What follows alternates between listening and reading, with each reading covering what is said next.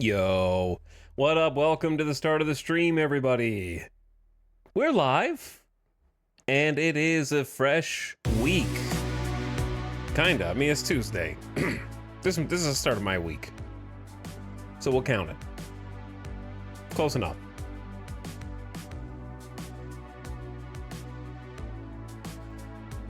I hope you guys had a nice couple of days. We have returned with a new video game, playing some Star Truck, which we have played once before. For those of you astute enough to remember when this game had a demo, and we played the demo of it. That was a while ago, I think.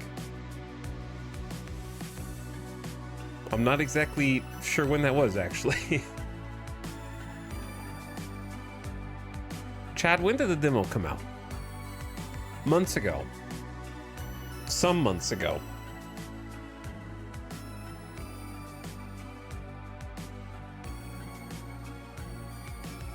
Thanks for the beginning of stream subs. Hello and howdy. Mejoy15, who subbed before the stream even began, for 66 months. If you're out there, Mej, thanks for the pre-stream sub and for dropping the prime. Lonely Swineherd also, thanks for the first sub of the stream. Peepo Riven for 22, almost 2 years. Hello, Lonely Swineherd. Hello, Young Riles, pumping it, trying to get the driver to blast the horn. That's what we're going to be doing all day. I'm just going to hit the drive and hold the horn the entire time. Make sure everybody stays out of my way. What up, just some old guy? Thanks for the tier 1 and 43 months. Hello, D Gatsby for 34. That's the inverse of 43. So you, D Gatsby and just some old guy are going back to back, inverted style. Hello again, Electroraptor. 20 months time moves too fast. I don't know how it's September already. Though we got some stuff to look forward to, I think, in September. Some new stuff to do. This is one of the things. Hello, Flammable Cow. Is this game like Galaxy Trucker? I don't know. You tell me. Thanks for over 2 years of sub. Elazar Insurers says, didn't realize this had released. It just came out today, I think. It has just only now released. Brand new.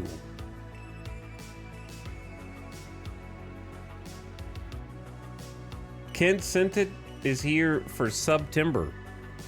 It is September, but it's so complicated now, I don't even know how to advocate for viewers to take advantage of it. So if you want a September, go for it. If not, don't worry about it, because I don't know how it works anyways. Even though we actually did look at the entire page for it on stream a few days ago.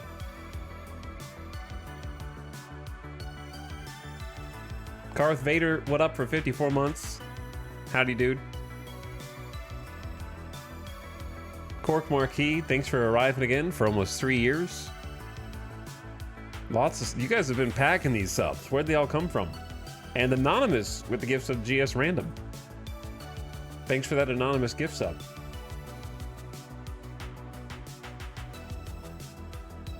Etel usually plays a space trucker in Space Sims anyway. I do, yeah, X4. We've done our fair share of X4 trucking. We've done our fair share of Star Citizen trucking. I would have liked to have done more Star Citizen trucking, but alas, that was an ordeal. I actually think that they have done some kind of hot fix that does fix some of, if not most of, the cargo hauling missions that I was unable to even do one of. But I don't think that they fixed the bug that makes some ships unclaimable.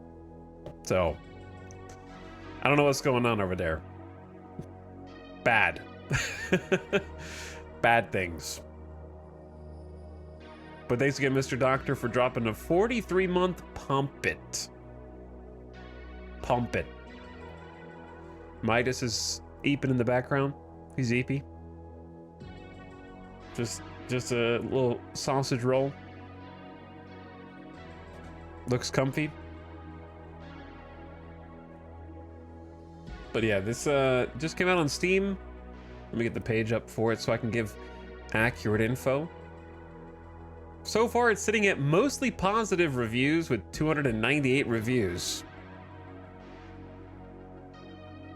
And it's $22.49. Why? Can we abolish pennies? Is that a controversial take? Can we just ban them? Just go strictly. Is there any reason not to use only paper money? Do quarters still do anything? Like, soda machines all cost at least $1, right? So we can't buy like a 50-cent soda anymore. They're just there so that you can make your product 1 cent less to make it appear visually like it's $1 cheaper.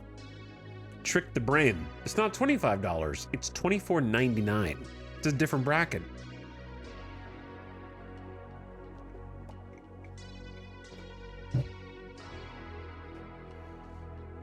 That is the genuine reason people lobby to keep the penny? That's the only reason that it exists. It's gotta be. I gotta blow my nose.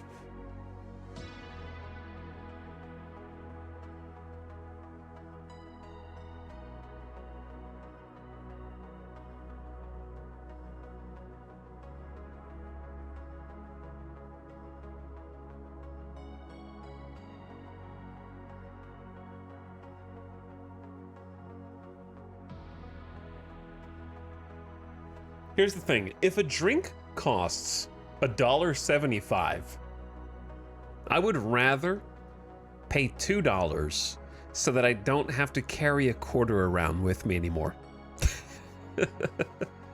Just keep the change, bro. You figure out what to do with this. Well, that's just me. Just pay with a card. Then they charge you like an extra fee because they're like, oh, you pay with a card? Well, that costs us money, so we're gonna pass that on to you.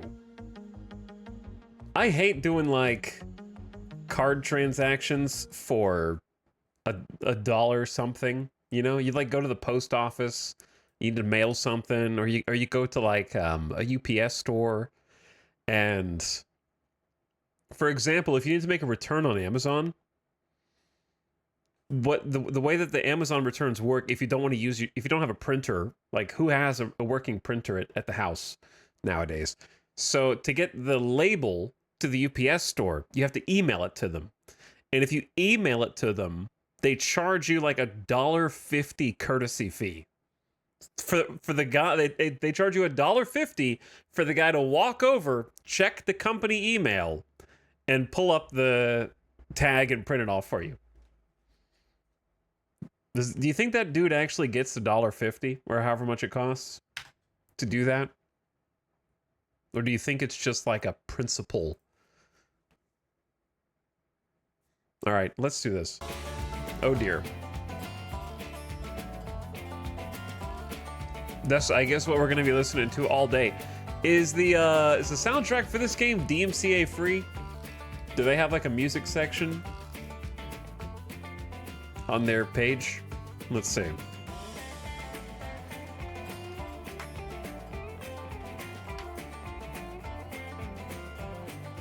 Because I think they have like a whole country soundtrack.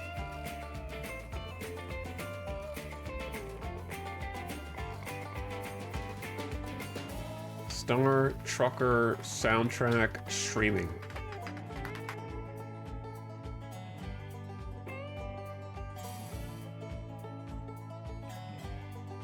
I mean, they have the official game soundtrack on Steam by various artists.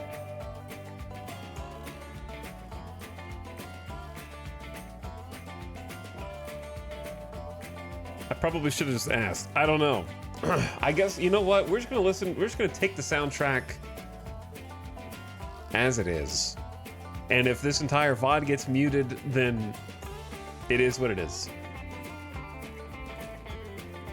You know, I'm just gonna say, if you weren't here to watch the live stream, then do you really exist at all? Yeah, you just have to be there. I will watch the VOD, but I have to sleep. Don't get the entire VOD muted. I make no promises, Giso. 0. What's up, Witch Vomit? Thanks for 49 months. Smiling in chat. There's some kind of spooky sound in my right ear moving to my left ear now. Do you hear that ominous ghost noise? There's a ghost in the truck. G Franco, thanks for the prime. Howdy, G Franco. Where are all these subs coming from out under the floorboards? Snide Kerfuffle. Hissing about auto throttle. Classic. Thanks for 70 months, G Franco, and 50 months, Snide. Those are some nice big round numbers. And Y2B Shears. 68 months. Almost nice. Almost. There we are, flying through space. All right. Let me take care of some allergies, and then let's get started.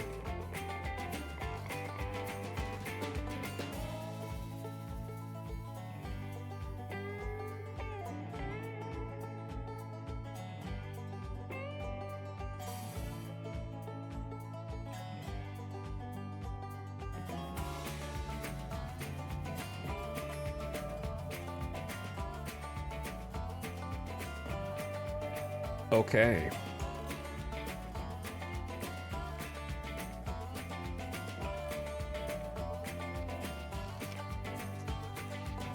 What is this?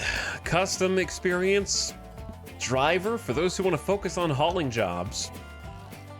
Recommended, the perfect starting point, a balanced mix of hauling and maintenance. For those who enjoy getting their hands dirty, increased maintenance and lower shop prices. For truckers looking for a challenge, how long can you last with the harshest settings? Here's the thing.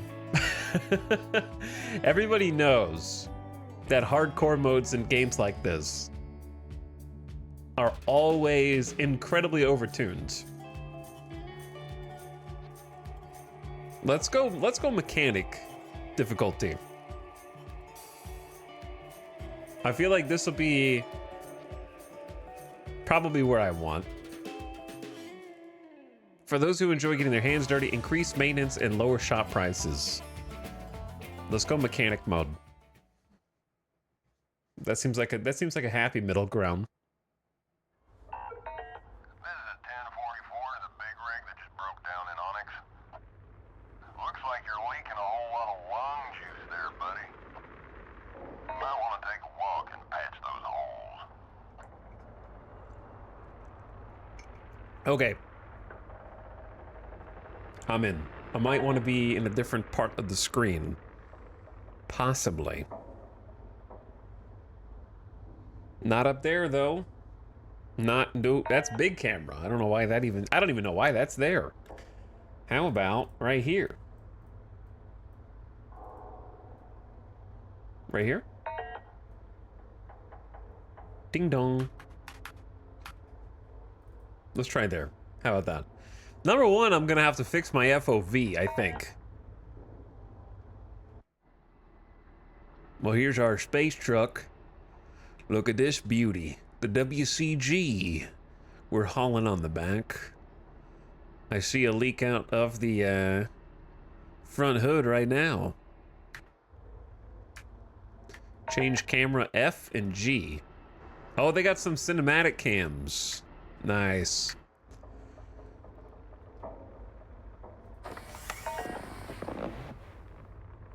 So yeah, I think we need to mess with the FOV first. Make a game save just to get started.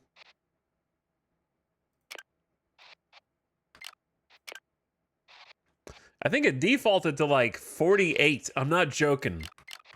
It defaulted to 48. This is like when you start No Man's Sky for the first time. You know, it has that like super zoomed in FOV. Good God. And it maxes at 80. Let's try 70. How's that? That looks pretty good. That looks not too claustrophobic, but also not too fisheye, because I think it's horizontal FOV. I played this earlier and I died during the tutorial. Yeah, I remember having some similar issues when we played the demo.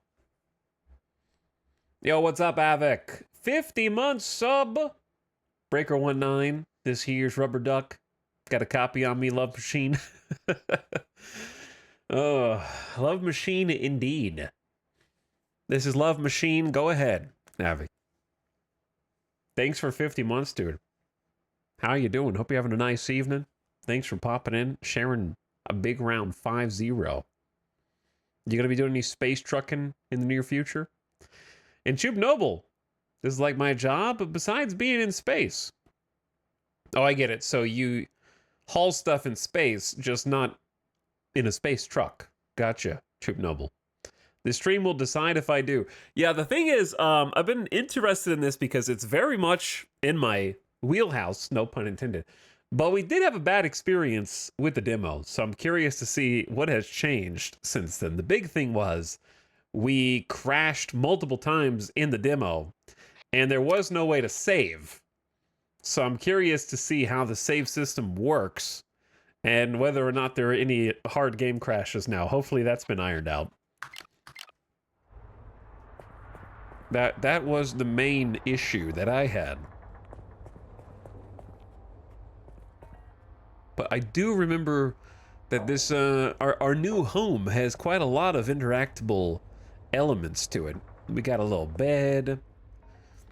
We got some storage containers here that we can reorganize. We got some switches to flip for the breakers. There's some power cells, some fuel canisters, and some hidden compartments and things that we have to access. Okay, put on your spacesuit and pop outside to make some repairs. Okay, let's just do what it says for now. Open the airlock door.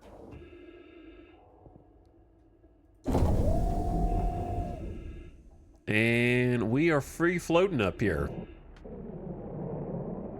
Let's try not to get hit by an oncoming truck. Hopefully we've got our flashers on, so that they know that we're out here at a complete standstill. I'm about to turn the music down there because it's louder than all the other sound effects so far. I got an Achievo?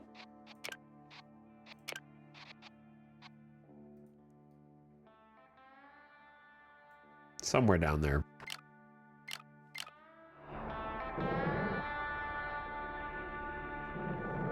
Something like that.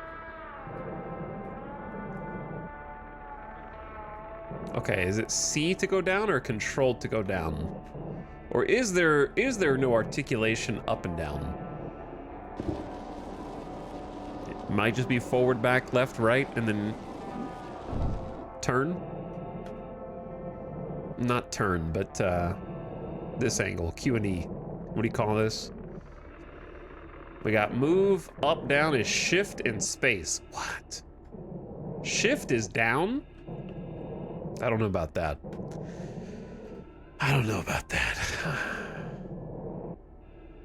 Well, this looks nice. Some good visuals. Roll. Chat, you just looked at the top right. Okay, I can see that too now.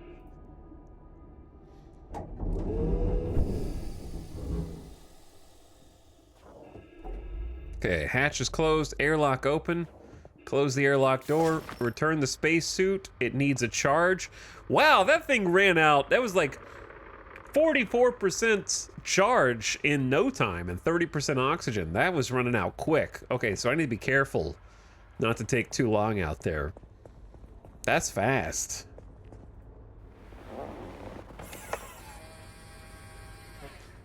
All patched up? Good. Now, before you get back on the road, it might be wise to check your CB radio. Interact with your fellow truckers using your CB radio. If you see this symbol, pick up the mic. I already picked it up. Hold right mouse to view a list of responses and then press 1, 2, or 3. Put it back when you're done to get control of your truck. Grab your headset and give me a holler. I'll let you know if you're coming through. Okay, this is just the radio. I knew that. I knew that. Signal check, you reading me? Let's go testing. This thing on? I can hear you just fine. With that done, I guess you should be on your way. Space to accelerate using the main thrusters. To brake and reverse, press shift. Who decided that? Huh? Who used the sprint and boost button in every single other game that has ever been made to be the brake and reverse button? Use WASD to... Like, I have to override decades of muscle memory now to drive this thing. Use WASD to fire maneuver thrusters and turn the truck. Q and E to roll. External view is C. Here's the thing that people are upset about, is because there actually is no changing of controls. There are no keybinds that you can change, to my knowledge. So you get what you get.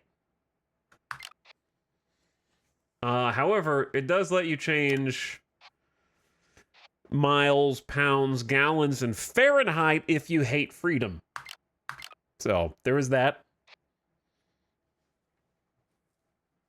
But it is a space trucker, okay? America invented the 18-wheeler, so you gotta keep with the freedom units, obviously. Durf on Turf, thank you for the 5 gift subs.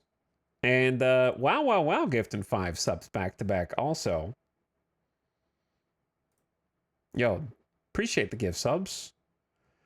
Derv hitting up Padam C, Canis is back, True Heart, Emote Dispenser, and Croc Sleuth. And then wow, hooking up Celestial Cage, The Real Shrine, Cookie Killers, Dance Commander, and Daxot. Thanks for the 5 gifted from both of you. Phantom Whiskers also appreciate the 43 months pumping in a chat. What's up, Phantom Whiskers? Gate up ahead should get you where you need to go. Safe travels, and I'll catch you on the other side. Okay. Now I gotta drive this thing. So we got a trailer with 100% recycled textiles. Okay, so W is not go, it is steer. And worse, it's inverted. Hold up. This one you can change. Invert truck pitch. Apparently I play inverted, but I don't think I do. I think the game's inverted. That's not fair. Okay, they're accusing me of playing inverted when I'm not. I'm playing normal. So in this case, now that I'm on inverted, W goes up, S goes down, instead of W going down, S going up.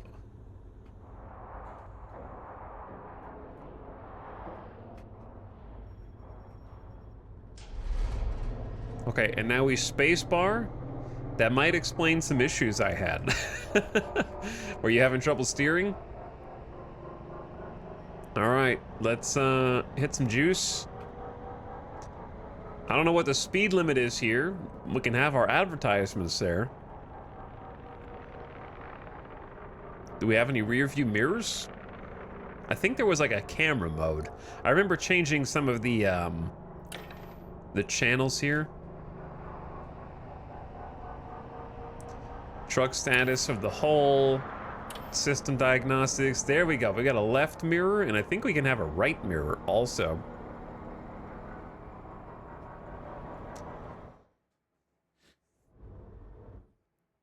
Jump gates allow you to move between locations. With your truck aligned, it'll power up. Once all the lights are green, use the lever.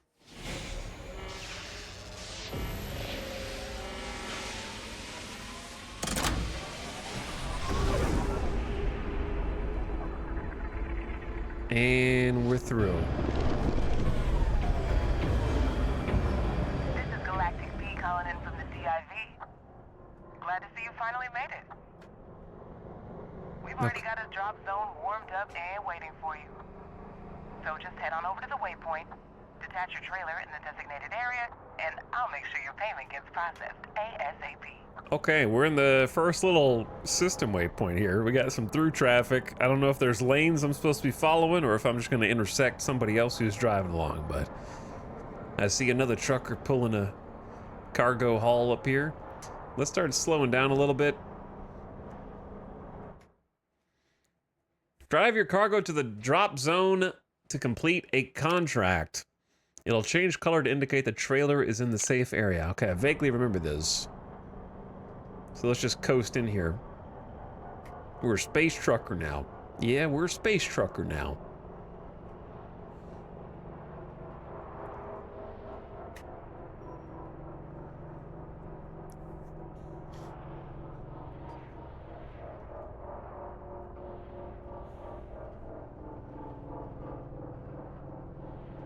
W down, S up is plane controls. Does this look like a damn plane to you?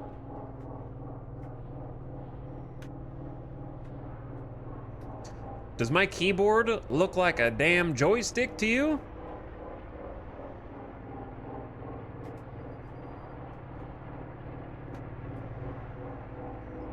I promise you, your brain will work better if you try the inverted controls for the keyboard. You'll be fighting it otherwise. Look down in the seat, you have a joystick. Wow, my virtual joystick. It feels just like a keyboard in real life though. That's crazy. I'm still pressing WASD, but when I press WASD, wow, it moves in the game. It's fully simulated.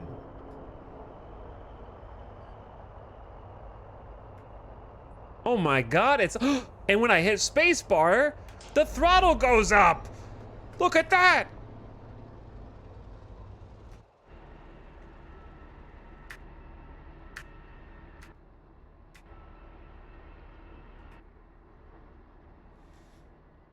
Okay, I have to make sure the entire cargo haul is inside the green here, which I think it is. I gotta get used to these controls. So once it's in here, delivery complete. Tutorial done. Base payment $500. Careful driving $250 bonus. Early delivery $1 bonus.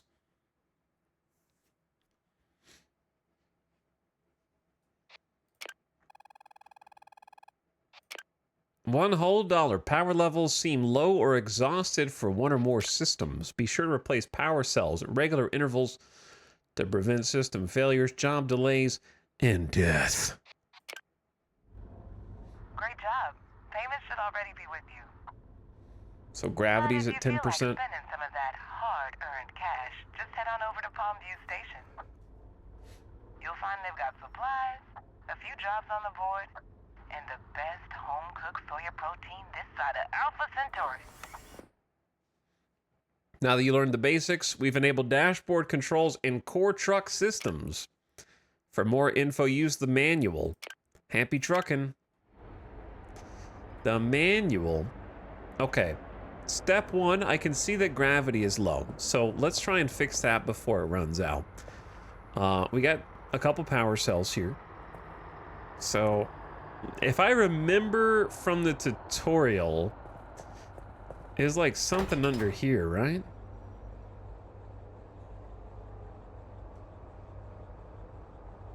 I remember there's a lot of ways to screw this up.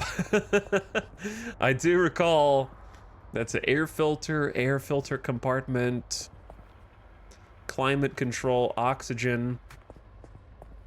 Okay, multiple air filters, maglock, power hatch. That's the core. So let me go ahead and get my little extra power cell here. Now here's the problem, when I take this out, Let's go ahead and take you out too. When I take this out, I'm pretty sure that it's gonna undo the gravity in here. So I'm curious to see whether or not I'm gonna have to Bro. Are you honking at me?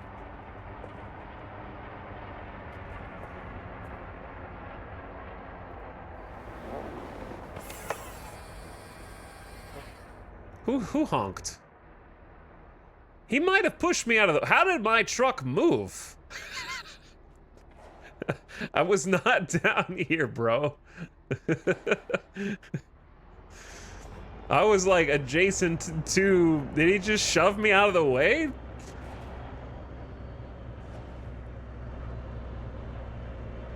Maybe.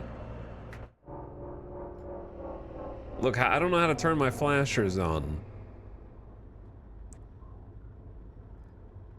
That's okay. We're just gonna stay here. They'll be fine. They can literally just chill. What's in here again? We got an air filter. What's in this guy? We got a UCC. I'm gonna read the manual here in a minute.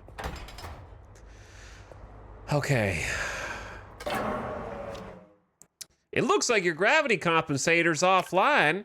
Movement around your cab will be impacted and damage is likely to occur to poorly stowed items. The system can be found under the lower stairs and requires both power and a working UCC to stay active. Well, it's a little late for that little tip, isn't it? Okay, I think I caught it before chaos could fully occur. So I'm gonna put this old stinky power cell.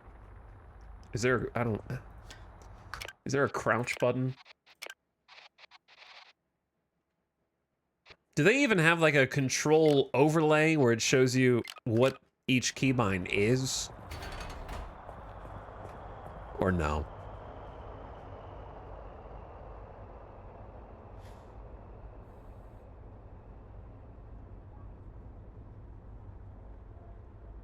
Okay, either way, we should have fixed up the gravity situation for now.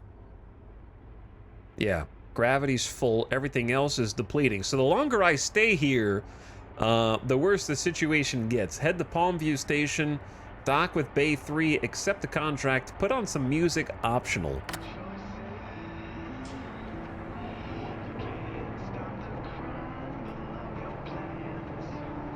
All right, let me flip the screen over here. Yo, yo, yo, we got another truck here. Easy truck. We can share the road, bro. We got 2 lanes.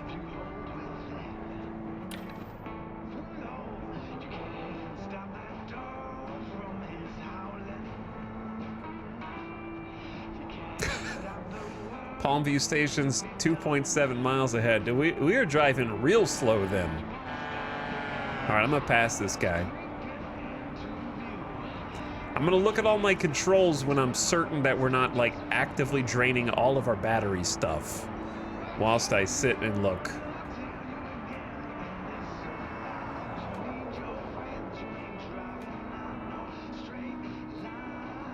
I might be drifting into oncoming traffic at this rate. I might need to increase my FOV so I can see the cameras. Uh-oh, chat, don't. That's oncoming traffic. Oh. Oh. Oh, we're good, we're good, we're good, we're good. Yeah, we're good.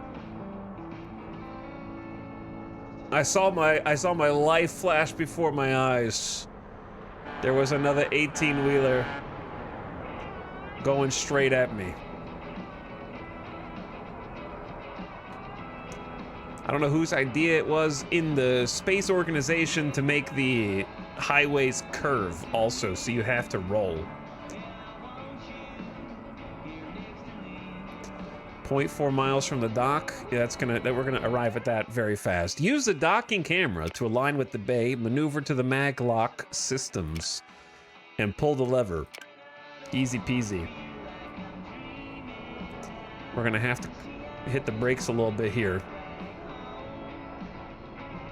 Okay, one thing that I wish I wish I had to manually switch over to the camera, but that's fine.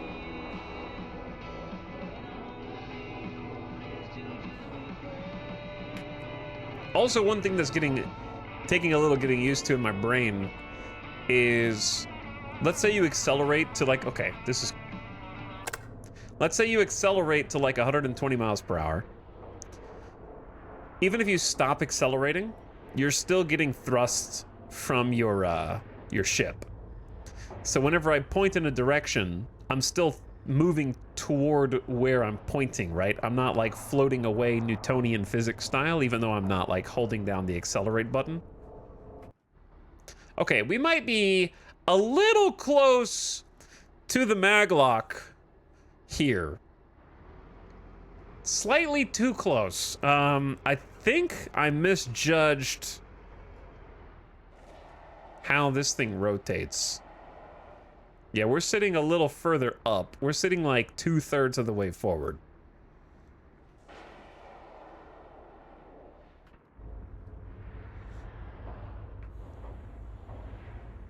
But yeah, even if you stop accelerating, it will continue to kind of thrust in the direction that your nose is pointing.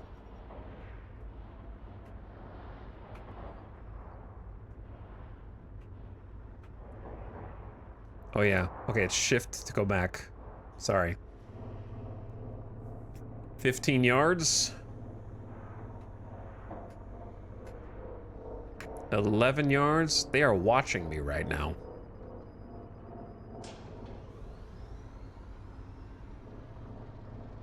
Two yards. 1 yard. Maglock ready.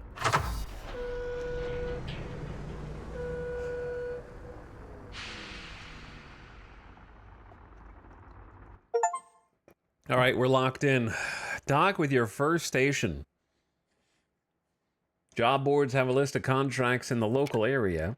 As you earn certification skills, the list will expand, giving you access to new job types and cargo to haul. Keep in mind, bonuses and deductions will differ between job types, and harsh penalties will be issued for abandoning hauls or canceling A jobs. Do not cancel A jobs ever.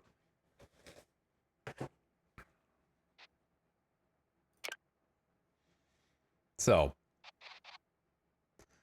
I thought this was estimating how long the job was going to take me. Like, oh, a 5-hour and 20-minute job estimate? No problem. I can handle that.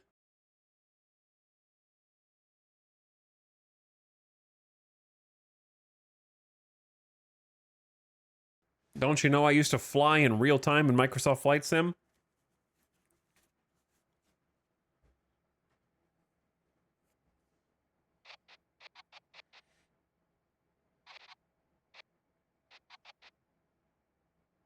Okay.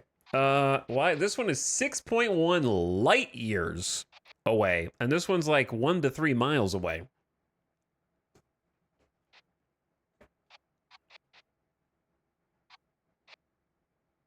I feel like I'm not going to take the one that's 6 light years away. I think the best one is easily this one, right? Cosmetics 2-hop. It's 1 mile.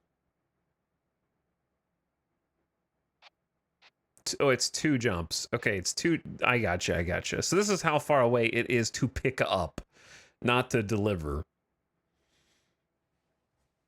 is my expectation. The actual distance is here.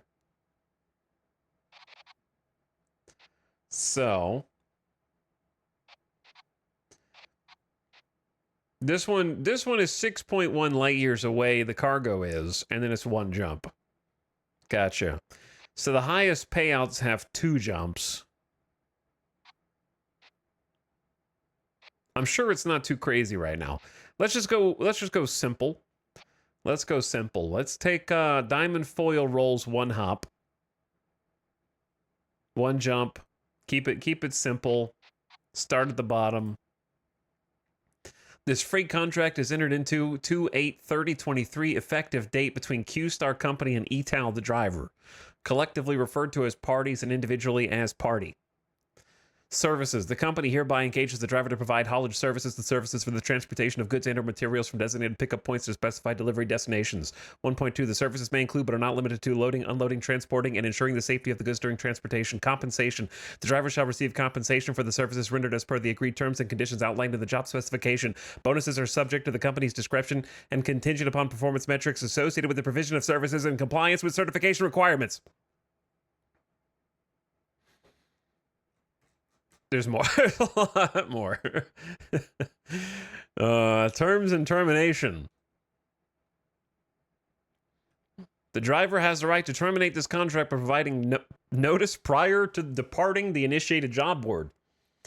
The company reserves the right to seek reimbursement of $1,444 if early termination of the contract or abandonment of goods by the driver. Operate the vehicle safely, perform the services in a professional and timely manner, comply with all health and safety regulations and requirements during the provision of services. Chat, you know it would be dastardly if you just hit accept on this every single time, but like on the 8th time, they sneak in like a data scraping accept terms of service for the game to borrow your data and use it for like targeted advertisement.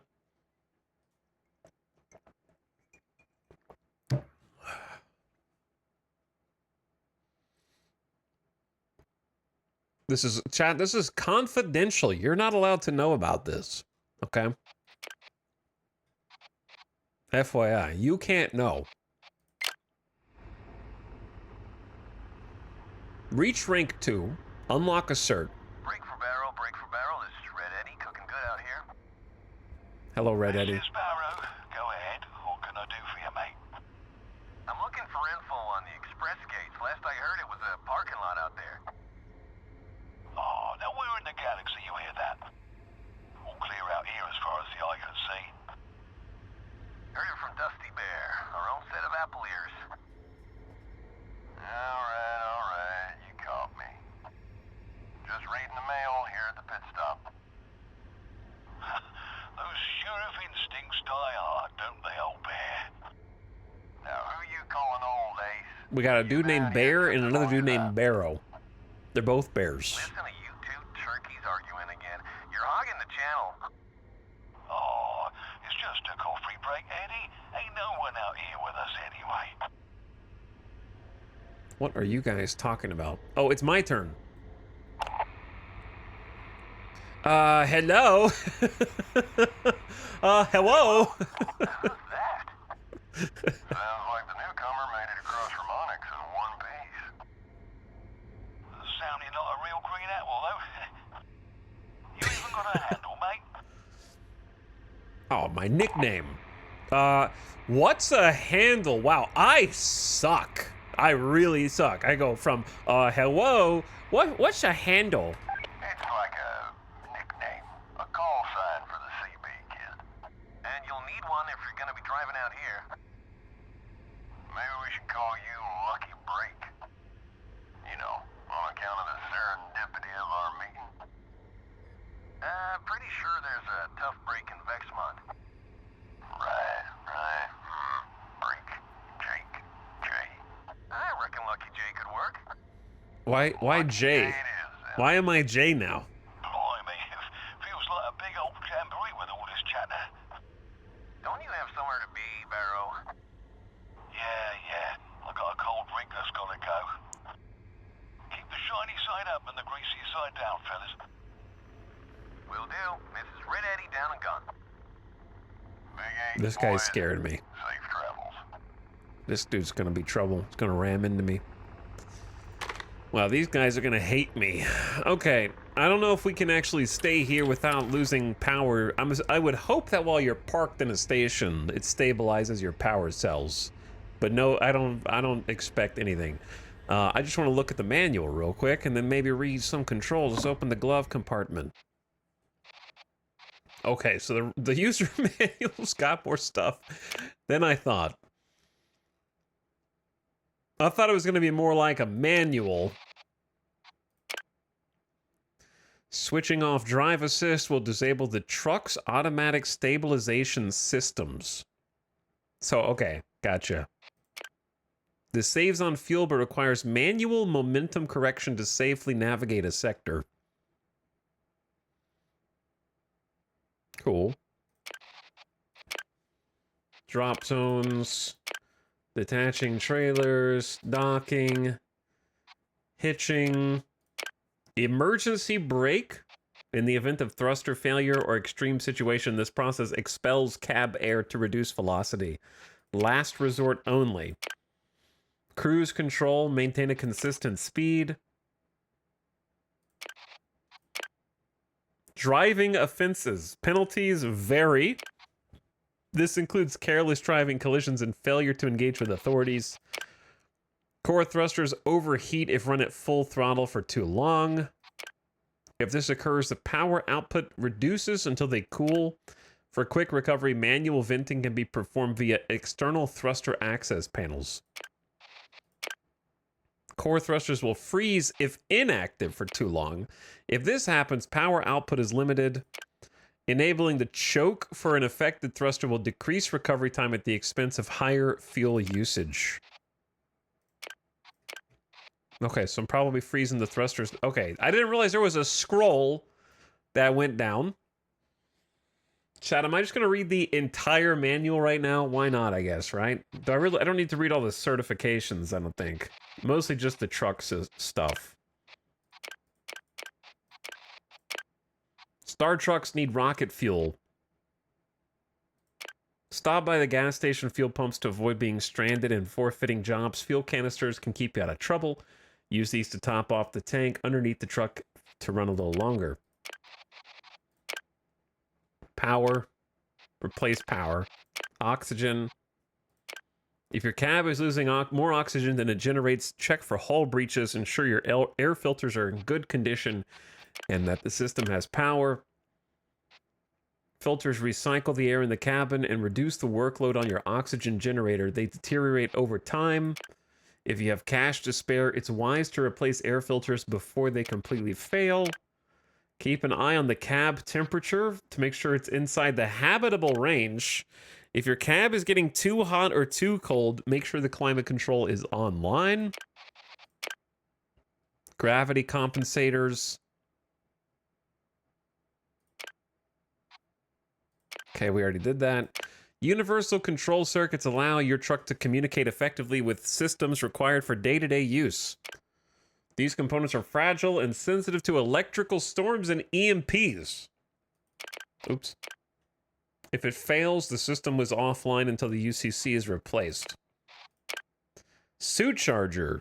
In the rear of the truck near the airlock provides easy access to your suit in case of emergency. While stowed, it automatically recharges as long as there's power and oxygen. Circuit breakers. They will trip as a result of an electrical overload or UCC being removed while the system is still active. They will stay offline until manually reset. Monitor screens. Look at stuff. Hull integrity. Sure.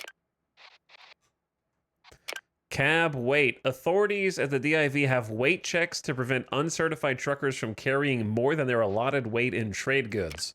Keep an eye on your weight to avoid fines. Unlock cargo clearance certs to increase your capacity. Note that trailers and their cargo are approved via job manifest and do not contribute to your cab's total weight. Items will take damage. Oh yeah, I remember in the demo you could pick some. Hold on, I want to see if that's still possible. I remember doing something stupid in the demo. Hold on, let me check that real quick. I remember in the demo, you could pick something up and drop it like 1 inch and it would take damage. Yeah, it still takes damage. It's at 226 health. Now it's at 223 and you can just like damage shit by dropping it from that far. Like, come on, bro. That is not that far of a drop, man. You gotta, everything needs to be like adjacent to where you want to drop it. to take no damage. All right, well, it still works the same. What is this game about? Bro, it's called Star Trucker, okay? Does chat need to hold your hand? Some goods are sensitive to electrical charge. If they are exposed to electrical storms or EMPs, they will take damage and eventually become worthless or broken. Prevent this by the best way to prevent this is to keep your shock shielding well maintained and, where possible, use an appropriate container. Some goods are contraband in sectors. They fetch a high price, but being caught is a big fine. Plan your route accordingly.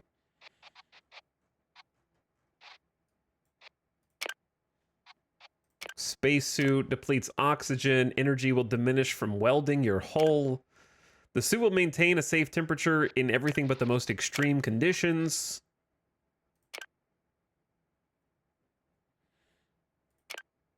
Okay, so these fixes are not robust as taking to a garage for repairs, but they work as a temporary solution. Keep in mind that manual repairs consume suit energy. You might not be able to repair every breach in one go. Okay. Got it. Collecting space salvage. Fair game for any passing trucker. Okay, we'll read the rest of this later. I think that's the most right now. So, I'm going to take a look-see around here. Our engines are getting cold.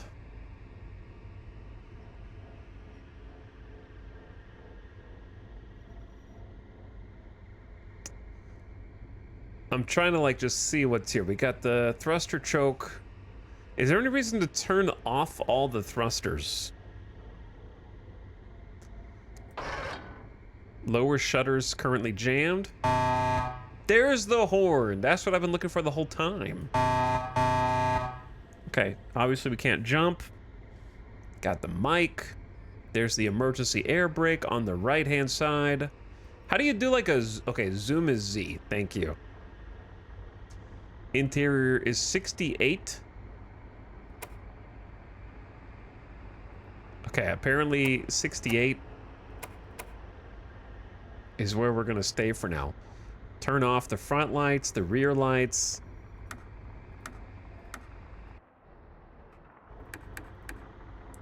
Roof, auxiliary, and headlights. Cruise control right there.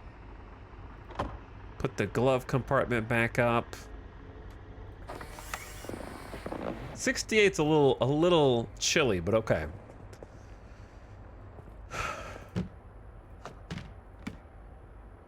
So that's an air filter. And that's a UCC. So why don't we just put the other UCCs that already took some damage inside this container. Stow those, right? And then we got a proper battery here. And this is the old stuff. It's been drained already. And then we got some random supplies. And a fuel canister that's got 150 gallons inside of that thing? That's impressive, dude. Okay, that's how you turn off individual systems. Shock pod locked. It's space fuel. I guess it's space fuel.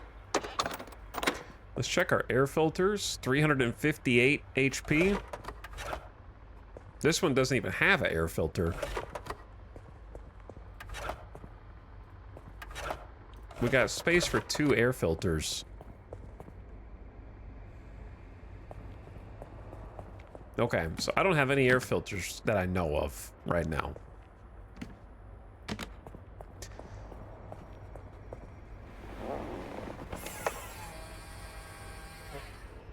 Now, reach rank 2. Let's go ahead and get this started. The engines are running cold right now. I think we can just unhitch.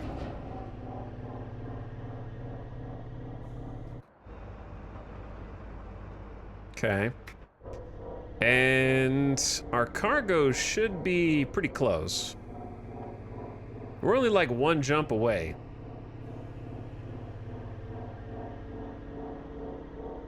From our ultimate destination, right? So I don't know if I should stop and get some fuel or just go.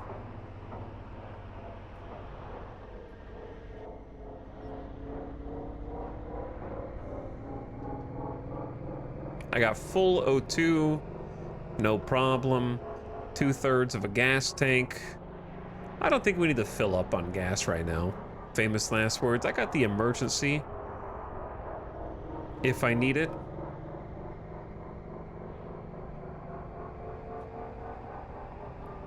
Okay. Pick up diamond foil rolls from Bay PVS4, head to Medusa 6. There's an auto essential shop. There's a paint and ride that is locked. I gotta tell you, chat, my knowledge of how to fly in Star Citizen is drastically affecting my ability to fly in Star Trucker. Switch your docking camera and approach carefully. Once you're in range and aligned correctly, use the mag lock lever. Yep, I mean, I figured as much. I think I do miss being able to fly with the mouse. Excuse me. Oh, we're a little low. I sit really high. So I might already have a fine or some damage, possibly.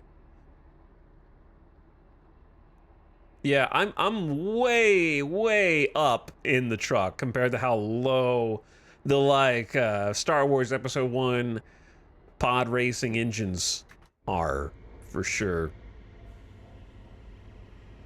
Chat, is there, how do you, can you translate up and down?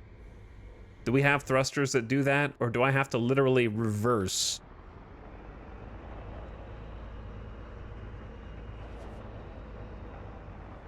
And then kind of like go up like this.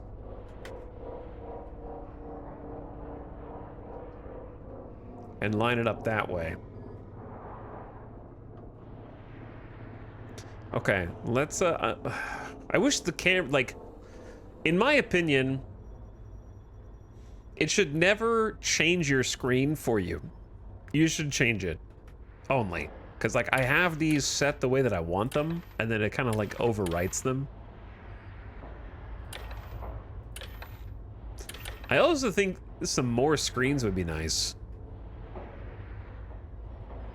2 screens is gonna leave me wanting more. Maybe I can upgrade to more in the future.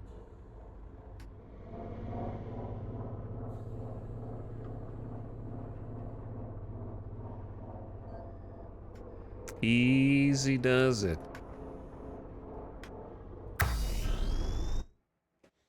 Press tab for the galactic map. From here you can plan delivery routes and view information on locations.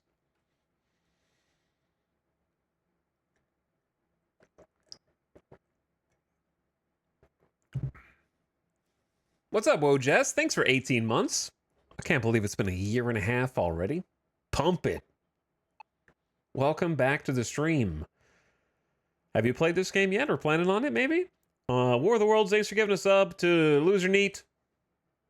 Nice name. Thanks for the gift sub. Biff Gimbal says, Twitch says I'm supposed to let you know it's my anniversary. Happy freaking anniversary, Biff. Burnt Heat says, starting part-time in grad school in 3 days. Hope I can count on you for background noise for the next 6 semesters. Yeah, no problem. I got you. Here's some background noise for you now.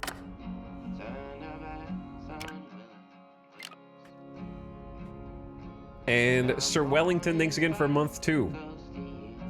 And for the Prime.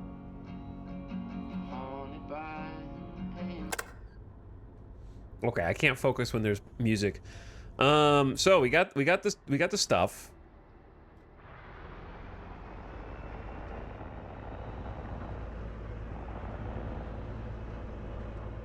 Chat, you know what I think this game is missing from like a truck driving perspective that I think they thought was too intimidating for stinky gamers.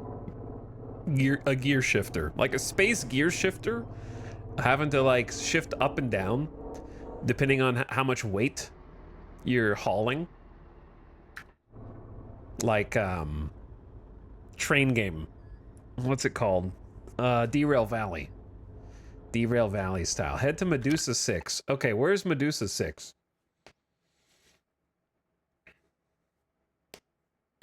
I thought Americans couldn't drive stick. Say that to the face of any American truck driver and see what happens.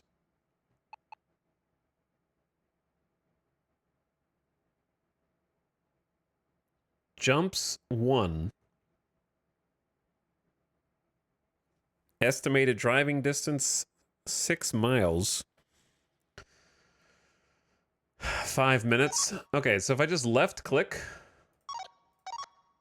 I like those noises. That just creates a waypoint automatically. All right, let's not look at all this yet. Let's just focus on the job, and then I'll look at all the menus. All right, Medusa 6 that way.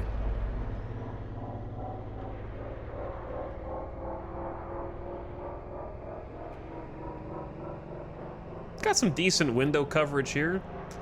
Let's, Oh, I took some hull damage. Hitting that thing. Here we go. I got my mirrors. Watch out for this space debris, I guess. There's just some random space trash up here.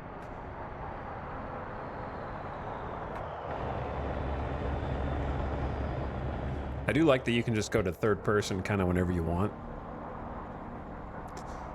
Maybe I should go out there and get some salvage. Nah, I'm kind of worried right now that I'm gonna run out of everything else. You know what I mean? Let's go cruise control on a hundo. That seems like a nice...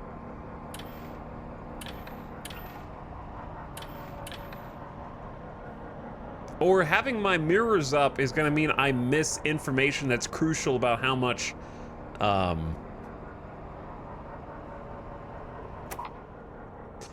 like how much my systems are starting to fail. Do I gotta wait for this guy?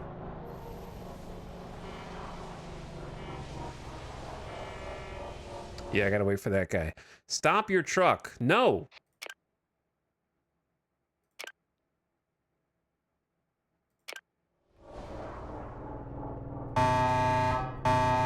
Coming in.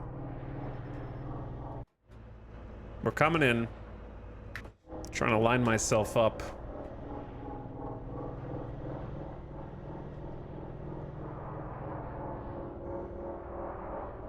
With Medusa 6 here.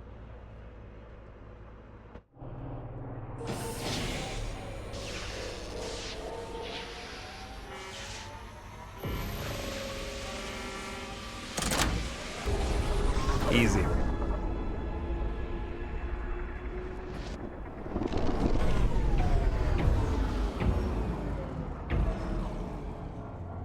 I love how in space games every noun must be prefaced with the word space. Space trash. Space pirates. Yeah. Yeah, this system looks cool.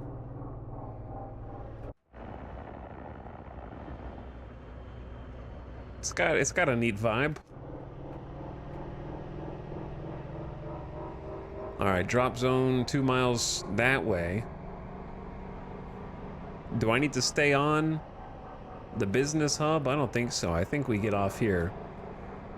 Cross lanes of traffic. I assume it's not illegal to just hop off and go where you need to go.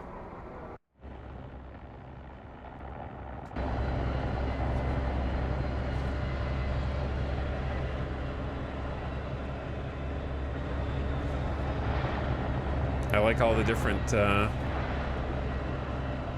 camera angles is nice. Space off-roading. Yeah, we're gonna need some visor shades here.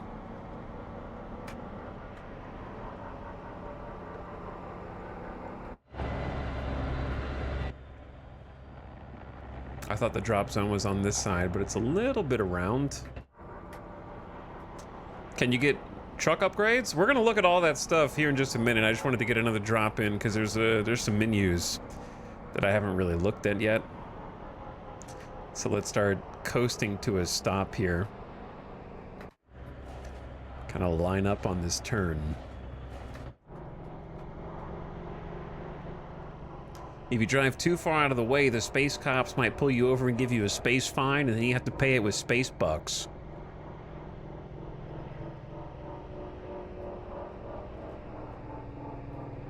That kind of thing. Is this a realistic simulator for what trucking in space is like? As you can see from the vehicle that I'm driving, this is an incredibly realistic adaptation of what driving a truck in space would be like, yes. Virtually identical to the trajectory that humanity will take as they go into the stars and learn to live amongst them.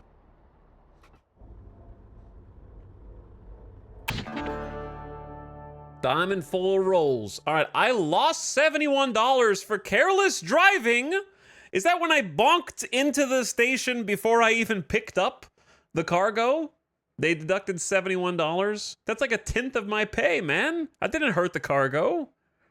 You can't fault me for that. I gotta pay to repair. That's being fined twice because I gotta pay for repairs. I got $180 for the early delivery. So at least I got some back.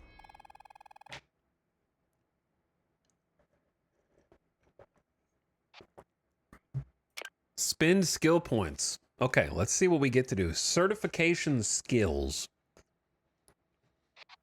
is what all these were. I feel like this was a little bit available in the demo, but I don't know if we looked at it too deeply. Okay, I'm not gonna lie. This is fast and risky. I saw fat and frisky when I first looked over at it, and I had some questions. Safe and sound on the right-hand side. Profitability in the middle. Why are different ones here partially unlocked? I think you have to start at the bottom either way. Just-in-time jobs. Unlock jobs with tight deadlines, plus 5% XP for just-in-time jobs, plus 10% cash for delivering just-in-time jobs. Increased spacewalk efficiency. Unlock jobs with perishables. Clearance for jobs with multiple trailers. Hazardous. Perishable 2. Cargo clearance. You get more weight clearance. Maybe it was fat. Unlock new perishables ×3. Unlock new hazardous ×2. Unlock new hazardous. So it's mostly job unlocks.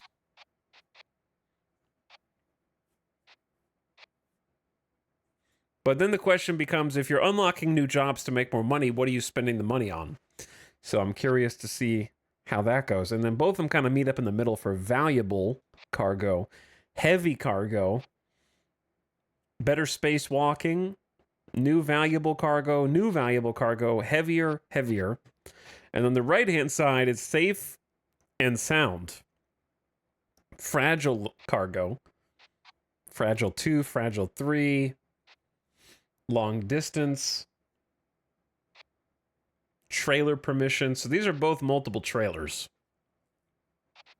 This is plus 1 trailer. This is plus 2. Oversized. Long distance 2. I think I'm a safe and sound kind of dude. I want the most possible trailers. And this has plus 2 trailers, and this only has plus 1 trailer. So I feel like I want to go plus trailers and gigantic cargo. That appeals to me. I'm not the kind of guy that wants to have like a tighter time limit. That does not appeal to me as much. Gotta go fast sounds kind of boring. So for sure this. Unlock jobs with fragile. Got to start there, I think. As the name implies, these loads are delicate and any damage to the cargo results in substantial deductions upon completion. However, fragile loads are a great moneymaker for careful drivers with a nice bonus for cargo in pristine condition. Each level of cert will give you access to increasingly delicate cargo types. All right, we'll start there. And then we got Convoy, which these are all the other characters. Moon Baby, Sour Candy, Core Systems, collection of bustling sectors and established trade routes. Side jobs. Unlock the fragile load cert skill to start the Red Eddy side jobs. Okay, so they're like character side jobs?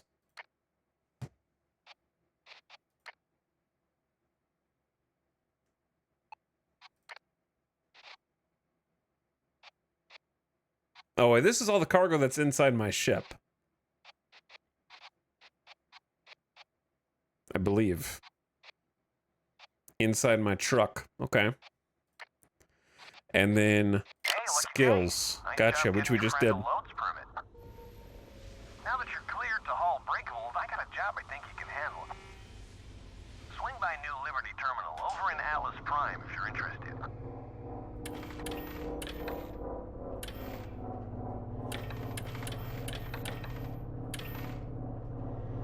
Okay, so truck status is fine. We are starting to lose power on stuff. Before we go to Atlas Prime, I feel like it'd be a good idea to go to one of the, like, stations around here or something. There's fuel. So when it says business hub,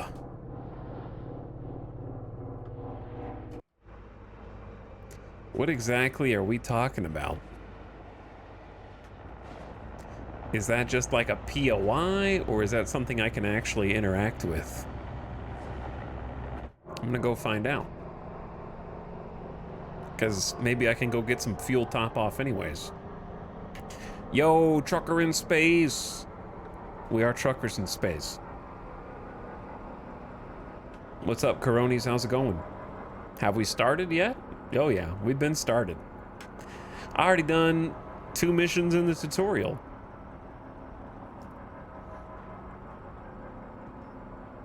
This kind of just looks like a POI. Oh, we got Starbreak supplies and Cosmos cash and carry. Okay, so there's actually stuff here. Job board.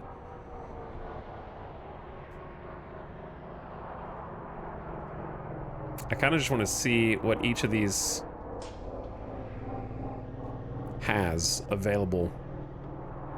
Do I have to get docking permission, or do I just kind of like get close?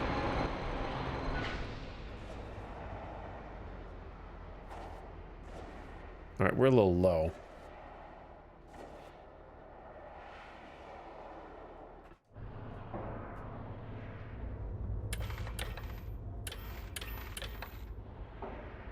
It's probably fine.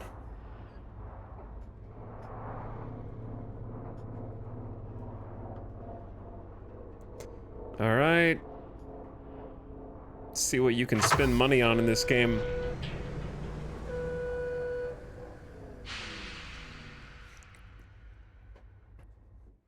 So, shop number 1, Cosmos Cash and Carry. Local oh, they've got like supply and demand. So, food and drinks and chemicals are up. Energy and general goods are down. Local prices.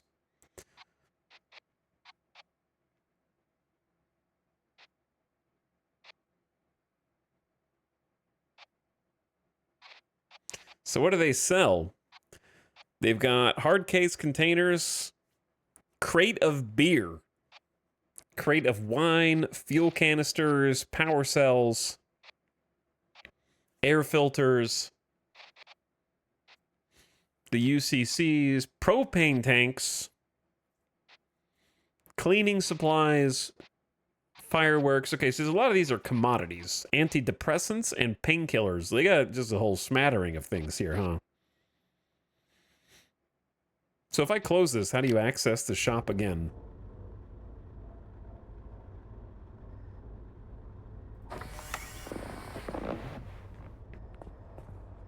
I guess you go click that. So we got 3 UCCs. One, okay, I do have 1 air filter. So why don't we go ahead and use that?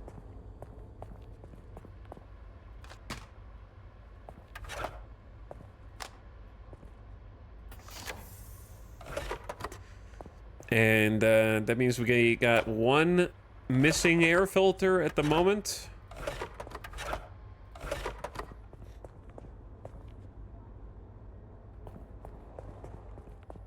And we got 1 power cell that's got a 150 charge. So there's better and worse power cells. And then some kind of workwear that must have fallen off when we bonked it.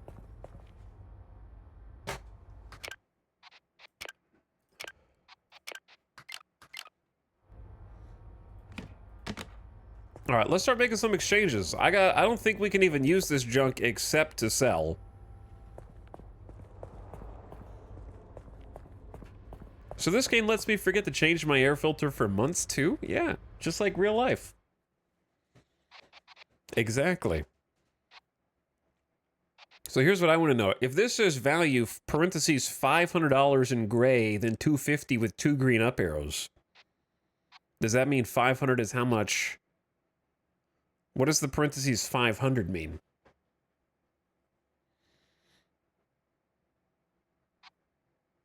Or the parentheses 200?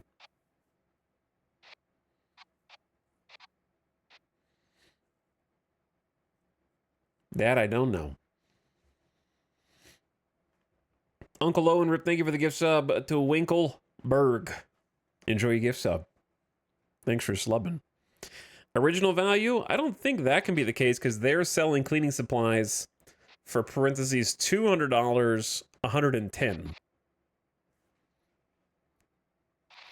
So they're both $200. I can buy them for 110 or sell them for 100, which seems very close.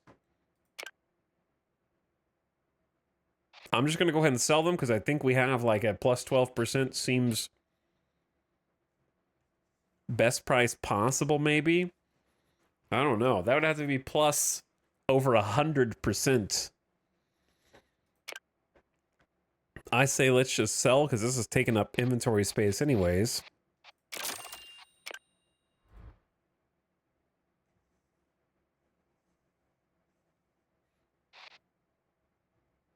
And then what do I want to buy? These are explosives, which I'm assuming is some kind of contraband. UCCs are fragile. This is why you got to put them in like a container. I think it's a good idea.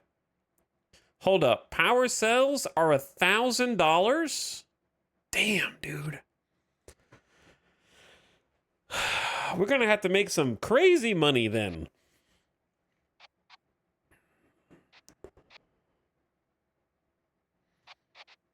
Okay, this power cell is dead, and I can sell it for 53 bucks. I don't think that there's any way to recharge these. So we're going to sell the dead power cell and just get rid of it. And then buy, I feel like I need to buy 2 extra power cells in case of an emergency. Get the 2 to have a 200 charge instead of the, well, the 100 charge is like $200. So you can get half the charge, but 1/5 of the price? Okay, but it's more micromanagement. But that saves you so much money. And then air filters are $1,100 also. Okay, you know what? We're going to live without that extra air filter. I'm just not going to buy anything.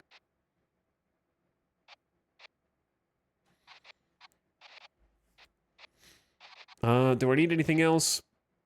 Maybe a second fuel canister, because running out of fuel sounds like a terrible thing.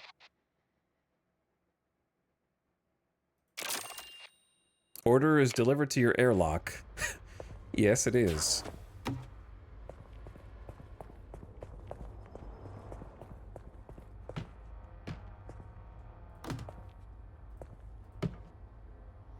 Okay. I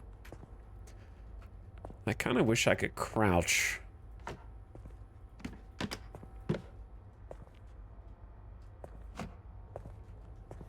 But, what was the other thing that I just ordered? A singular power cell. I'm gonna need more power cells than this.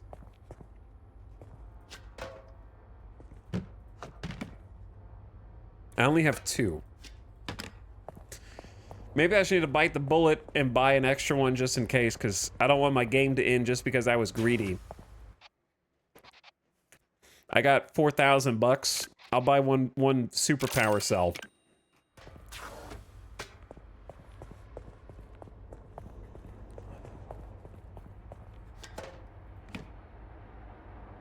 So this is the best power cell I got. So we got 200, 150, and 100. Okay, that'll have to work for now. I want to check out the other shop too. Dropping it? There's no, you can't get lower to the ground, dude. There's no crouch button. That's as low as it goes.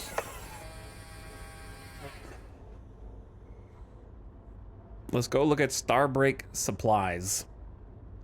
I don't know if I'm ready to do my own manual buying and selling of goods at this stage.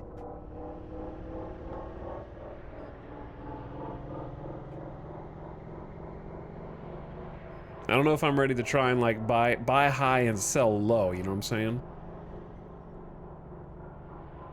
I feel like a lot of my systems are kind of running out of power simultaneously right now.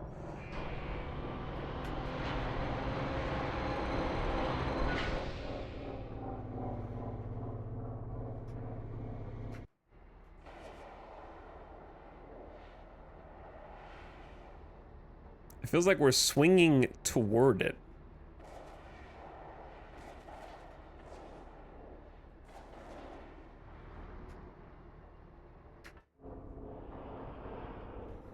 You know what I mean? It feels like when I'm turning, we're also like kind of pushing in toward it on accident.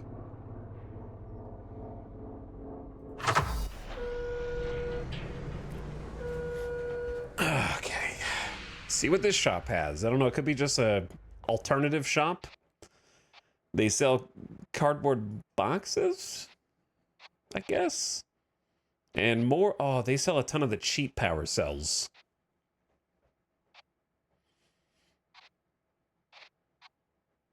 It kind of looks like just alternative stuff.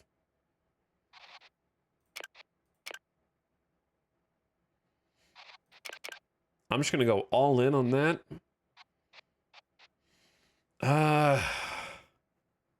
General goods, they're paying me 21% less, so I don't really want to sell those things. Should I go ahead and just buy the other UCCs? Maybe I should just go for broke. Oh, we're carrying too much stuff. Wait, am I carrying too much stuff? I'm only allowed to carry 441 pounds? Oh, these fuel canisters weigh 132? What? How am I even lifting that?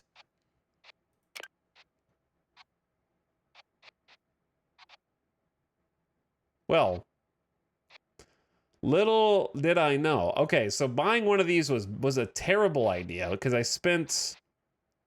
Wait, did I just spend 280? I can sell it back for 280. So I think it's fine. Unless there's space taxes. No gravity, but there is gravity.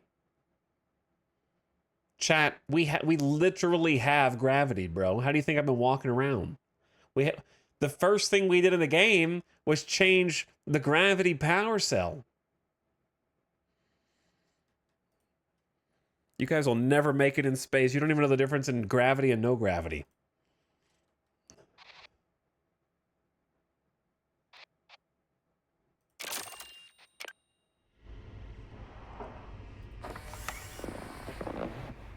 How do you think I'm walking around right now? And picking up all this stuff.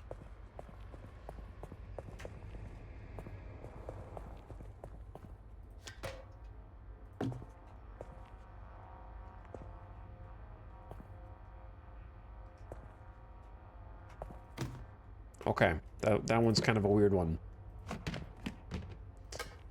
How many of these? Did I just buy too many? Or did I just buy 2? I thought I bought like 4. You know what? It'd be faster if I just brought the whole container up. Wait, did it just disappear? Am I crazy, dude?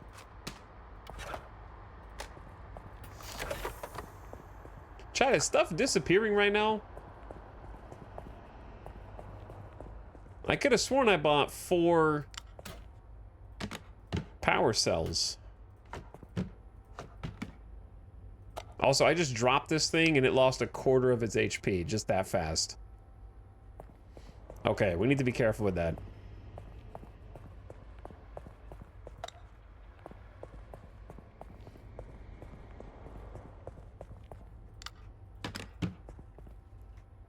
There. I feel prepared now. Are you sure I didn't buy a bunch? There were 4 on sale. Let me see. Okay, there's still 2.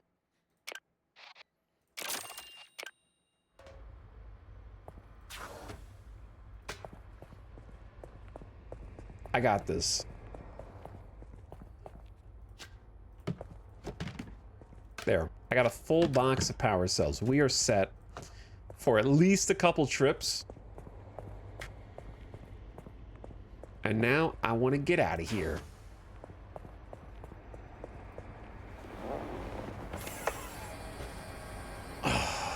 The question is, what do I want to do? Meet Red Eddie? I mean, I guess I can just do the thing that we just unlocked.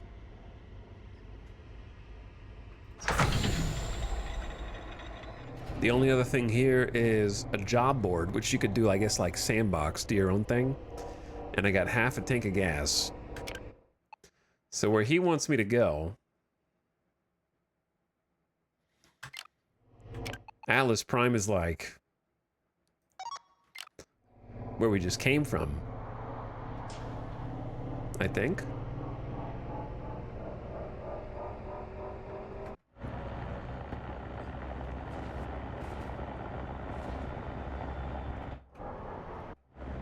Yeah, you really can't like see underneath you while you're driving, huh? Unless, I guess, there might be a camera for that.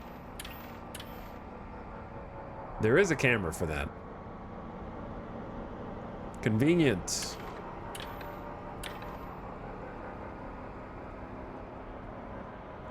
I'm gonna get on the space highway.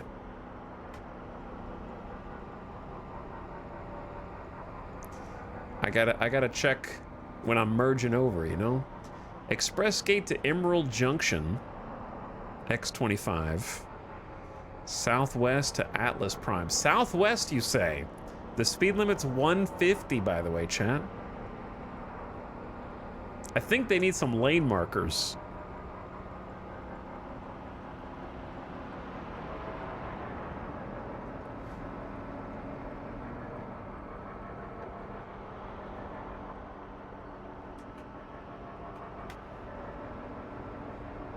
Okay, so full O2, exterior is 257 degrees Fahrenheit. Space is hot, actually. It's 68 inside. Let's go take a fragile cargo job. But yeah, so to the person who asked earlier whether you can upgrade the truck, I don't know. I haven't seen any way to do it so far. I've only seen the skill tree to unlock more jobs. I don't know if there's any way you can change the truck. Throw on those brakes.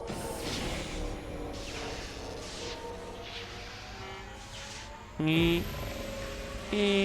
can't believe Star Citizen 4.0 is already out. So we're going to Pyro.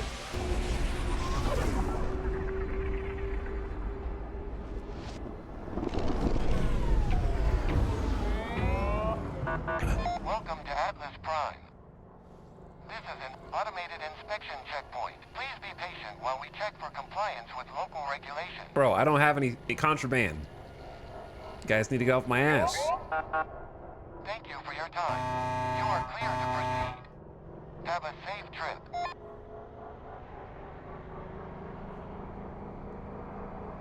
Chill, man. Oh wait, I should just stay on the highway. Is it better to stay on the highway? I guess you avoid more space junk. Man, I am drifting all over the place.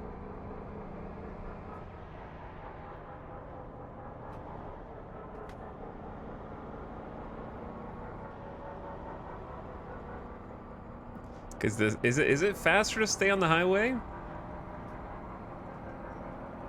Or is it faster just going a straight line? I guess you might just hit something on the way.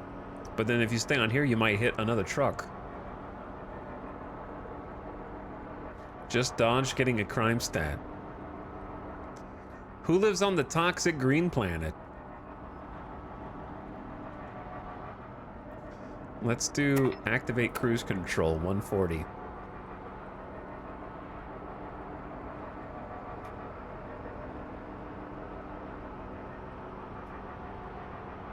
See, he's got 3 trailers. That's what I want to be doing.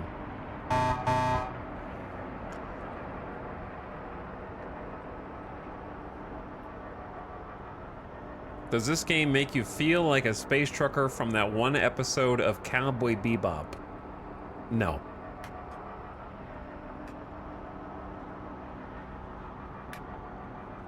Because it's not going... Diddy diddy diddy diddy doo. Diddy diddy diddy diddy doo. Diddy diddy diddy diddy doo. Diddy diddy diddy diddy doo. It's not doing that in the background. You know what I mean? So if it was doing that, then yeah, it would. But it's going like...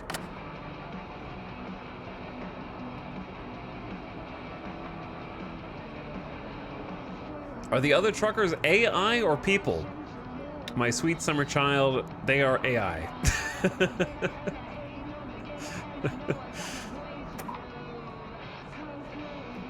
The fact that you think an online game like this might exist under our noses and nobody's been talking about the fact that someone just released a trucker MMO in space. Break for Jay. Break for Jay. Got a job nearby. Any chance you can lend a hand? I might be able to lend a hand. 10-4. Great. Let me give you the rundown. I need you to take a fragile load over to Edgeburg for me. I know it's only a couple of hops, but I'm tied up here and can't get away just yet. Might not be a long drive, but this is delicate glassware for Cloverleaf Gasworks. Cloverleaf Gasworks. So you can't get too reckless. Treat it like a puppy in the back seat. Got it? We got 11% oxygen, chat. You're a quick learner. I like that about you.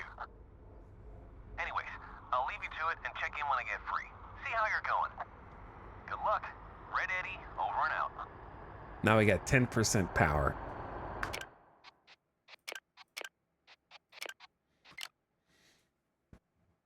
Italics, you heard about the Concord refunds. I do have the internet. So yes, I have heard about that. It is every second post on social media. Every single news outlet, every single tweet, 1 out of every 2 is about Concord right now.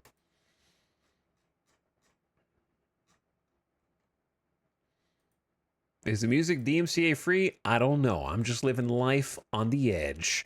Thor LP, thanks for 71 months. What up, dude? That's a lot of months. What's Concord? It is a ill-fated jet. KXZ501, thanks for 47 months. Happy almost 4 years. I appreciate that as well. Monkey Space, welcome back for 29 months. Monkey Space and CC Chow for 15 months. Any future plans for a Rogue Trader playthrough? Absolutely not. Nope. I'm here to crush those dreams right now. Sub. Likewise to the person who asked if I'm planning on a second season of baseball. Nope. I don't plan on shit. Okay? I wake up and I go, what am I doing today? I make no plans for anything. So I am here to disappoint all of you. That's the only thing I plan to do. Who's honking at me? There is a dude right underneath me. And McDonald's color schemes.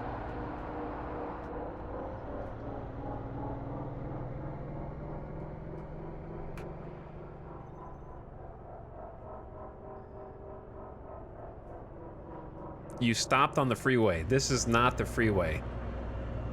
It's an exit. Listen, I'm in space, okay? There's not a good place to stop.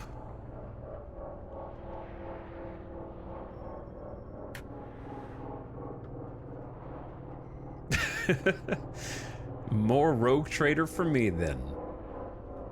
You guys are still playing Rogue Trader?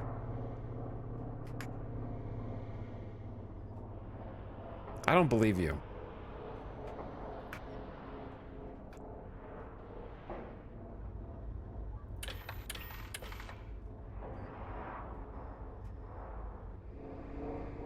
Okay. Oh, too fast. Oh, slow down, slow down. Glassware 100%. So before the glassware becomes a problem, I can't be running out of oxygen here. But then again, I don't want to waste the batteries, so we're just going to go with 7% O2. What's the worst that could happen? Right? Right? Okay, where am I taking this? Head to Edgeburg. Edgeburg? That's 2 jumps away, bro. Okay.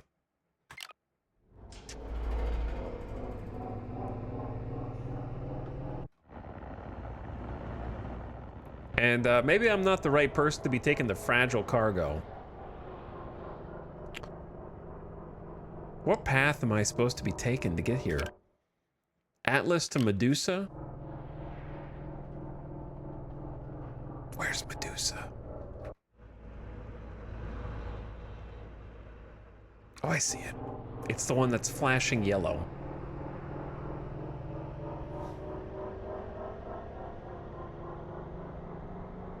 I'm just waiting on another Derail Valley playthrough. Bro, I'm waiting on a Derail Valley update.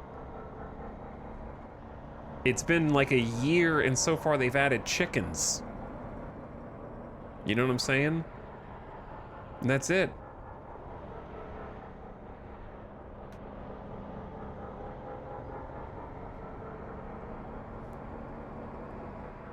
Watch out for debris.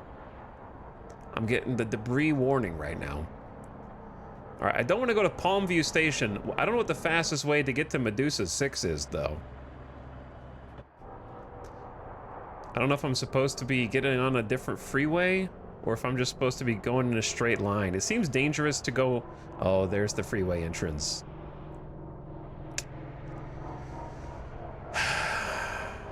I'll take the freeway because I can't risk running into a piece of debris at 150 miles an hour.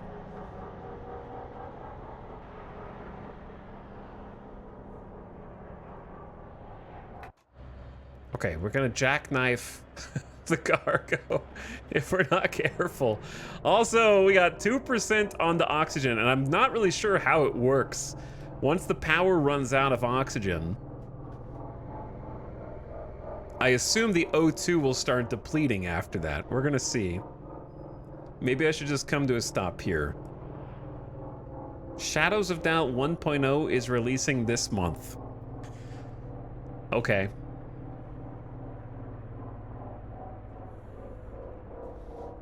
You're technically right.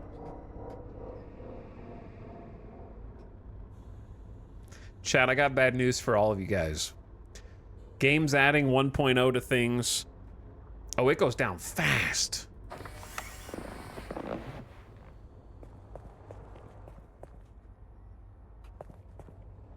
It goes down real fast, bro. Okay, I just realized that I don't know where the oxygen replacer is. So I'm gonna put my suit on so that I don't start to suffocate while I find it. Found it. Now, I don't know if you have to turn, like, okay, no, we should just be able to, what happened to this? Who bonked this? No, I don't want a 250. Wait, no, that's a 100. This is only a 100 volter.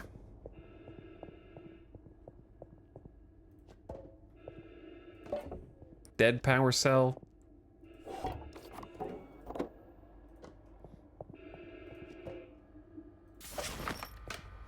We're good. Shadows of Doubt is not ready. Here's the Shadows of... You guys, we have this conversation like every 2 streams, dude. How's gravity down to 9% again?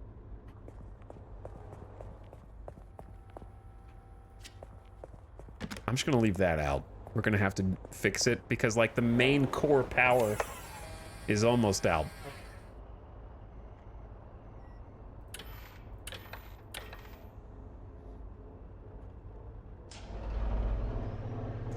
I say let's just get on the road and at least get through one jump.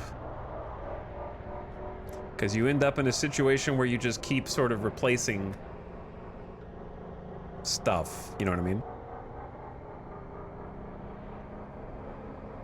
So hyped for Satisfactory. Yeah, Satisfactory has been in development for a long time. But I think what I'm trying to say here is that something coming out in 1.0 doesn't mean what it used to mean. In most cases, it used to mean, here is the rest of the content, i.e. Baldur's Gate 3, right? That's what I think of when I think of a game coming out to 1.0. However, most of the time now, I would say that it is more like, I am done developing this game. I am ready to move on with my life. Here's 1.0. Which is fair enough, but it's not worth getting super excited about in most cases.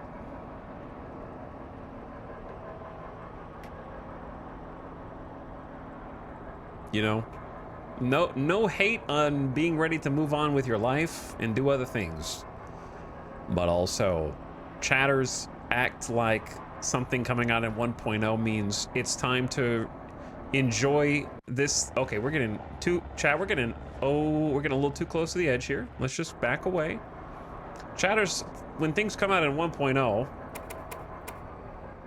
acting like it's time for me to have, it's time for you to have the honeymoon period with the game over again. Like, sorry, you only get that once.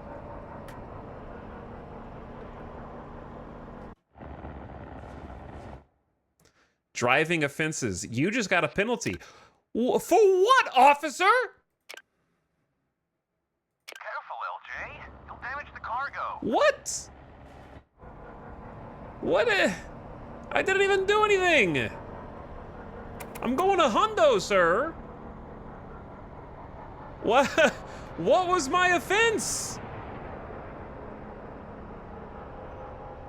Ticket for texting while driving. I didn't hit anything.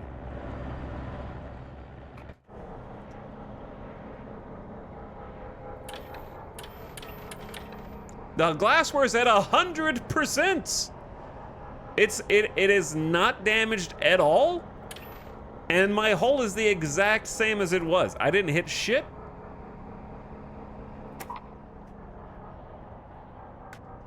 Nothing touched anything, and I was going like under the speed limit.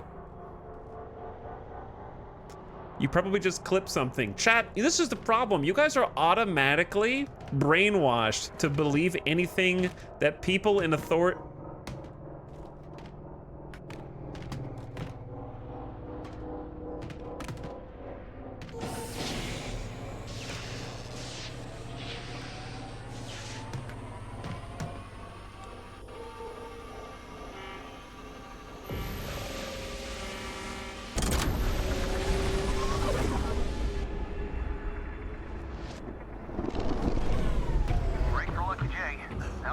Jake, can you give me a second? I gotta reach around this 150-pound gas canister.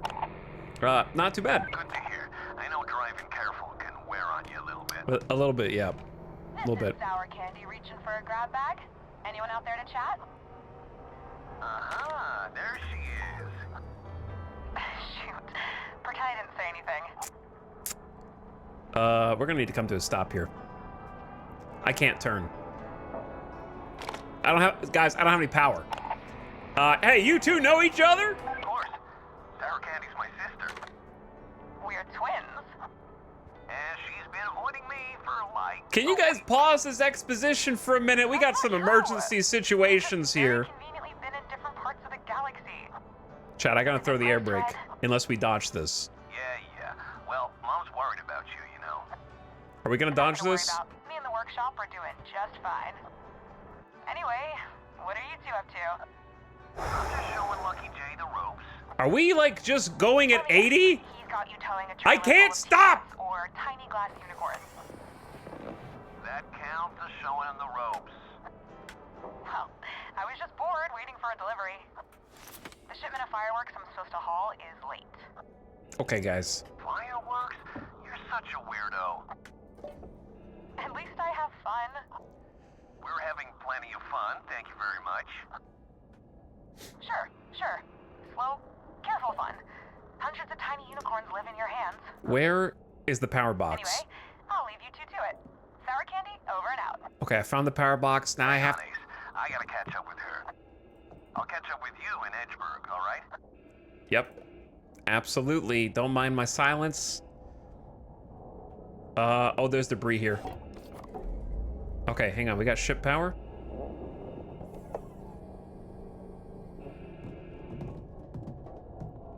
We're starting to slow down. Let's bring this to a stop real quick and fix everything. Okay. All right. At least we've come to a stop. We didn't hit any debris. Which box is this?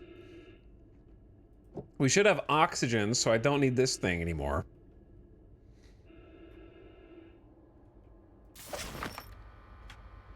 Next. I don't have another 200. I got a 150. Okay, the core power has been replaced. Now for the gravity situation.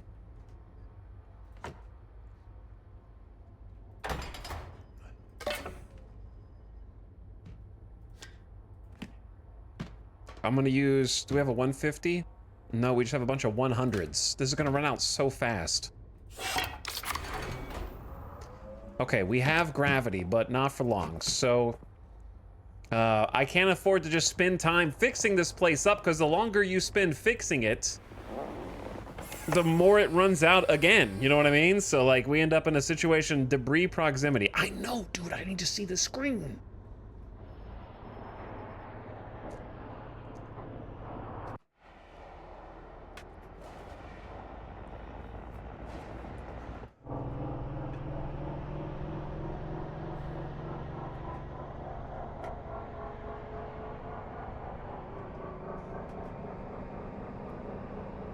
Chat, I have seen 3 people write, well, you picked mechanic playthrough.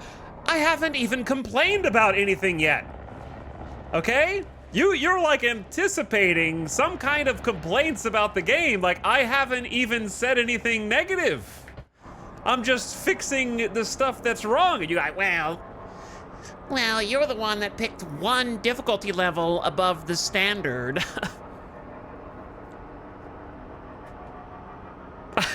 Like, nothing's even happened, bro. Chill.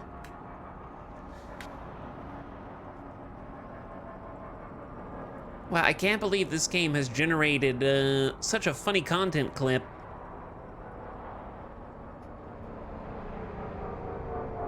Skill issue.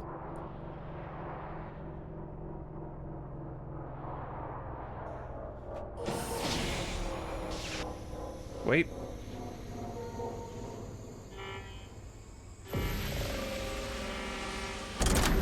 I don't know if you're allowed to go through the gate from this side.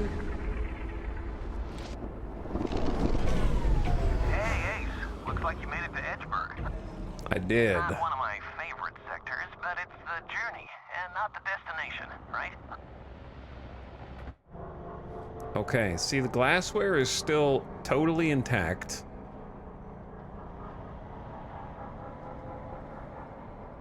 But anyway, oh. Now, when you reach the drop zone, take it nice and slow. I don't know what I said. I just picked one. Don't want to break So I anything didn't at end the last convo. hurdle.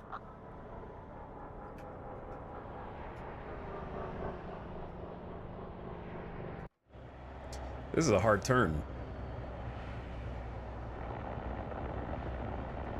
I feel like you're gonna end up swinging the cargo. I'm kind of like watching it to see how much it does swing.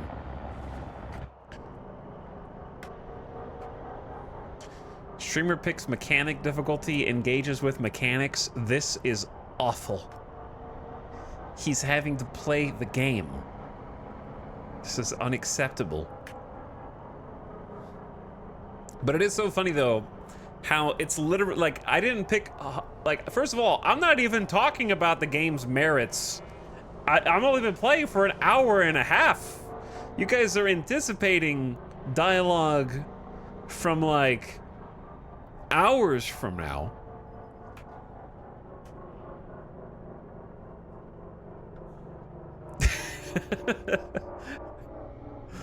Don't take that gate. I mean, you're right. You're right. I need to go somewhere else. Hold on.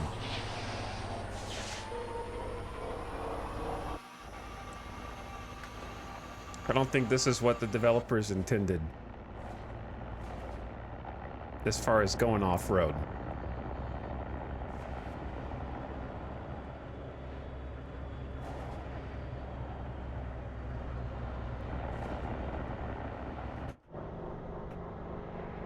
Slight detour.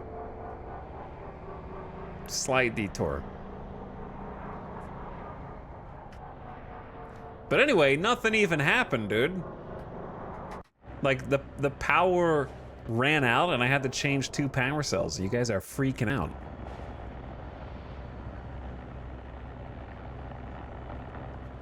Projecting. Did you know that if you pick the recommended difficulty, your power cells never run out? They are infinite. You know what I think? I think that chatters have been reading the reviews of Space Trucker and looking at the negative reviews and then trying extra hard to cover preemptively the things that those negative reviews were complaining about. That's what I think. Speaking of power, are you watching Rings of Power Season 2? No. Or have watched other streamers have an experience already in the game, one way or the other? Probably.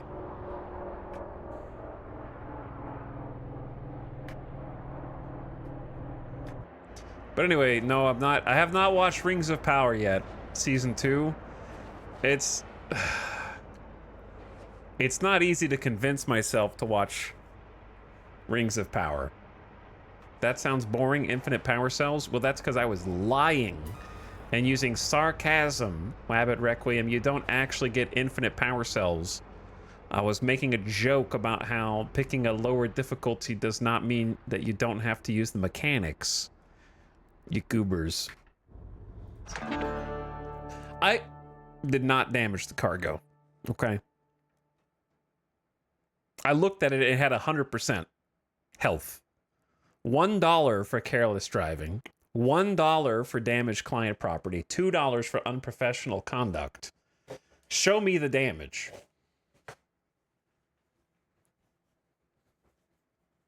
This new season is better than the first.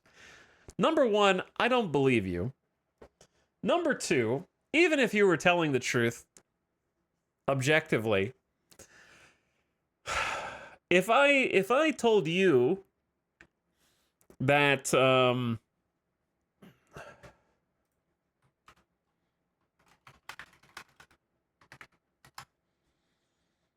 If I told you that The Day Before is better than Redfall, would that mean something to you?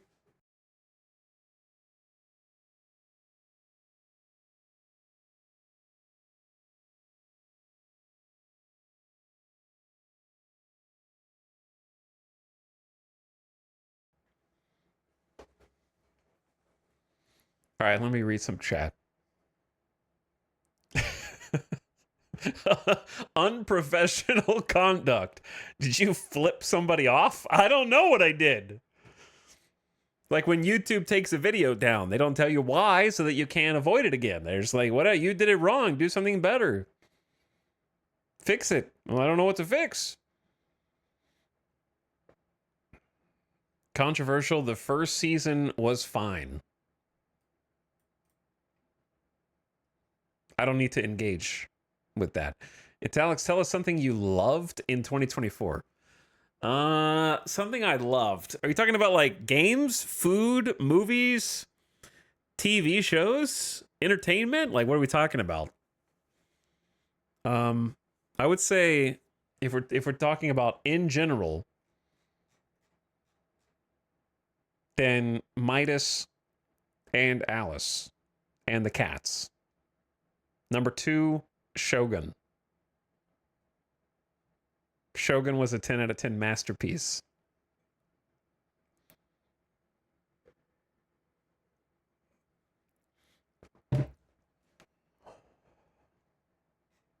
Not chat.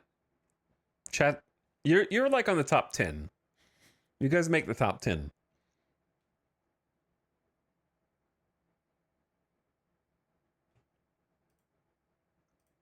Read Nerd Writer analysis on why Tolkien doesn't work on TV shows. Whoever said it was good.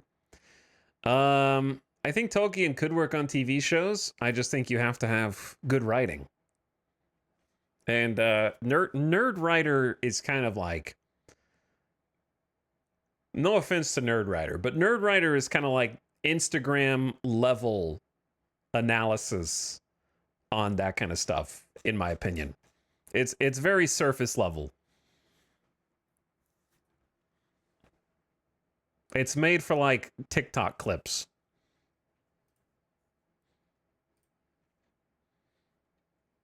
What's up, Flapjack? Thank you for the 41 months with Prime. I appreciate it.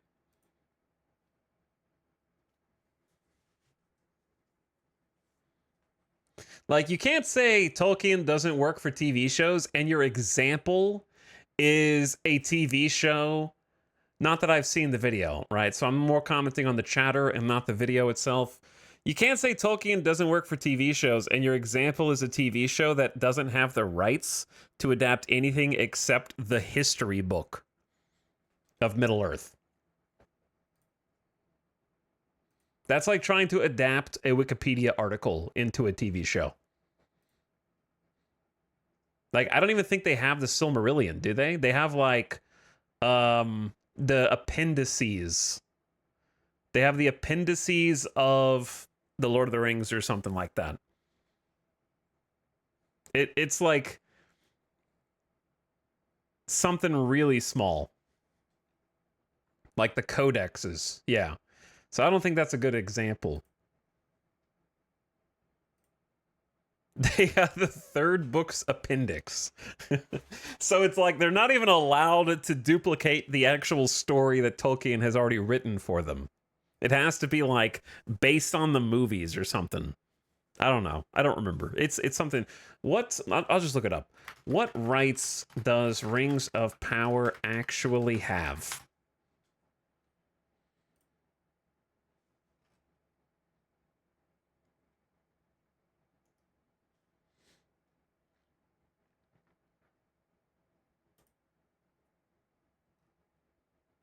Okay. Collider says the Tolkien estate still owns the Silmarillion.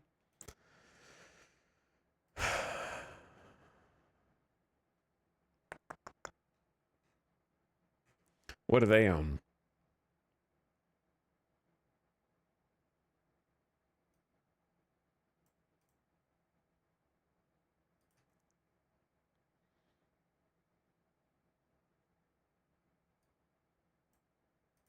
I don't know. How much, like, I don't want to go to Quora for my answers. I'm trying to find a source. But why can't I find a source that says? I went to 3 different websites, and none of them would say what they actually have the rights to. I'm not going to Quora. Reddit says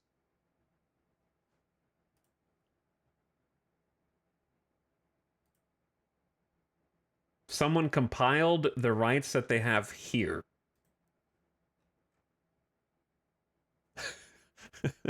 The Digital Tolkien Project has started a list of first and second age facts mentioned in the main text and appendices of Lord of the Rings that the show could potentially draw on without extra permissions.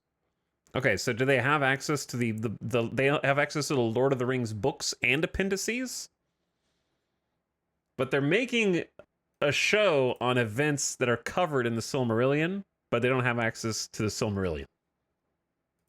So it has to be like adjacent, right? Anyways, no, I have not started season 2, and I don't know when I'm going to be able to muscle myself into starting season 2. I'll be hate watching it. Thanks for the favor. I owe you one. Make no mistake. Maybe 2, since these fragile jobs can be rough on the nerves. I can make it up to you, though.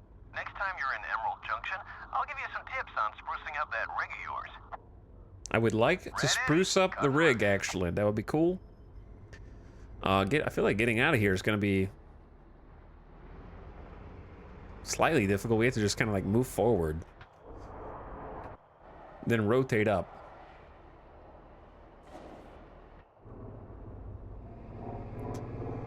Oh, I'm reversing! Okay, I still have not gotten the muscle memory for shift goes backwards. I'm holding shift to go forward, and it goes backward, man. Spacebar forward.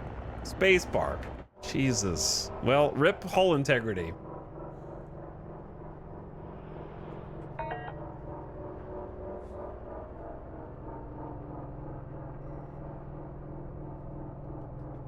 Logan Helton, I believe you just need to buy some new power cells, bro. Hull breach. Oh, we got a hull breach. Hull breach detected, chat. I need to get organized. This is a mess.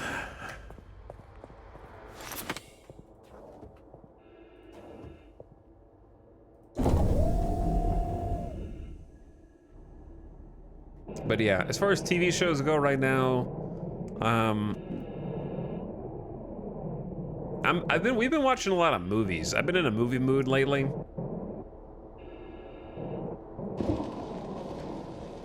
So last night, I've watched for the first time ever Alien 3. And now I understand. Now I understand, you know? Like, we watched Alien, Director's Cut, Aliens, Special Edition, and then Alien 3 Special Edition. Alien Cubed. Like, I'm glad that I had the experience historically. You know what I mean? Like, I got to experience what, because I don't want any no, you can talk generically about it, but no spoilers for anybody else, because I've been recommending people go back and watch Alien and Aliens because they hold up. I just watched them again. They hold up. But yeah, Alien 3 is sort of an experience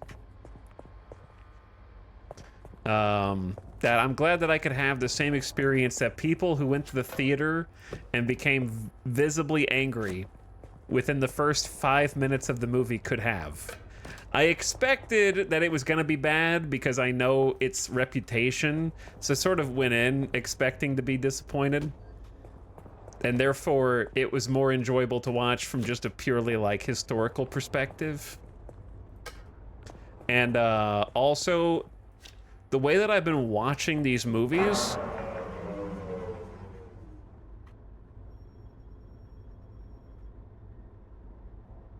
What happened?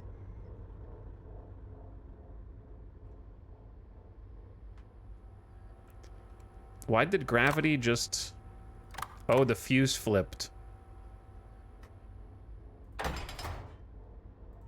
The UCC.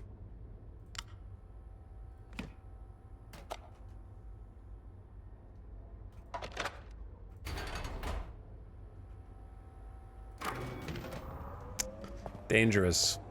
Dangerous. I gotta pause, because otherwise I'm gonna lose while I'm yapping.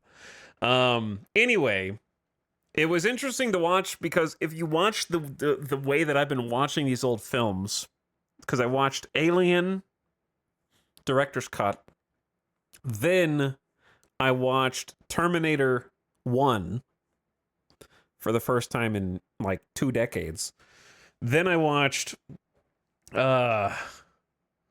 Aliens Extended Edition, and then Alien Cubed. So the order is really interesting, because you've got Ridley Scott's, not his first feature film, but I think his second. I don't know his entire filmography, because he was busy making a whole bunch of random stuff in like the 70s that was smaller. But Terminator or Alien was like his first big project, because I think his first one was The Duelists, and then Alien was after that, if I'm not mistaken. So you get to see Ridley Scott's kind of upward trajectory into film. And then if you watch Terminator, T1 is interesting to watch for a similar reason, because you get James Cameron's first feature film. And then you sort of follow his filmography, because he goes from Terminator 1 to directing Aliens. And also, one of the same actors from T1 and Aliens overlaps.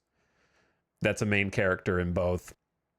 And also his like use of miniatures and the like background of having all the little like mountains and scale sets and stuff,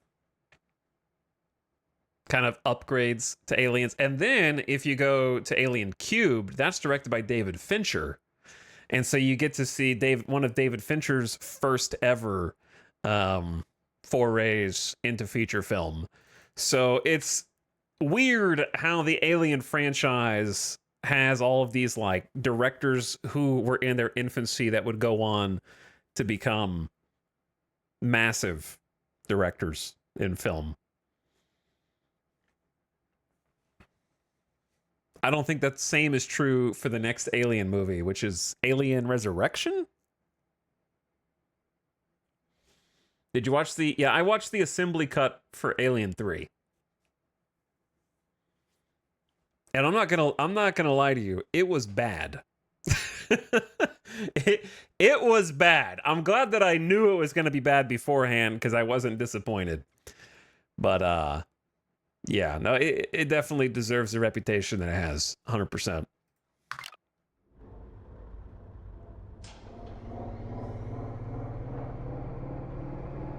It was real bad.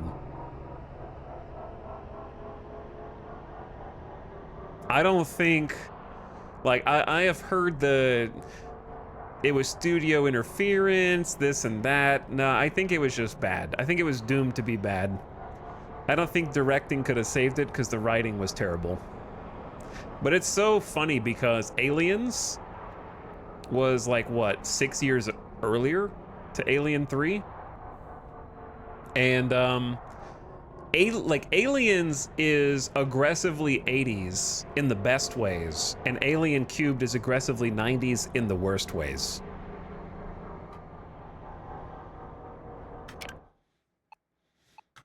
Okay, question before I go through this.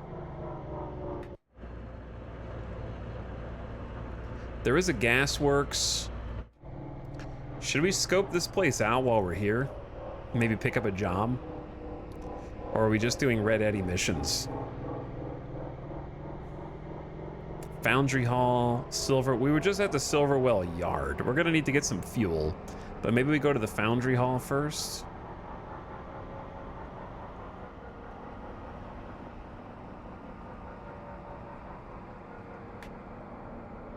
What is it telling me to look at? There was an eyeball on the screen and now there's not an eyeball? No idea.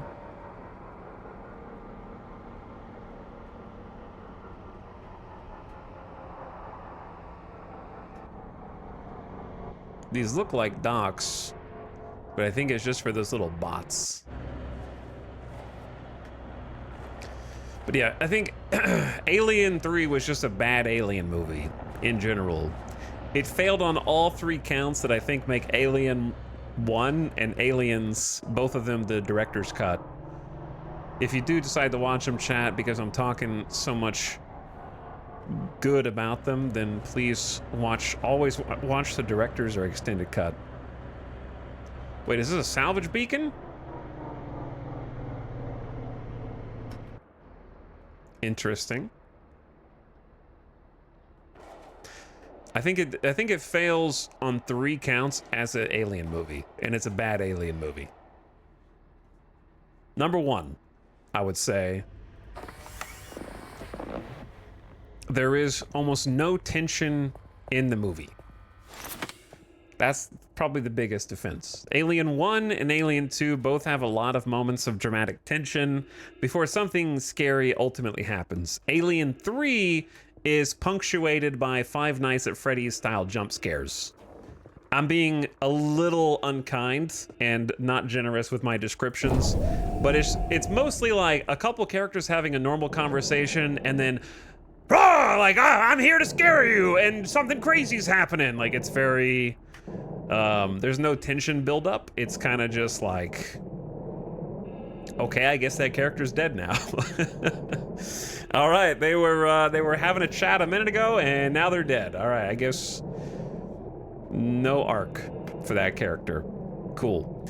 And it's sort of just like people you don't care about dying over and over again. And the second thing ties into it. It's the least creative with the alien. Like, you have, and I'm kind of disappointed to see this in David Fincher of all people, who would go on to direct, you know, famous movies like Seven, Fight Club, Gone Girl, all those types of kind of disgusting action movies. I feel like the action was not creative. Where the alien, obviously the alien kills people in each of the Alien movies, right? That's not a surprise. But the alien does the exact same method. How do you bring stuff in? Is this how you do it?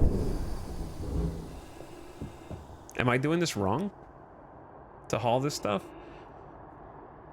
Obstruction in the airlock. Anyway, in Alien 3, this is what happens. I'm not joking, at least half a dozen times. It was so distracting. Character is in a room, the alien drops down from above, kills them, and then goes back up. And that's fine, because that's something the alien does, and it's an iconic thing. But that's how every single kill happens in Alien 3. All of the characters, one by one, die because they can't look up. And it's crazy. And it's just boring. Like, Alien 2 has this crazy amount of variety where you've got like a 1v1 facehugger scenario, you've got multiple, you've got single, you've got like multiple environments. And Alien 3 is kind of just like the exact same environment for the entire movie with the exact same kill method.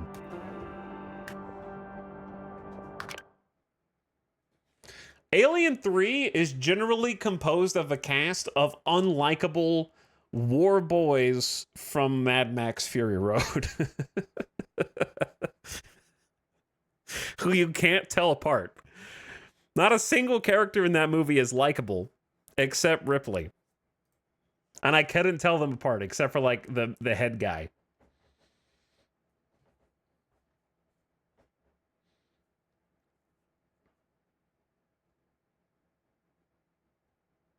They said you can take a case with you to bring more stuff. Yeah, it did say that. But I don't know how much of this stuff fits in a case, I guess.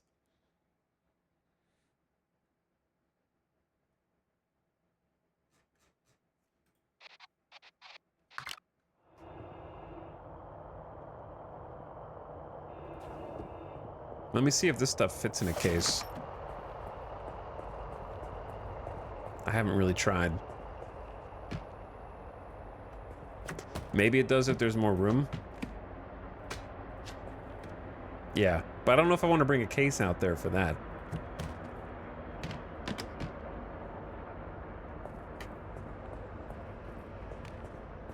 So we'll get a couple more things out here. Might be free money. The question is, are we making more money picking this stuff up than we would just conserving our power by going to the next mission? It definitely seems like it's possible to hardlock yourself in this game, which I feel like is gonna rub a bunch of people the wrong way. Yeah, you should be bringing cases out here. I'm gonna get the air filter, which is a good find. Because the case, I could put the beer. Yeah, I'll go for one more trip, because it's just free money. Charles Dance was in Cubed. How was he? Quiet. Very quiet. I feel like the one thing you have to blame Fincher for was if you watch Alien Cubed, Alien 3 without subtitles, good luck.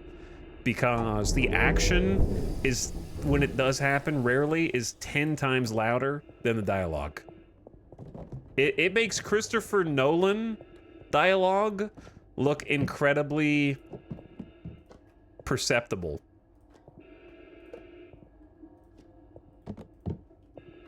'90s sound engineering. Now, granted, some of that is because in yeah, how do you? Oh, some of that is just because in the version that I watched, the assembly cut, it's kind of like edited together in a way where there's a bunch of. Okay, I'm gonna take that seriously.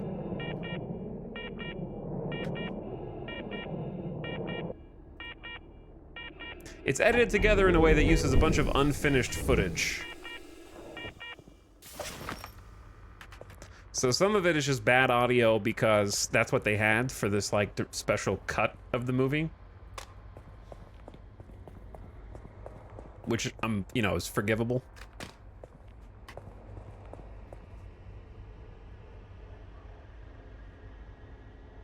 But I think he still leaves an impression. I would say Charles Dance still leaves an impression for sure. He was still finding his mojo. It's the alien. Do you have to wait? Dude, I gotta wait for the O2 to fill up in this thing so slowly, dude.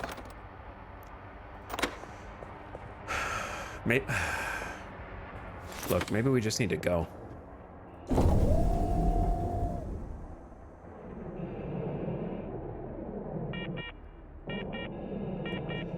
Chad, do you think I'm dead?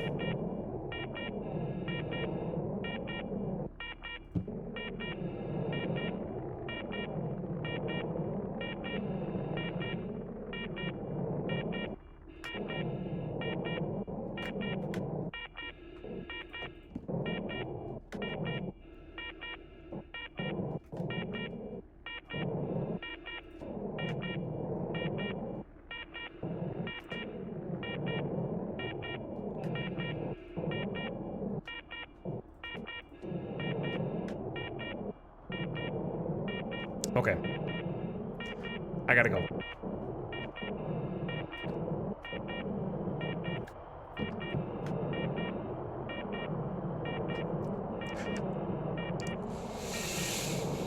Go!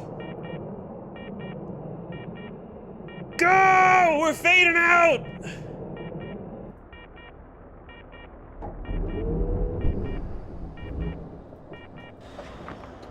I made it.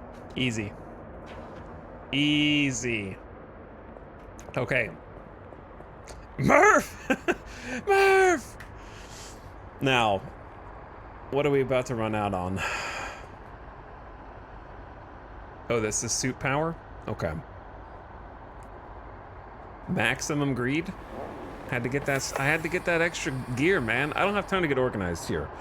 I got 2% on suit. We'll be fine. Where the heck am I going?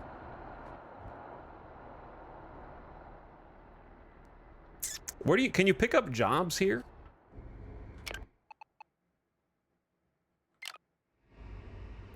There's a Silverwell yard.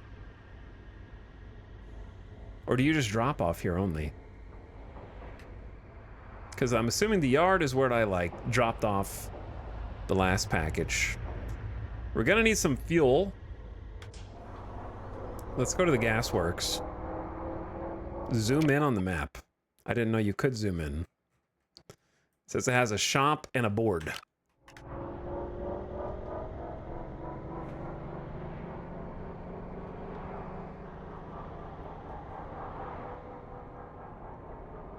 Oh wait, this whole building is the gasworks.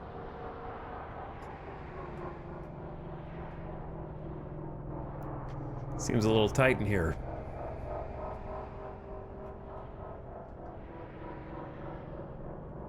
Are these vents or docking platforms? What?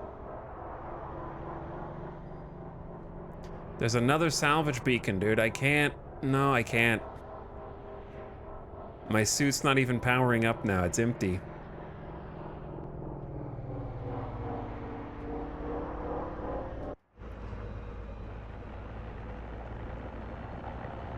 I guess, okay, so the Foundry Hall...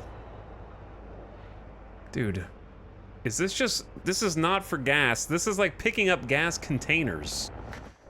Okay, never mind. Let's try going to the Foundry Hall instead. That seems like a place you might be able to get a job.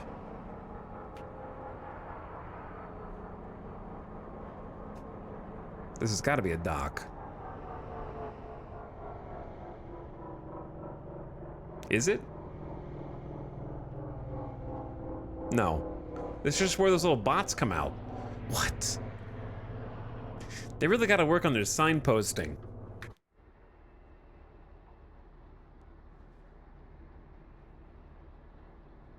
I mean, it's too late for that. It's 1.0. Like, I don't know where anything is. Can you... You can't set a waypoint.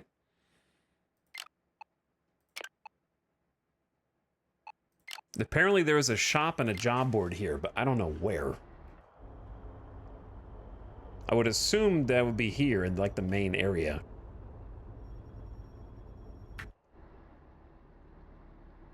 And then there's a yard and the gasworks, which I just flew around. So if not this, then what? I'm gonna be stranded.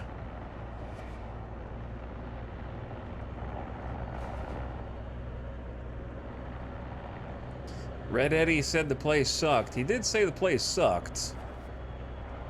I was gonna try and pick up a job here so that we could haul something on the way back. Instead, I guess I'm just gonna get out of here. Because I don't know where the job board is, or anything for that matter.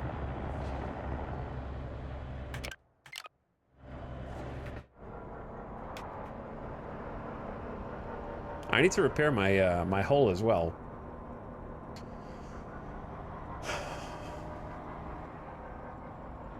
And we're running out of gas. So everything's about to come to a head here in a minute.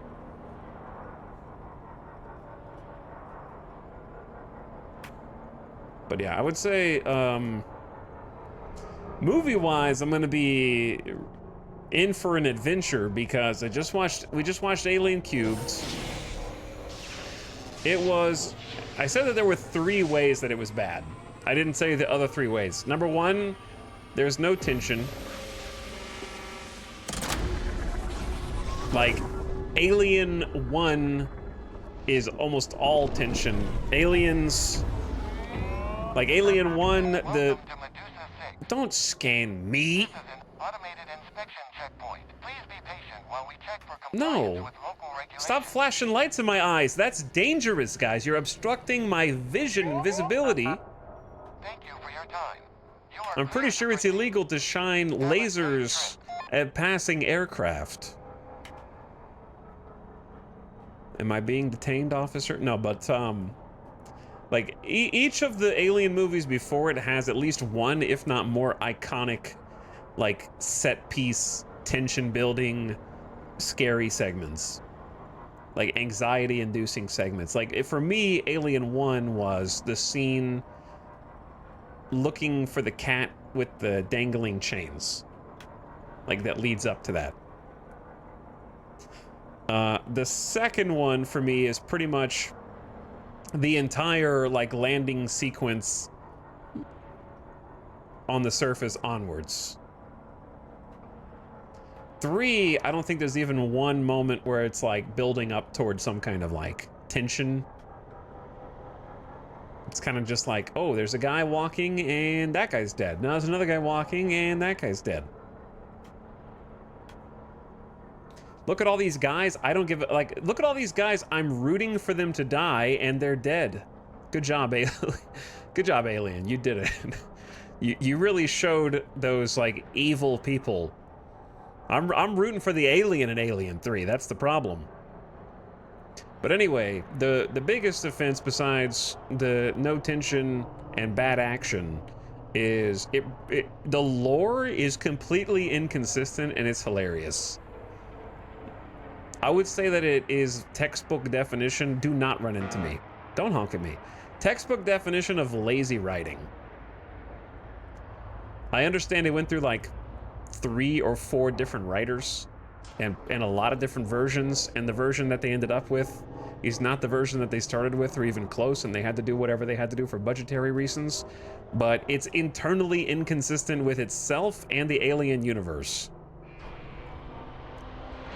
I can't really go into explanation without talking about massive spoilers, but the entire premise of the movie from the get-go is impossible.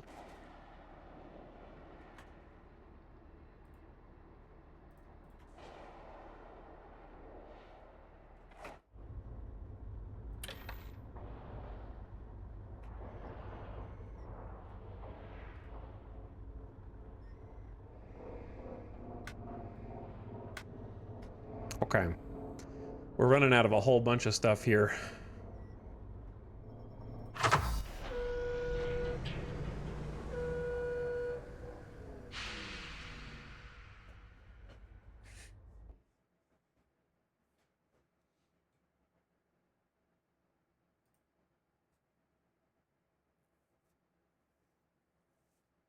Game over, man. It was game over. I need to pick a job. We got 2,800 bucks. I'm running out of money.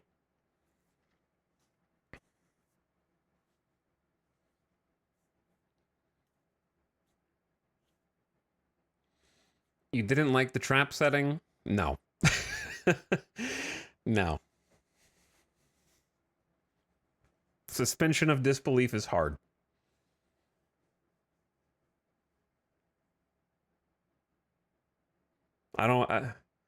I'll just say no. It was just a poor man's version of what they already did in the first Alien. Because it was the exact same premise, except it just took a lot longer. It was basically an entire segment where all the characters agree, hey guys, we're going to do this thing that's going to take hours to do, and we're doing it under the assumption that the alien will simply leave us alone while we do it so that we can continue setting up this really, really big trap. And also, the entire trap is predicated on one thing, not accidentally springing the trap early. So what do? We give every single person who is painting flammable substances inside of vents a striker. Why? Why did all of them have a striker when none of them were supposed to set the fire?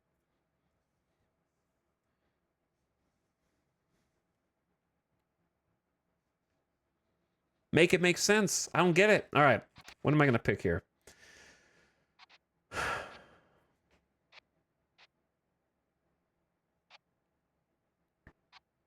I need a big payout. And I can only carry one container. Wait, didn't I level up? I did level up. Higher cab loads, plus 220-pound cargo limit. Okay, that's helpful. Plus, I want to get trailer permissions anyway, so let's take that. Handy if you want to focus on trading small goods and avoid way station fines. Now I can hold it to 661.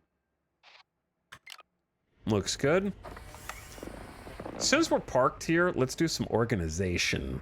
Because we are, you know, some bad things have been happening. We're doing our best.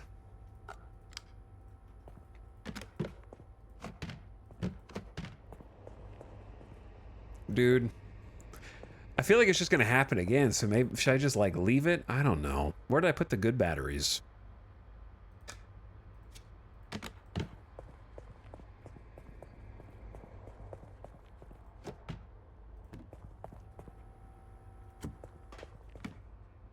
Okay, well, I'll start picking up a little bit at least. We need to sell a bunch of this stuff. Because I got like an electronic kit. I got a couple of these like wire spools.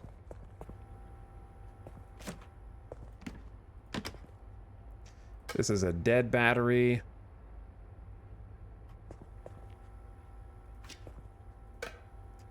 That's a dead battery.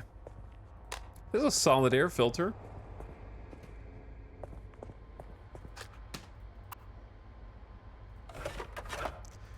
So these air filters are at like 70%, so they're still good for a bit. I need to buy some more of these like cargo containers. Let's put usable stuff like on the middle rack. Craft supplies. Workwear cotton.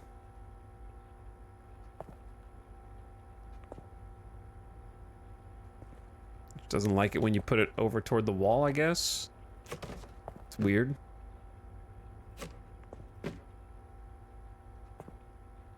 You're not allowed to use that section of the shelf. Sorry, chat.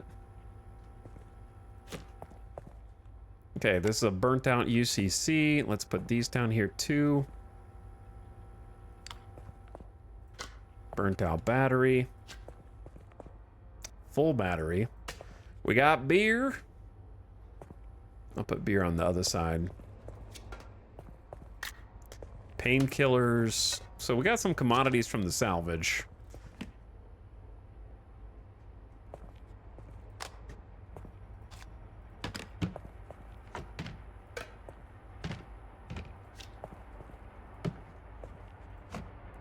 Okay, looking better already.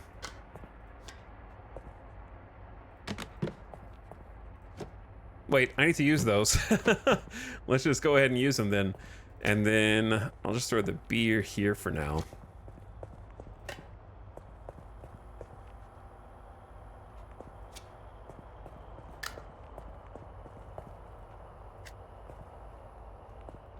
Now, finally. Oh, nope, there's a whole bunch more stuff. We got extra fuel. Got another wire spool, data cable. These are all just things to sell. Another one of these guys.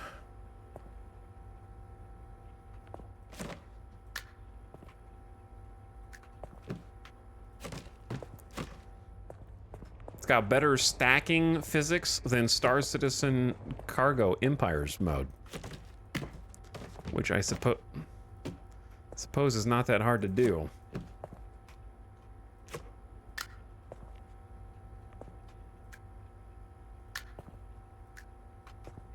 Okay.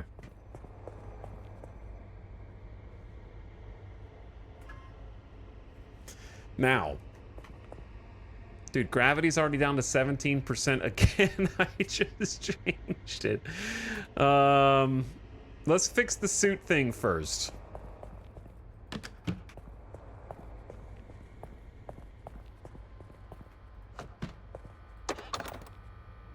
So don't I have to like turn off the power to this?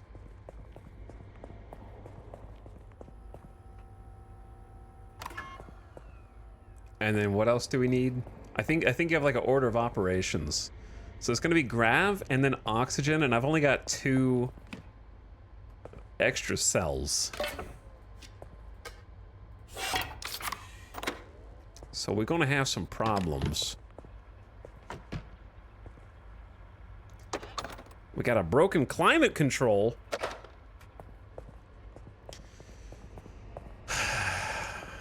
Okay. Did I need to turn that off? Don't know if it matters if there's not a power cell. If you take the power cell out without changing the breaker, that's when you run into problems.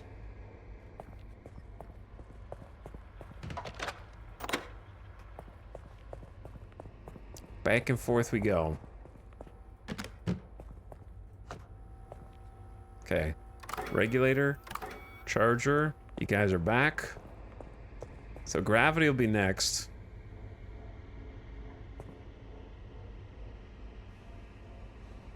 This is the most etal game ever. We'll see. We'll see. I'm enjoying it so far. I can just already foresee the future, and we're going to get hard locked out of continuing the game at the rate that I play. I think that the mechanics are definitely up my alley, but the speed at which you're expected to do everything is going to be the part that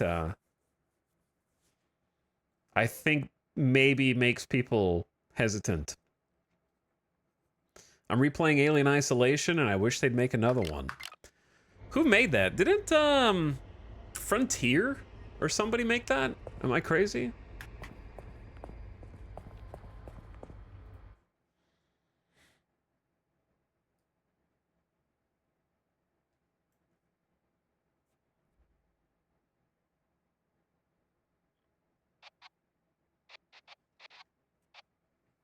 Creative Assembly.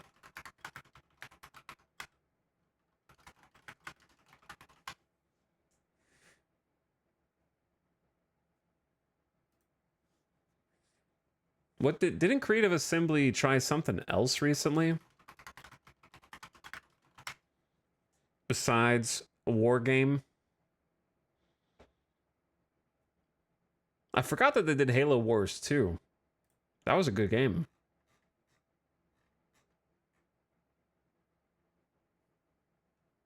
Yeah, they did Alien Isolation in 2014. I wonder why... I wonder what happened to that specific team. Okay. Anywho. The highest payout one is 2,100. Is 2 jumps 13 light years away.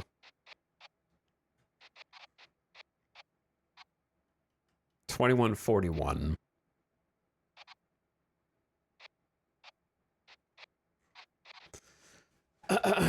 So if you were doing this right, here's what you would do, right? If I had enough... Here's my question. While you're parked, do your power cells go down? If so, that's going to be a problem. We're at 17 and 17, so let's just pay attention to that. Here's what I would think, right? Whatever we have the most cargo of, if we look on the map, then you can do these little drop downs.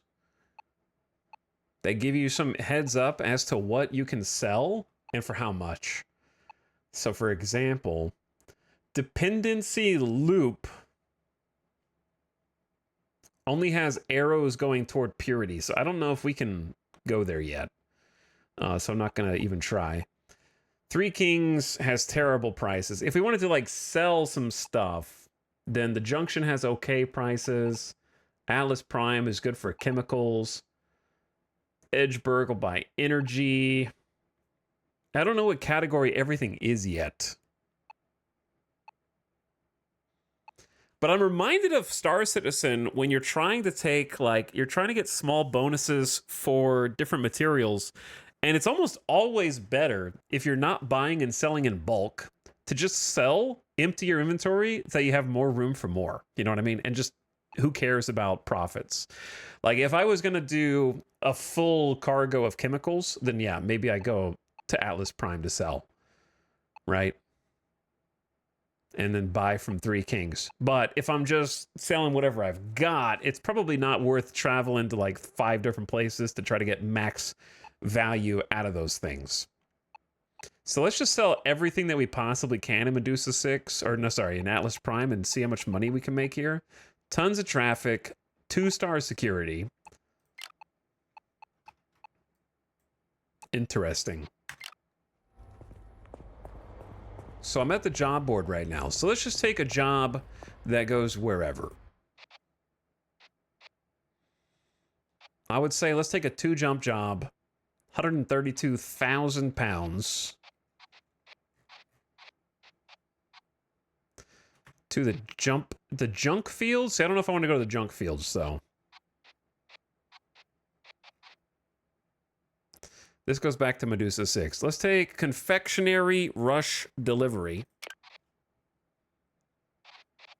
Due within 4 hours and 49 minutes. Okay, see, now I'm on the clock. Oh, I have to go to junk fields to pick it up? Hold up. Should have read the fine print.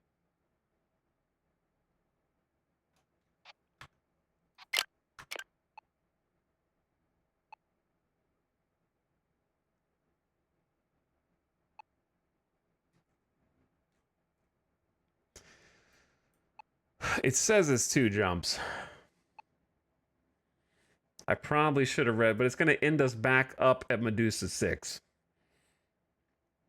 Probably should have picked a different one, but I think it's still just 2 jumps. 1 jump to junk fields, 1 jump to Medusa 6, so it should be fine. All right, while we're here, we need to do a few things.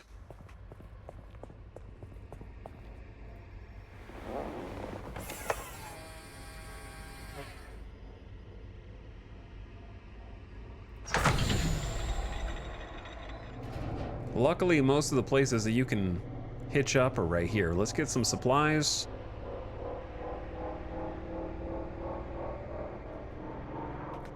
We've been early on every single one of the jobs so far.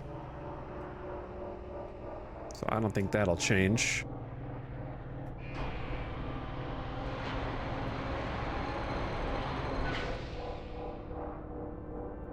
All right, big boy, come to a stop. Check the docking cam. Vaguely RimWorld music.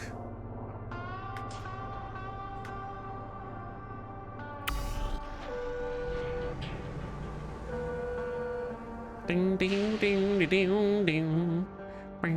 Ding. Okay, I'm selling everything I can just to clean up. If it's empty charge, then it's out. If it is only 60, oh man, general goods are minus 20. Okay, maybe we do hold on to general goods. That's a quarter value down. That's pretty bad. And that's like most of my inventory, except for this stuff. Painkillers. Oh, the beers are only worth like $6 and $9. That don't seem that good. I thought I was gonna be making more money than this. Dude, I need power cells. Big time.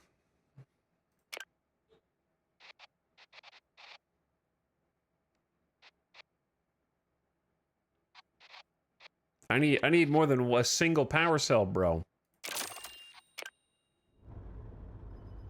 We're gonna leave that in the airlock.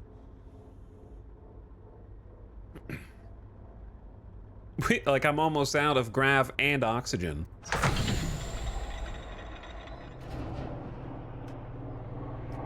So let's go to Cosmos Cash and Carry. I don't know if I like that there's multiple shops in the same area that seem to just have overlapping goods. I can't tell if there's like a big difference between these two, other than you kind of have to just like go out of your way slightly to check the stock of both of them.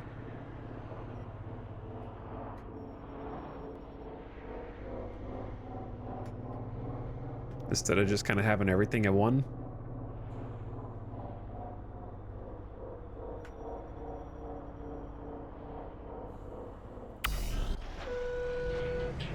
I'm glad it lines it up for you a little bit. If you had to be perfect, then we might have problems. Okay, same kind of prices, but we have different objects. We still have plenty of UCCs, I think. I wouldn't mind buying another hard case container. And then this is a pretty expensive power cell. And then I'm broke. We'll clean that up later. Next. I need fuel. Oh no. Am I gonna be able to afford it? I guess we'll find out in a minute.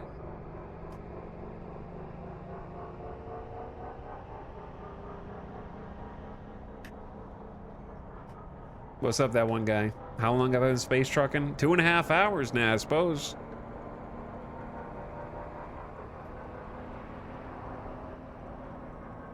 I feel like I'm on the way toward permanently losing the game in the not too distant future, but we'll see. I gotta fix my hull integrity also. We're at 67%. I guess I don't have to do it now.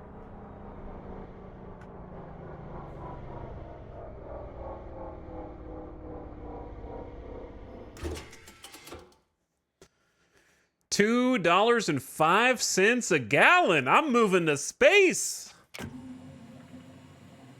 I don't know how much money I've got. I guess I have 1,300 bucks. Oh man. Oh, it's draining my money. Hundreds of gallons. Hundreds of gallons later. Oh.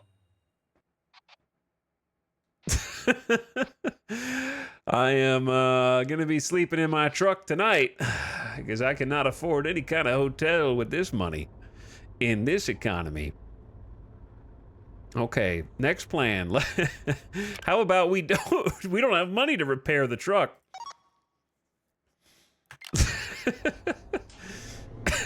I got a full tank of gas though, so I guess that's good.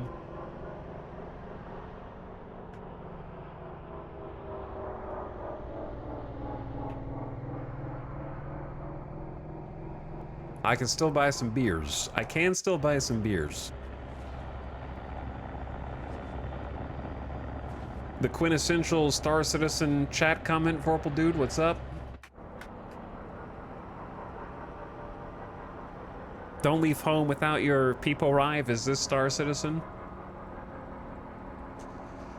I will say that significantly fewer bugs in 2.5 hours than I would have encountered in Star Citizen, so the devs should pat themselves on the back.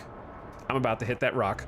Oh, I think I just hit a rock. Yeah, that's the rock that I hit. Oh, God. We got problems. We got multiple hull breaches. We have 35% hull integrity.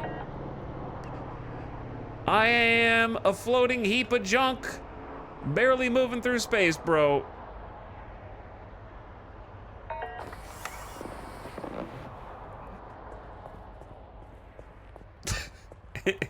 And guess who left all this junk?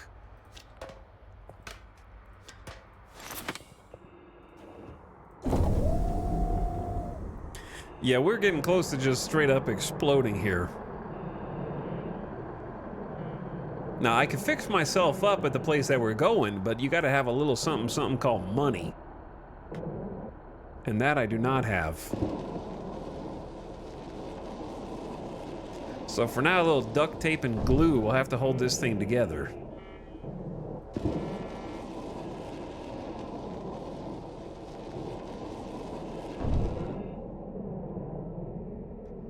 Oh, it looks bad. This thing looks grim.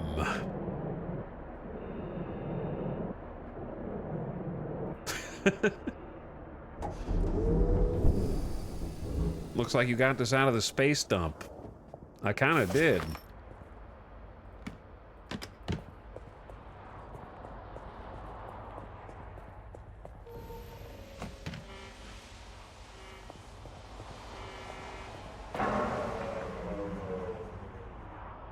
Oh no.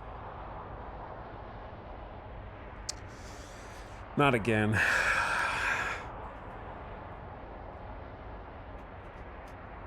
Okay, so gravity's out again.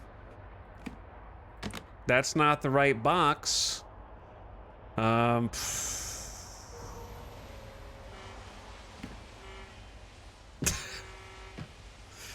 Give me your strongest potions, please. Where is the brand new battery cell? Here it is. Gravity gift sub expired.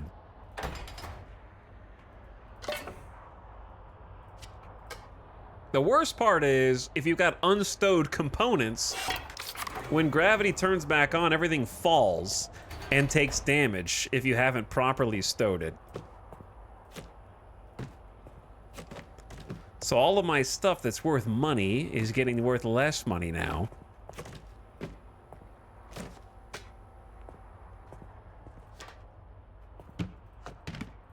Okay, that's empty. I got one more up here, I think.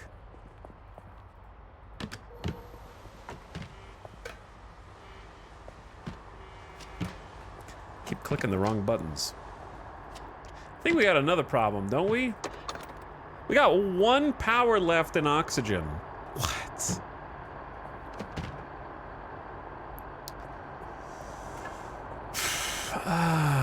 Oh dear.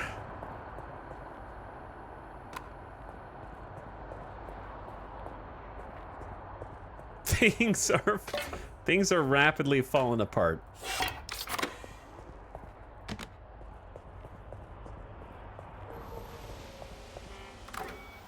This is a how many holes in the dam can you plug at the same time simulator.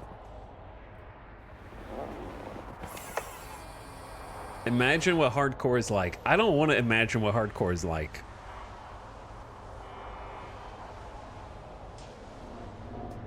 Dude, I got hull integrity low. I gotta be careful not to bonk in anything because we got a job to do. So let's try and get to it and do the job, man. Don't know how autosaving works in this game. I'm gonna take it upon myself.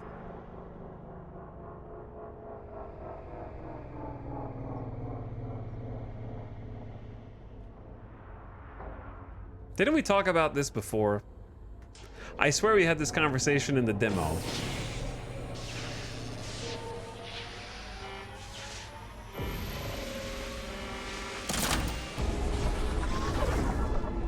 Where when you're pulling up to a gate,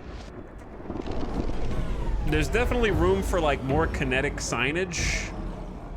Where, for example, the stop, like, okay, if you've been through a car wash, you know what I'm talking about.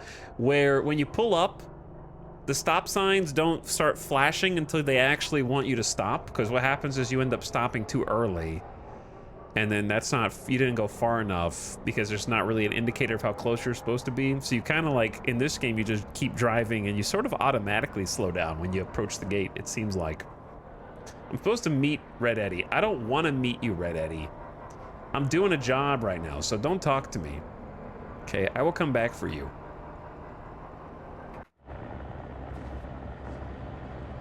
Don't speak to me. There's actually a lot of fuel pumps here. A lot of locked gateways, too. Oh, didn't it say you could save fuel by turning off, where's the free float mode? I don't know if that's a smart idea with 35% hull integrity. How do you do the free floating?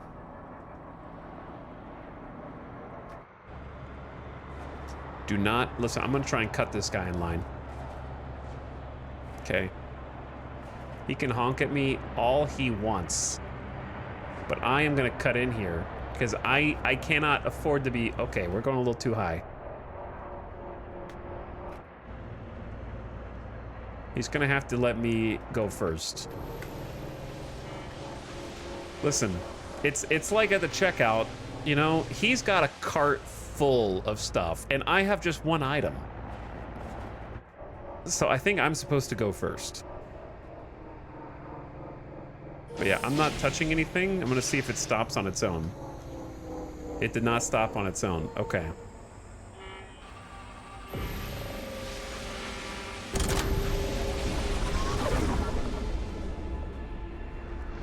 Playing hardcore currently goes just as you think. Fair enough. Oh. Low hull integrity's worst nightmare. There's just debris everywhere. The worst possible system for me to have to navigate through.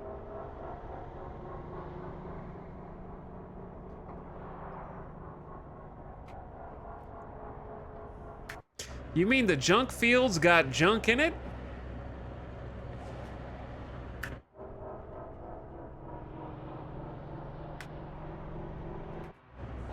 Okay, let's probably go over this. Actually, you know what?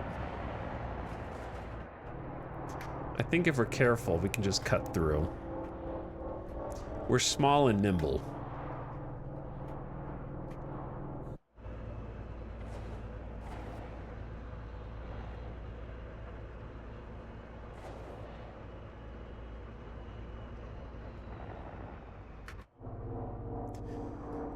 I would love a hotkey that automatically... You know what would be great, actually? I know this is asking too much, but like a preset camera config where I could push one hotkey and then my screens turn to mirrors, and then I could press another hotkey and it turns to ship status. That'd be cool. But yeah, it's probably a little too detailed.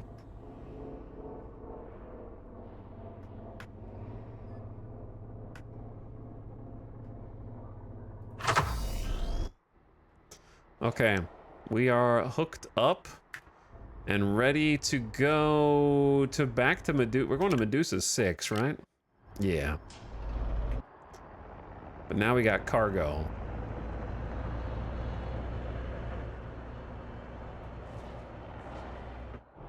Which means it's going to be a little heavier. A little more tonnage. More stuff that can bunk into passing debris.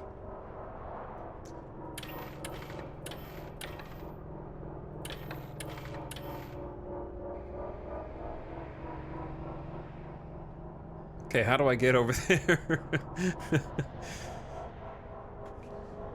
To the Emerald Junction.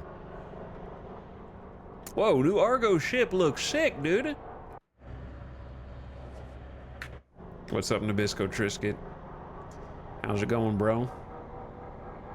Chad, why is my suit red back there? Did I not turn something back on?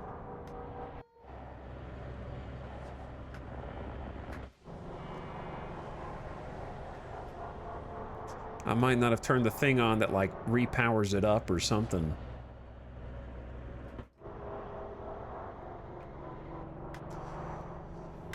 Okay. I didn't check my mirrors to make sure I'm not cutting in front of somebody.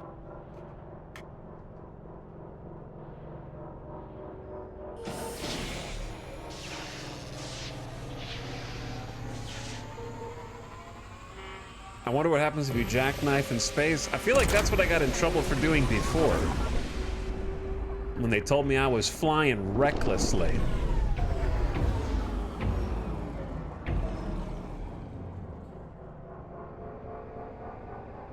See, I'm pretty sure that they lied to me. They told me this was a 2-jump trip, but this is clearly a 3-jump trip, right? Because I gotta jump once to the junkyard, and then twice to get to the junction, and then a 3rd time to get to Medusa 6.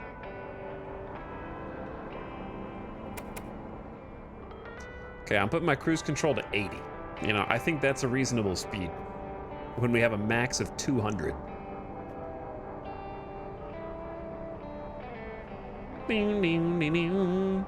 Hello, Angry Jack Russell. Thank you for the slub.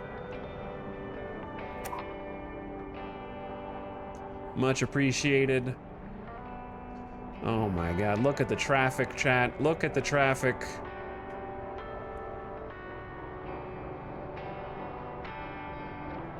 Trying to go to Medusa 6. And I gotta cut in here and merge. There's a truck behind me. I'm 3rd in line. This isn't even the right gate. I don't even know where this gate goes.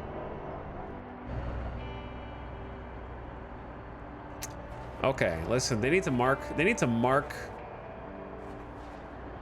Oh God.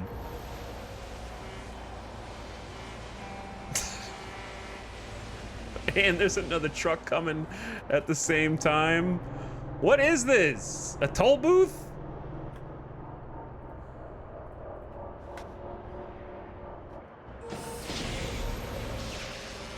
There's so many different stops, man.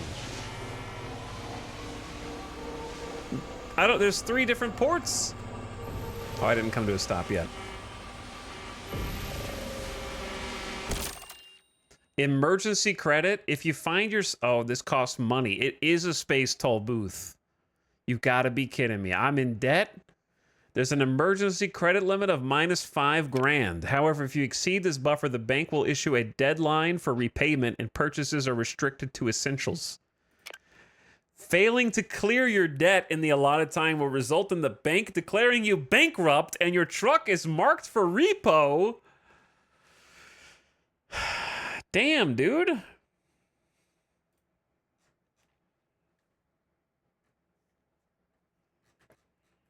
I didn't know it was like that. How much does it cost? $150 to go through the gate? Okay, so I gotta pick my jobs better. Welcome to Medusa 6. This is an automated checkpoint inspection. Please be patient while security... Can't hear you. Sorry, officers. Something wrong with my horn. Please allow me to continue on my way. You are clear to proceed. Thank Have a you. safe trip. This is an automated banking alert. Your account is currently utilizing an agreed credit limit free Oh, of dear. charge. Please take a moment to review your finances and ensure you stay within the approved limit. Oh God. My credit. I'm negative monies. I have hit negative monies. And I gotta repair. I don't even know. I don't have enough to repair my truck right now. But we're gonna have to figure out how to do it. Okay, just don't listen. We need to slow down. And dodge incoming space debris.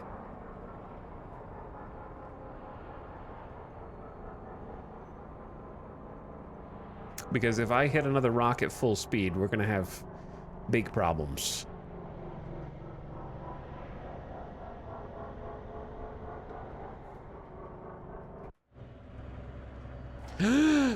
Where did that rock come from, dude? I'm not even going that fast. I'm going like 40.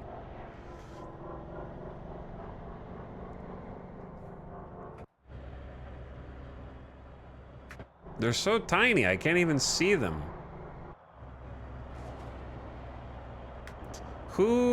Listen, if I own this space station, I am gonna go clear these rocks out of my drop zone, you know what I mean? This is bad for business. 40 what? Miles per hour. See? 60 miles per hour or like around 90 kilometers per hour. It's right there.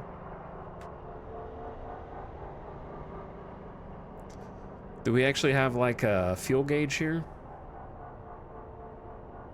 I can go 51 miles on this tank. Is this my total mileage? 79,000 on this truck?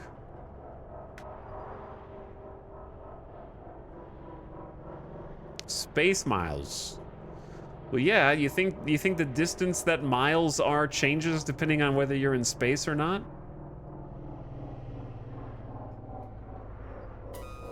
It's still a mile.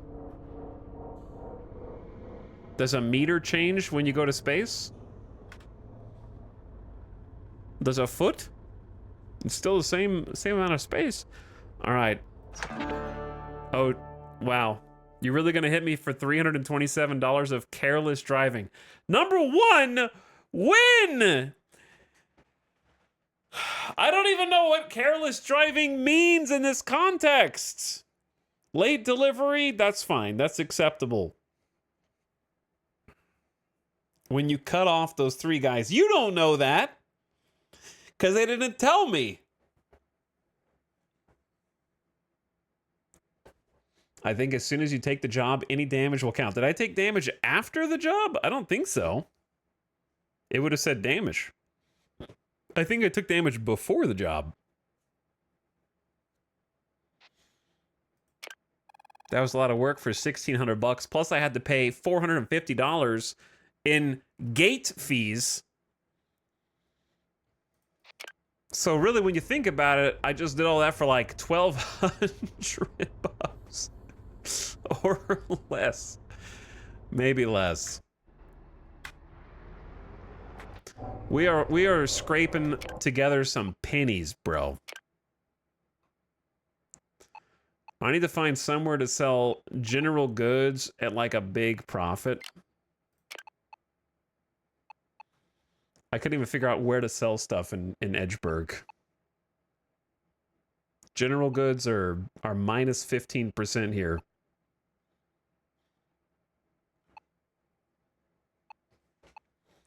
Do we have like a repair thingy here? No, I don't think so.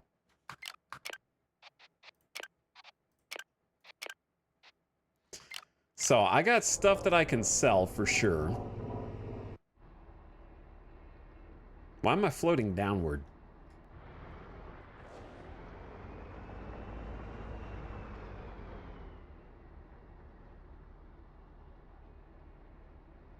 I don't know.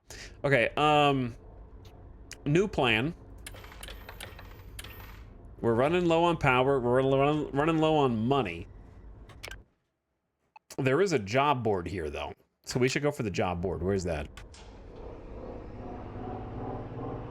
Or we could go meet Red Eddie in Emerald Junction. And do one of those. I feel like I need to stabilize before I try another Eddie job.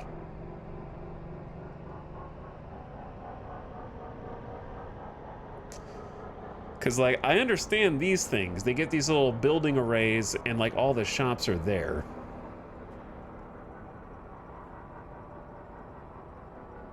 I'd like to believe that they fine you for hitting space rocks and then also charge you for subsequent hull repairs. Wow, it's just like being self-employed. I get taxed twice.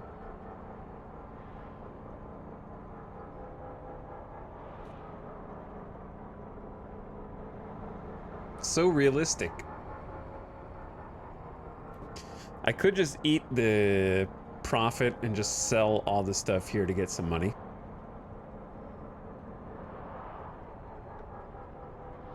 Because we're going to be running out of stuff in a minute anyway.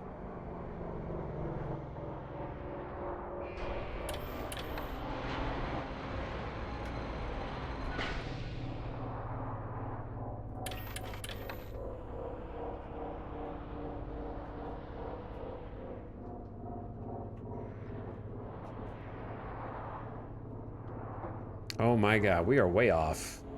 What, do you think that the gate will accept us when we're this janky? Let's find out.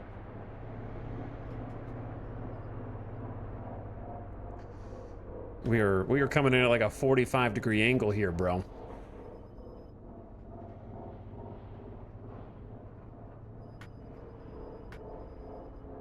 I like how my range is getting further away. Yeah, I don't think it'll accept us. Okay, all right, hold on. Let's straighten it out. Straighten it out.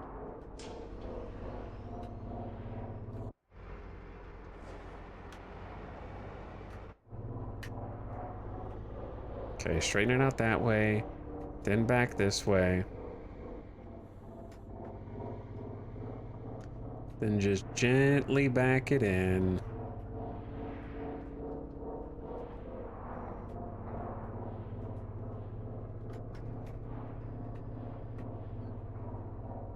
Why does it feel like we're going so fast? We're not.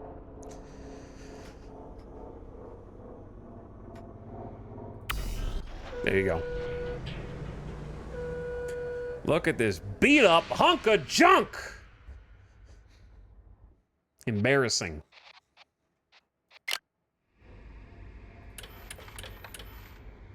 Next thing we're gonna run out of core power And magazine A and B, mag A and B. What is that?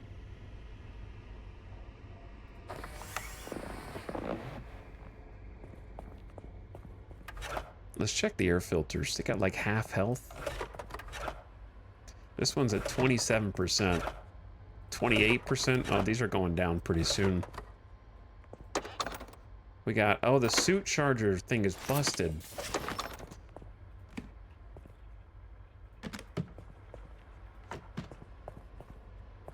If I rip this out, do I get electrocuted? No.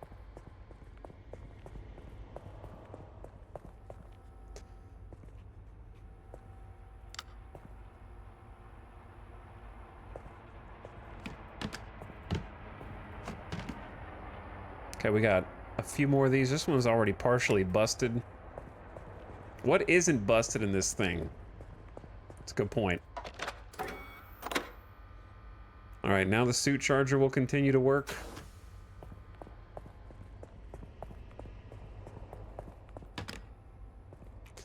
What isn't busted in this thing? So, maglock power hatch. What does the maglock even do? Like boots? Boot maglocks?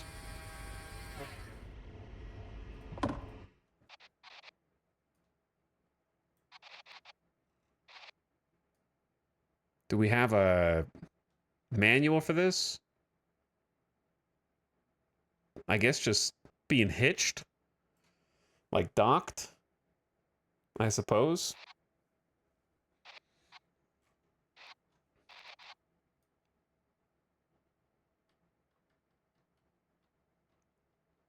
Another battery management game? It is a battery management game, kinda. There's driving offenses.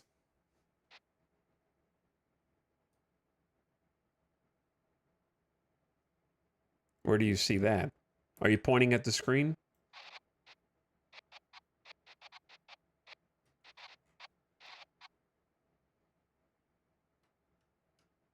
Left side. What? Well, okay, we're not looking for driving offenses. It just says it just says there are various penalties, including careless driving. You can't explain what the definition of the word with the word.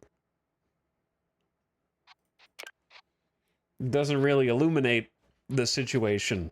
But yeah, I'm looking for the other thing.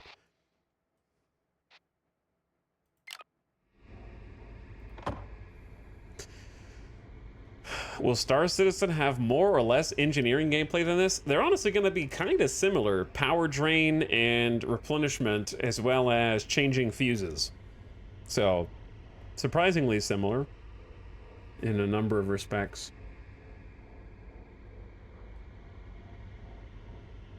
Okay, let me take a BRB. Let's take a BRB. And then what we need to do is, since there's no vehicle repair here, we need to do 3 things. 1, pick a mission. 2, have that mission go to an area where we can get ship repairs. And, like, have it travel through, so we can do that on the way. And 3, go somewhere where we can sell the stuff we do have to try to make money, because we are poor. I'm scared to leave this game unpaused, because it feels like it might tick down in the background. I don't know. It's hard to say. So I'm just gonna leave it like this. And you listen to this. And I'll be right back after I take the dog outside, get a snack, get a drink, and then we'll go do some more trucking. I'll be right back.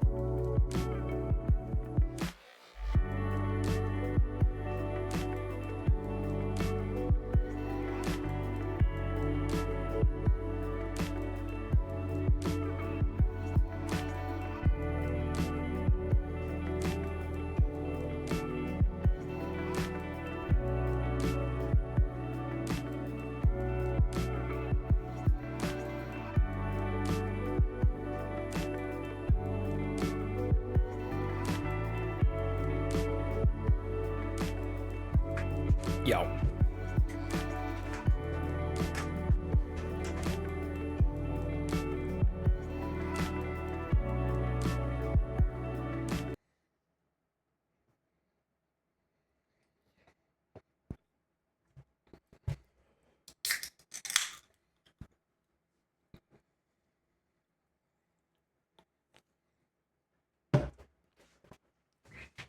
Sup? Okay. Beep boop.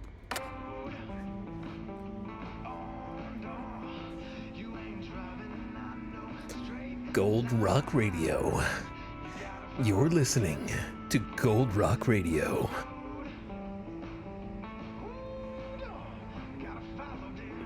Trying to change my lights. Hold on. Hopefully I'm not dying in the background. I mean, aren't we all dying in the background? I guess that's unavoidable. So, look, I'm broke, right? Yeah, I'm broke.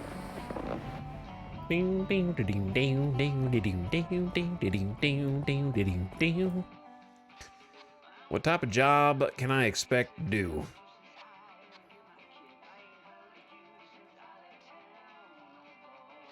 Here's a fragile one.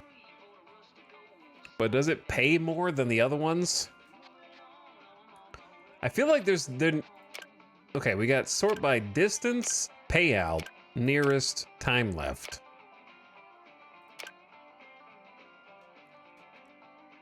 The cross section of information I'm looking for isn't quite there because I don't.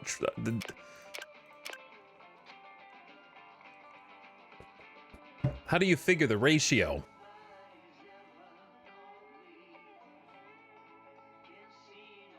Like this one has 2 hours, 17 minutes. I just need to accept the truth, which is I should not have come to the job board first. That's the truth.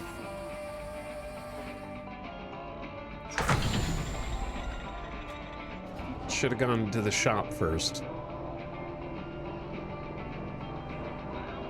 Either of them. Starbreak versus Cosmos Cash and Carry.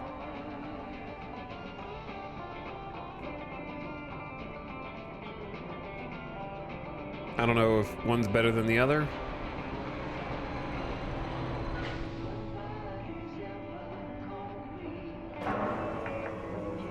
What is that noise? Was that something dying? Actually, maybe. What's that? Apple? Infinite Apple. I don't know what that is. The alien is on board my ship.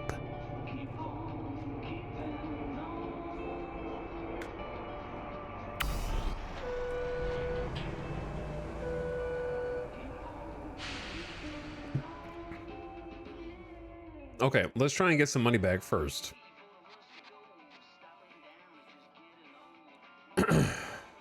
Minus 15% to general goods is not good, but we're not here to make Omega profit. Electronics are plus 18%, so that's at least some profit there. Data cables, electronics. Okay. All right, so yeah, this is actually not the worst place because we're getting some bonuses on the solder spool and the data cable. We're losing money on the workwear. That should be textiles.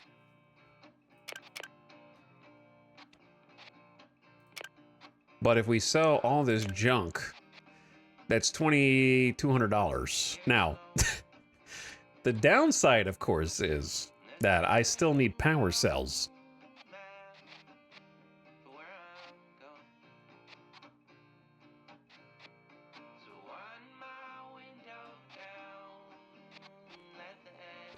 Like, the other problem with power cells is their pricing is terrible.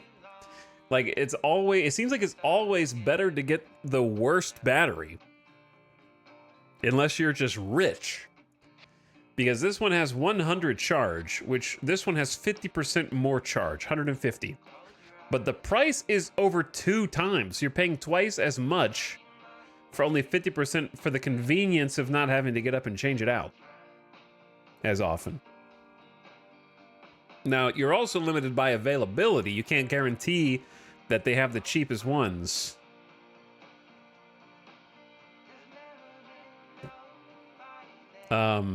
You know, like they only have 2 of this one, right?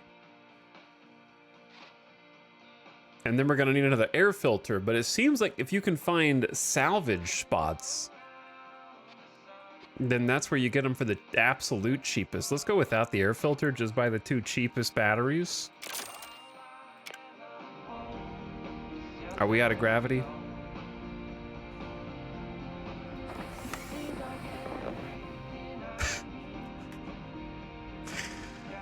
How does this keep happening, dude?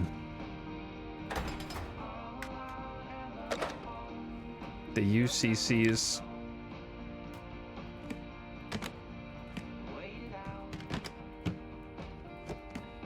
I only got 2 left. I swear. We already changed that, I'm pretty sure.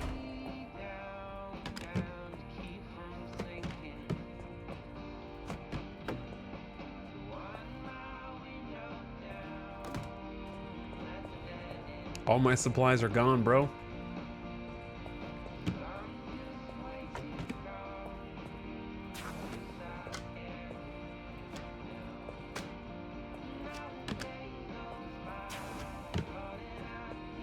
Always forgetting to pay the gravity bill.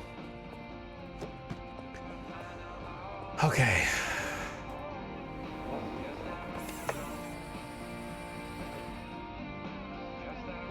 So, next. I already sold as much as I could sell. We're not in super debt anymore.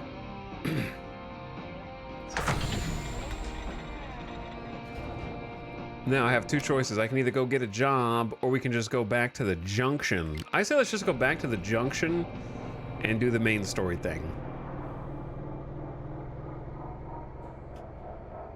I'm gonna call it main story. Meet Red Eddie. I could probably move my camera also. Highly pigmented and easily customizable for whatever you're celebrating. Fireworks Direct. Let's have a great night. Beware that fireworks abandon several sectors. Please check local laws before. Okay, I gotta be careful here actually. Oh, barely dodged that rock. Is this the reckless driving that I'm always getting fined for? I don't know what constitutes reckless driving anymore, dude.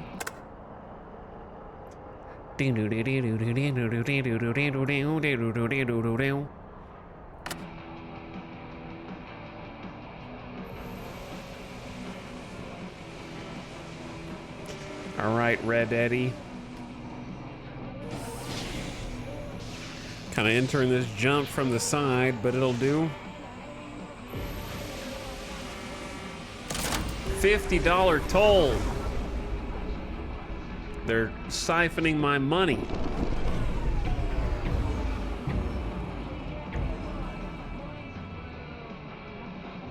Your cab has been pinged for a mandatory weight scan. Bro. Please head to the following coordinates and bring your truck into a stop at the marked bay.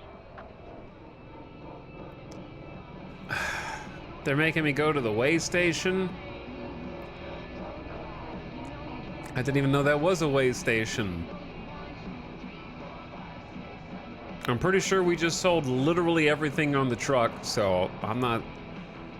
I wonder if you're like flying heavy, if you need to like yeet a whole bunch of stuff into space before you weigh in here.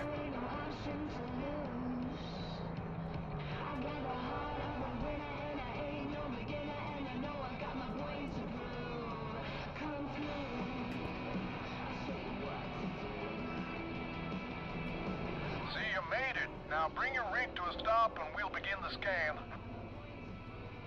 Hand off the throttle. Shouldn't take more than a few seconds.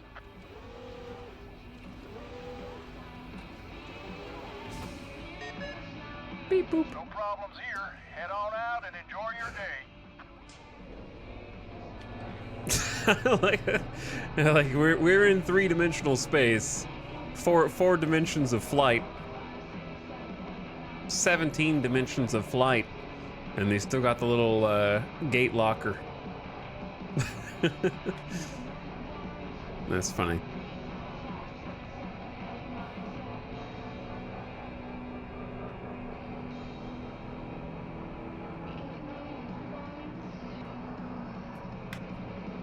Okay. Am I missing something up here with the chokers?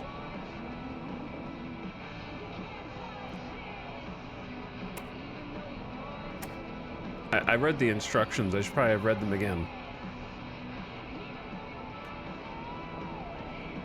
All right, Red Eddie. Red Dead Eddie. Red Eddie. Shouting for Lucky J. How's it going? You got time to chat? I do. You got any money? I really need money. I've been thinking about all the long-haul contracts I've taken recently. Those are my favorite kinds of gigs, you know? But they rack up the miles pretty damn fast. Me too, true. Distance and micro damage, I end up needing new coats of paint even faster than sour candy does. Of course, she doesn't care that much about the style. So, just wondering, how many miles do you have on that rig of yours? Chat, we don't have 80,000 miles. I have 79,952. Am I lying to this dude? That's what I figured. This rig's You new. got a pretty good warranty on that old girl. Must be nice to still get free repairs. Oh, I get free But repairs? That is, the dealerships aren't big fans What? of customized rigs. But when the warranty's up, I thought it was gonna you cost get me to do money. whatever you want with it. You catch my drift? Not really. Look, it's simple. You just gotta cluck up 80,000 miles. Then you can paint your truck however you want. Paint? So take some long haul. I wanna short upgrade. ride around the galaxy and back. And once your warranty expires, give my buddy a visit in Atlas Prime. He'll set you up with a slick new look. Question. I gotta run, so I'll leave you to it. Catch you again soon, LJ. Red LJ? Eddie out. That's like a chatter. Wait, no, that's KJ.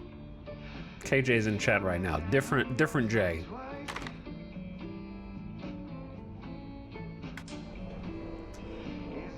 Wait for the warranty to... I thought he was going to give me a new mission. Oops, my bad. Where am I? The junction? There's a job board here. I need some repairs, though. Let's try and intentionally go to the junk fields.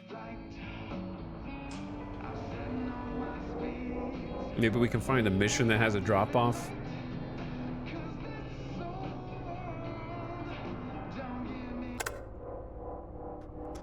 Okay, new question. Where's the job board here? Is it at Tiger Rock?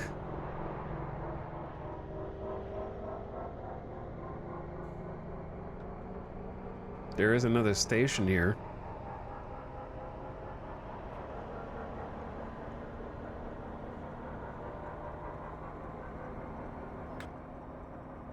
Yeah, I need to get all the free repairs before I hit 80K that you can possibly get.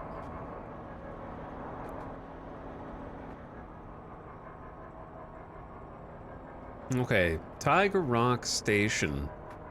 I haven't really gotten used to like navigating in the game yet. I feel like I would like to, what I want to be able to do is, see, like that turned into a job board once I got close enough to it. I want to be able to open the map, zoom in on an area, click on an individual thing in that area, and then it gives me a waypoint to that thing. That's what I want. You know what I mean? Where exploration's all well and good, but not when exploration costs you thousands of in-game dollars and your power cells are all running out and your fuel's running out and your money and your time is running out. You know what I mean? Like, exploration, I think, comes at a premium here.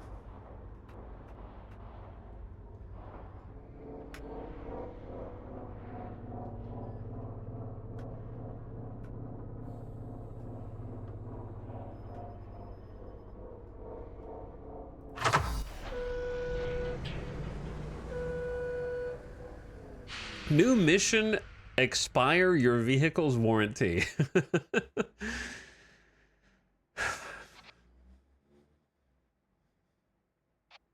Okay, see, this is Emerald Junction to the junk fields. That's good. These are all pick up in Emerald Junction. I want to pick up like multiple containers, but I have to level up first, I guess. So this is the only one that goes to the junk fields. It only has a $700 payout, but may as well.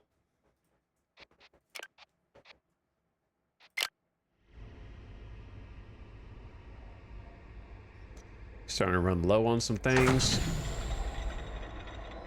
Where is the pickup? 0.3 miles away, right next door.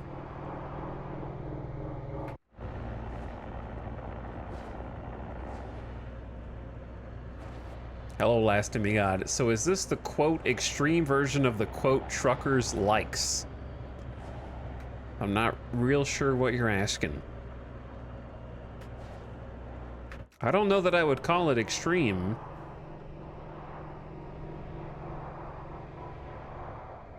I think, I don't know if this is what you're getting at. I don't think that being a fan of a truck simulator means you're inherently going to be a fan of this.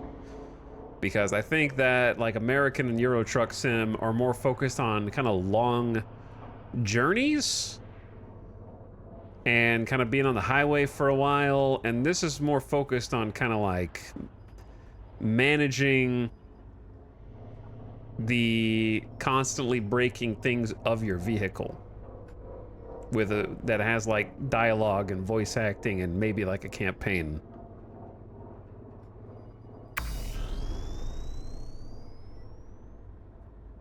So maybe that answers your question.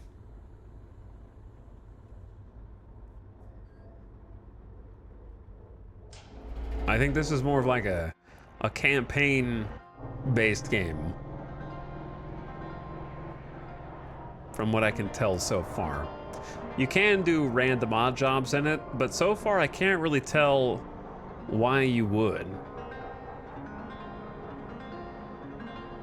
Other than you're broke and you need money in order to stay in the game.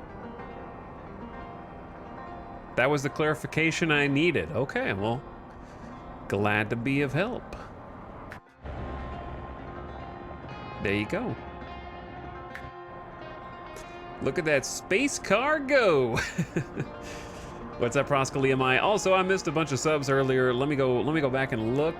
Yeah, I missed some subs. Hold on. Let me get into a spot.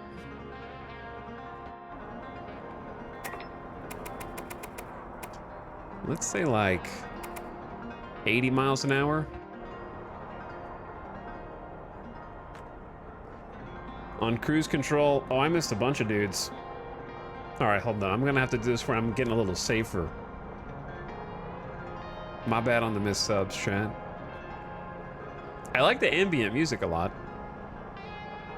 Like the little ambient jams that are playing right now. I think the radio is cute too. I just murdered the ambient track.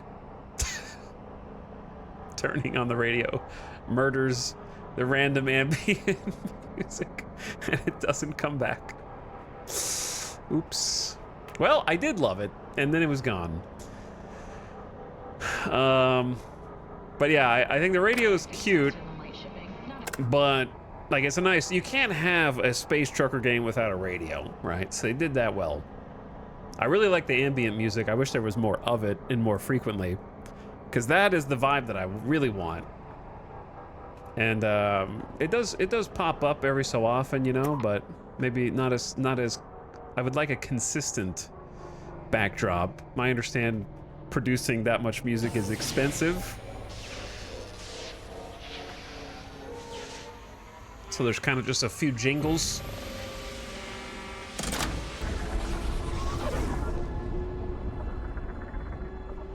But the ones that are there are good.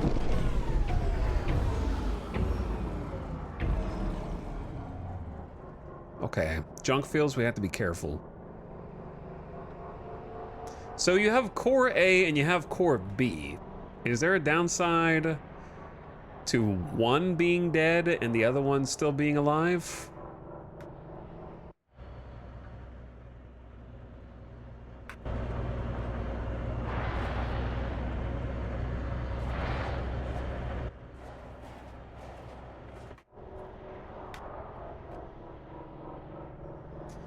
I assume that they just kind of like draw power from both. So like all the systems run off of your core power cells.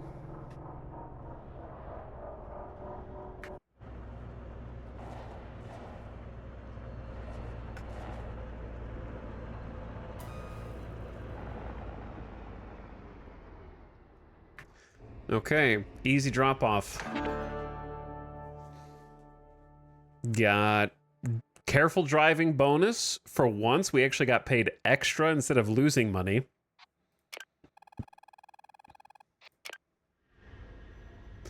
And there should be an actual repair yard here. Maybe the Star Works? Let's go up there. That'd be my expectation. Nice parking job. Thank you. Thank you. A Star Citizen comment, Fireman. Well, I never.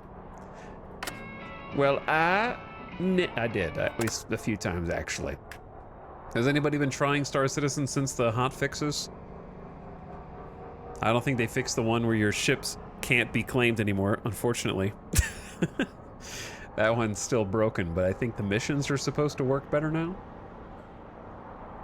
Any citizens in chat right now that want to take a guess?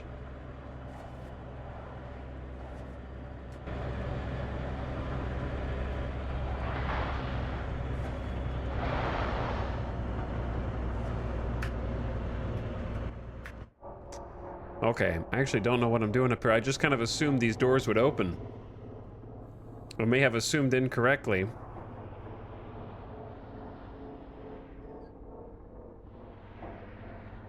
Chad, how the heck do you repair your ship? Siri, you can just go ahead and tell me. Is it not... Maybe is a body shop?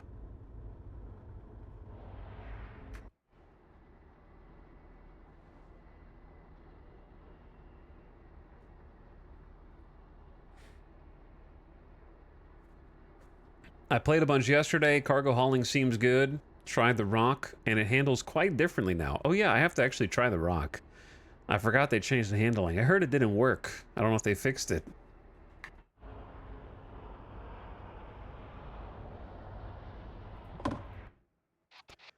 This is supposed to be the manual. So if I was a manual about hull integrity, fully repair your hull and restore integrity by visiting a local Auto Essentials garage. A local auto is... I have not seen a Auto Essentials garage. But it has a wrench. There's a wrench icon here. And if that's not the universal repair, is it this? And not the wrench? Because there's like a piston. And then a spray paint.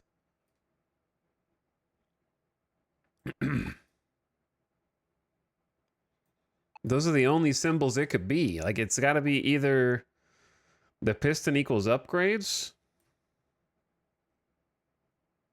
How do you know, person who just asked what this game was for the very first time a minute ago? Map key drop down top right. Good call. The body shop is the wrench. How do you know what's... Dude, you just came in and said, what kind of game is this? And now you said the piston equals upgrades. And it's the upgrade shop, okay? Someone knows more than they're letting on. For engagement.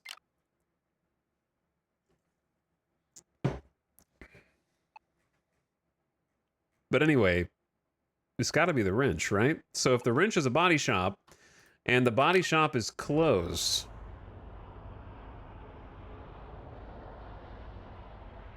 then what the hell do I do?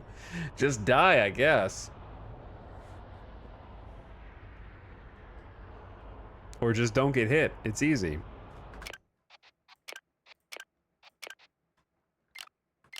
Okay. Well, I came here specifically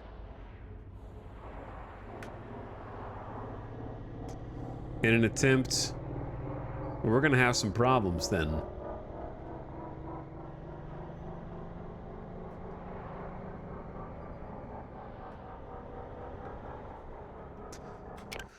I need to make a route. I literally only came here because I thought that the wrench was where I needed to go.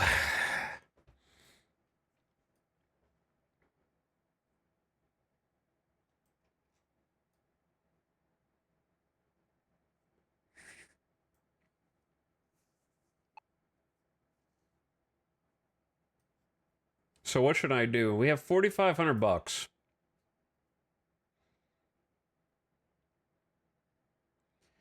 How about if we have 4,500 bucks, why don't we try and do our own thing? You know what I mean? Like not a job, but like just a buy and sell. We could go to Tank Town and we could buy energy stuff for 22% off.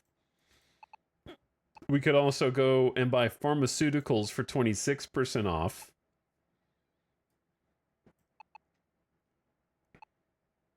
And then you can sell pharmaceuticals. That's not a bad swing here. You know what I mean? Like Purity has 26% off pharmaceuticals and Atlas Prime. Sorry, Emerald Junction has plus 17. So that's like one jump away. Potential profit. I don't know if it's going to be enough to justify it. But maybe we should. I don't know if 4,500 is enough, like, initial investment.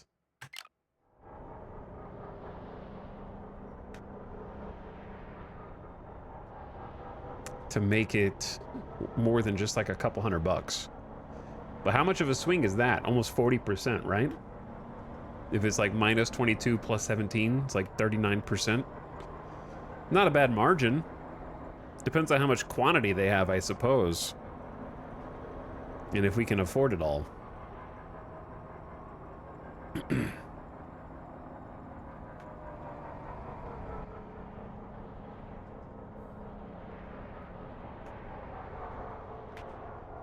Let's give it a try.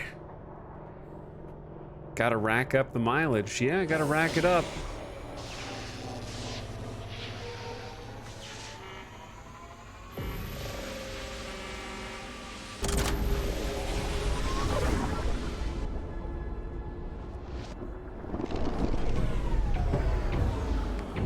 Okay. Where are we? We're in Emerald Junction. Don't want to buy pharmaceuticals there. That's where we ultimately want to sell. And if you zoom in, they got gas, shopping, jobs, and I'm assuming this is a toll? Is that the toll? Okay, hold up.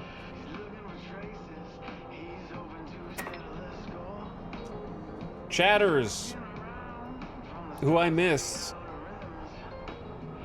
Monkey Space, thanks for the 29 months. Sorry, missed you earlier, Monkey Space. Welcome back. Appreciate the sub. KXZ for 47. I think I saw both you guys, actually. But thanks for almost 4 years, KXZ. Long time. Thor LP's back for 71, and Kieran Kylo for 58. Yeah, I think I saw you guys, but nobody after you. Chemo says, born too late to be a leader of a war band, born too early to be a space trucker, born just in time to play as them. Mountain Blade sequel win.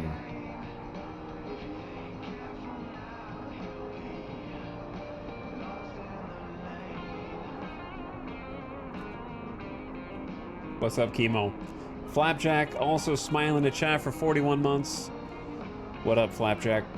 We hauling. Well, we're not hauling right now. We are on Death's Door, however.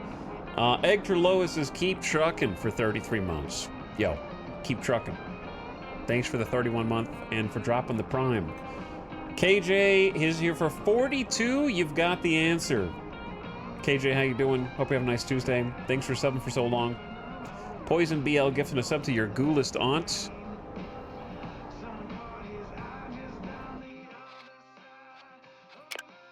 Okay, that's drive assist.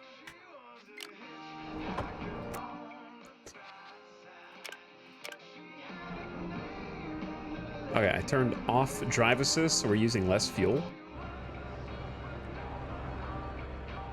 We're just floating.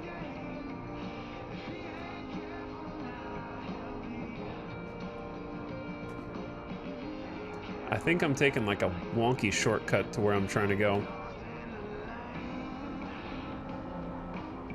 Okay, no drive assist might be a problem.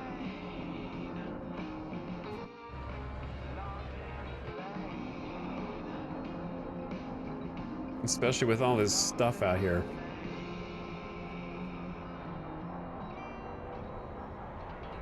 I think drive assist off is good on like long straightaways. What? Salvage beacon? Dude. Am I gonna go for... we are trying to like get stuff to sell, aren't we?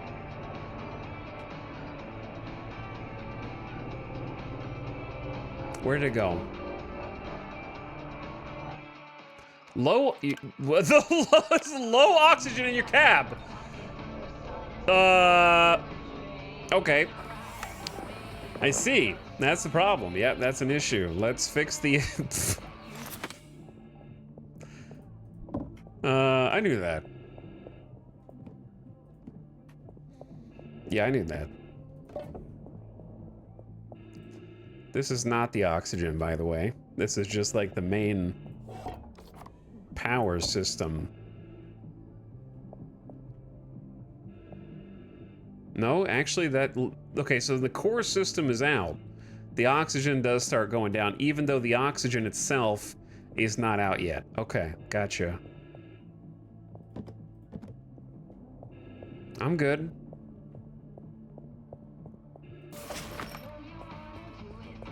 Ding ding ding ding ding. Ding ding ding ding ding. Ding ding ding ding ding. Ding ding ding ding ding. Where did the Here's a real question, chat. When you pass by a salvage and don't get it, do you think it instantly despawns?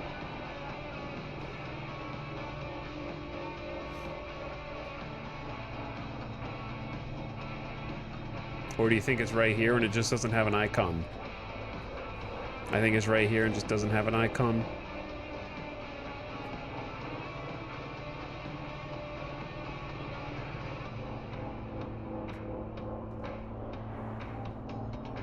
Maybe we'll get lucky and find some useful free stuff.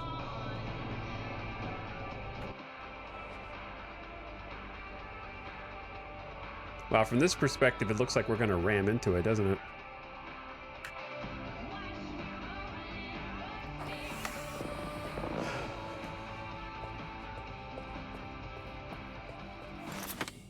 So, in theory, could you, if you were planning on going out anyways, could you turn off climate, suit, oxygen, maglock controls in order to save power? Now you're starting to think, bro. Now we're thinking, and you bring a box with you outside.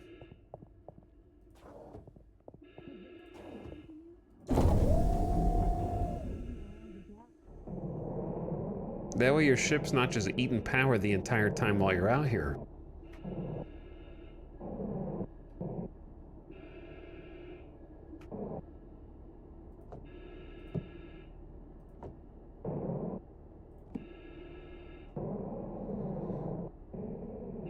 Okay, wait, is this another box? No, this is meal packs.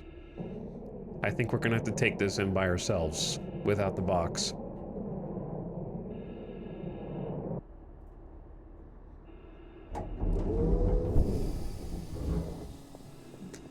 I think for now, set it, go back out.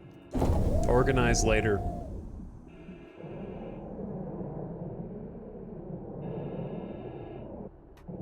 Good calling to put your mask on first. Yeah. I think, is this too big for the box too? There's some large stuff here, man.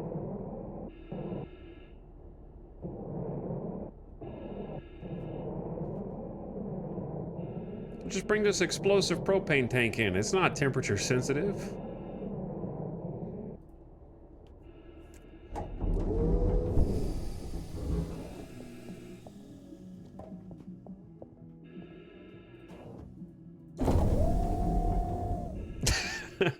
This is terrifying, kinda. Which part? I love how I brought the box out, but I haven't even gotten to use it yet. All right, there's a couple things in here that are not worth very much. Let's see. The data tape might be worth something.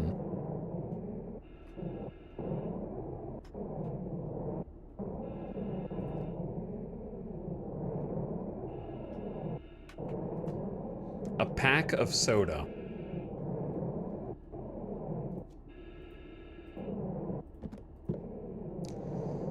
I was hoping with the first time we actually found like a filter and some other stuff. The filter's kind of, what was that? Beep beep. Was that just like you're 50% out of oxygen?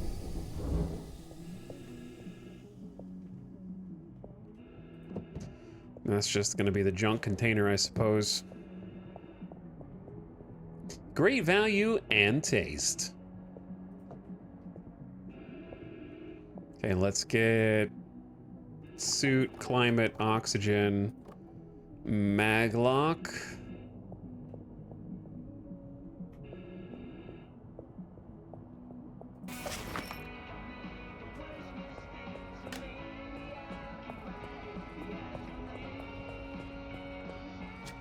Okay. We're locked in. Don't know if it was worth stopping for.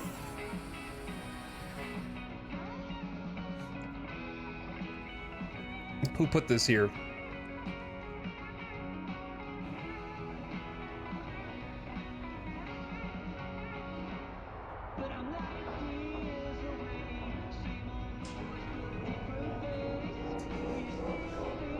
Okay, back to our original assignment,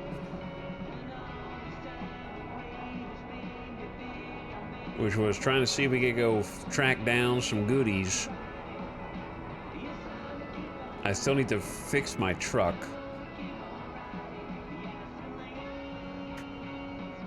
I was checking subs too.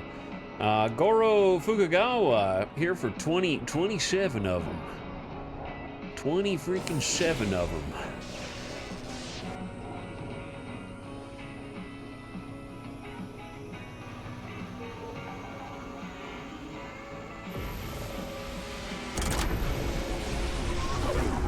$27 of them.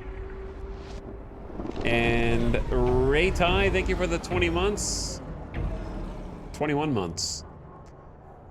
Math is hard. Counting is difficult. My oxygen is depleting. My oxygen is depleting.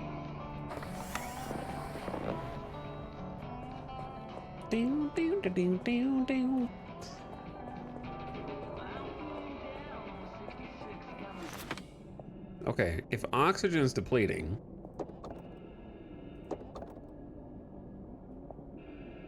it's still got 6 power. This air filter is shot. This air filter...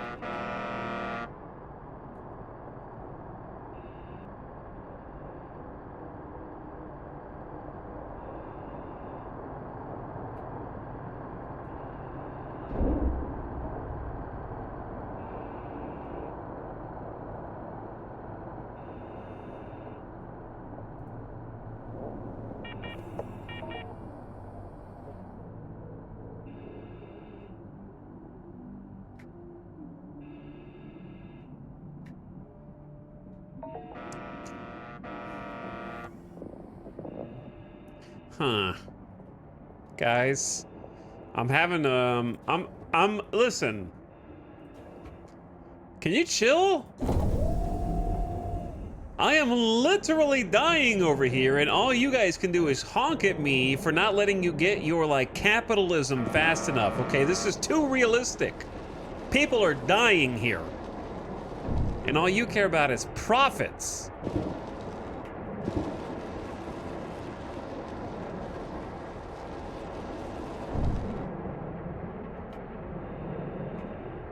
We are a husk. We are a husk.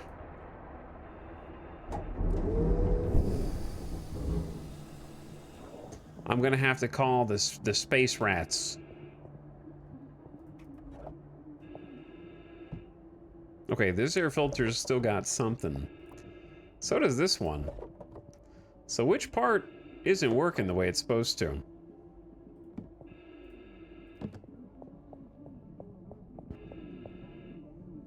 I mean, clearly we only have 1% battery left.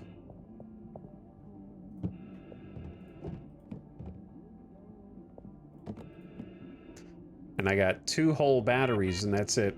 I hear you. I hear you. I'm trying to fix a lot of problems right now and stay calm.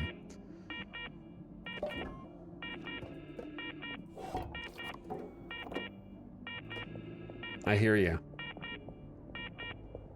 I'm with you. Okay, yep, I hear you guys too. We do have oxygen now. That needs to charge. I'm trying not to suffocate out here, and I don't even know if my rig can move. It's got 0% hull integrity.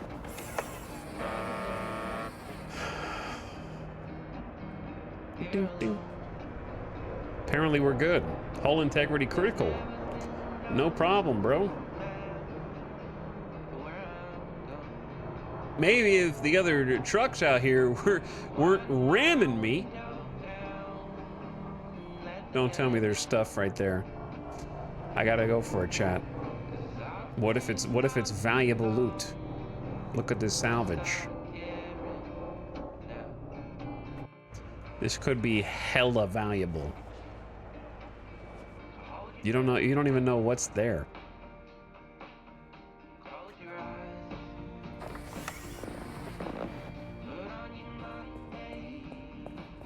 Could be anything.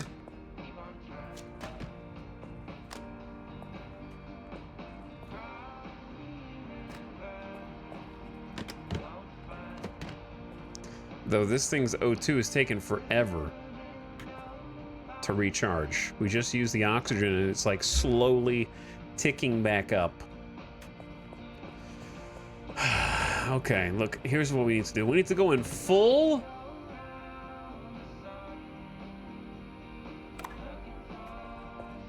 power saving mode. Okay, 100%. There needs to be a power save mode that we can configure here. Every single subsystem is getting... You're off? Headlights, aux lights, roof lights, front, rear, mezzanine.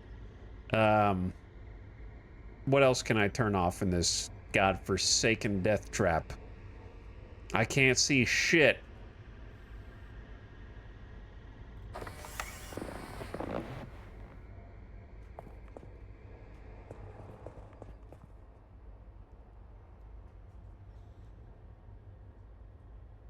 Does the radio take power? I wouldn't be surprised. I wouldn't be surprised. You know what this game needs if it doesn't have? Is there not a meter somewhere that tells you how much power you're consuming? And at what rate? I see drain per hour. 41% drain per hour.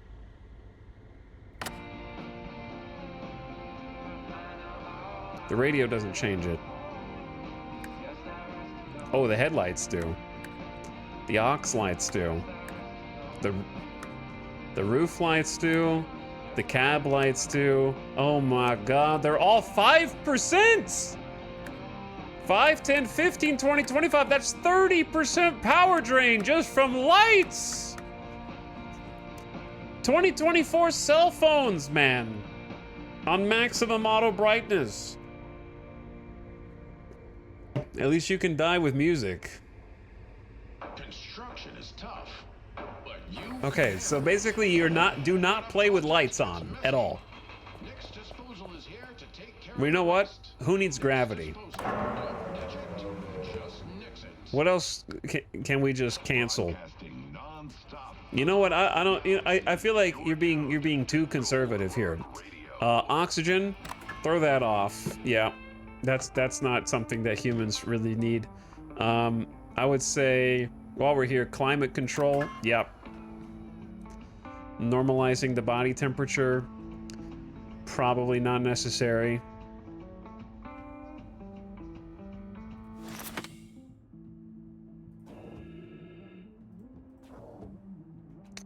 I'm gonna need me one of these. only turn the oxygen on when we really need it. That's, yeah, I think that's a good way to do it.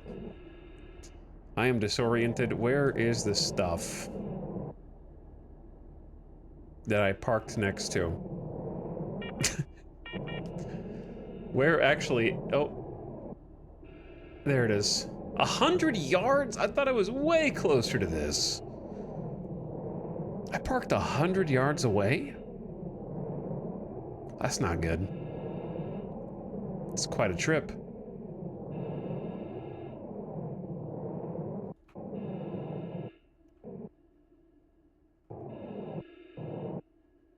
You got hit by a truck. This is a different thing. The temperature in your cab is reaching uninhabitable levels. Listen here, bud.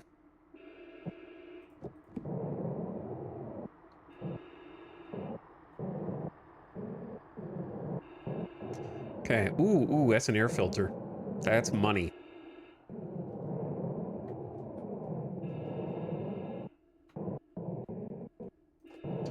That is pure profit. Painkillers. That's profit. A UCC, not very expensive, but it's useful. Okay, and then there's like 3 boxes here. I don't know prices yet. We got meal packs, electronic kits, and meal packs. I'm gonna say electronic kits first. Hold on, I got an idea. Yeet them toward the ship. I don't. Uh-oh, I'm running out of. I'm running out of O2. Okay. Where's the regular box? Here it is. I'm going.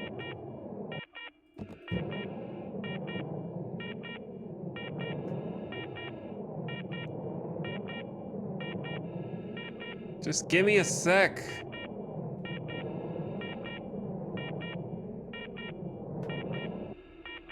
Okay, we're gonna have to volleyball bonk this toward the ship.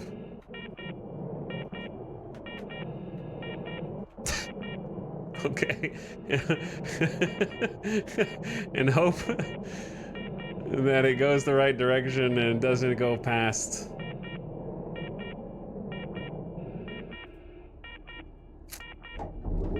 If it does, it does.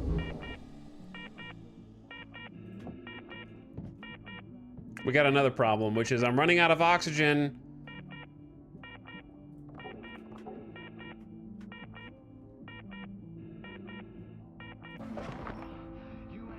I might be dead. Am I freezing? I think I might be freezing to death. I turned the temperature controls back on. We just need to chill.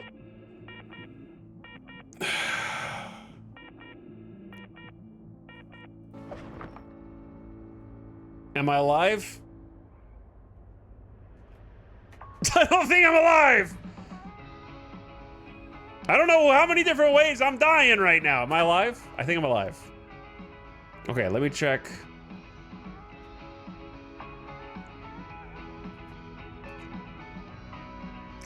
Suit has 0 power.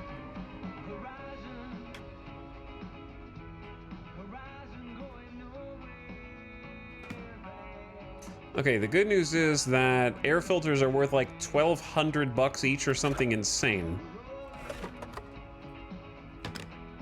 And when you have more air filters, it uses up your oxygen thingy more slowly or whatever. I don't know. So that one air filter is worth like more than a whole other job. Why is this? Look, I want gravity. It's too annoying otherwise. Suit charger's busted. Yeah, because it can't see anything.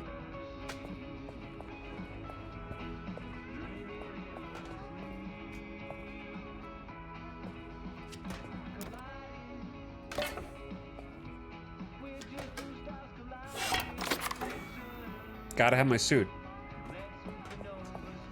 Am I freezing?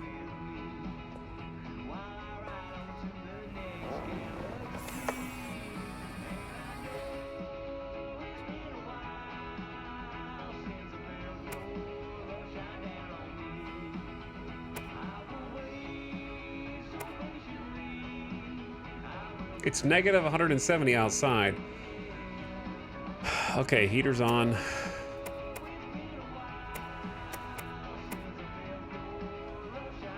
There we go. We're good. Now I gotta get out of here. I gotta have the headlights on at least. Otherwise I'm gonna get fined.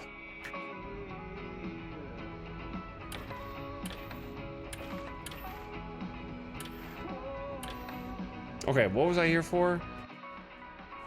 Why am I drifting through space? How did I end up next to the job board? Dude, I did drift. I'm right next to the cash shop too.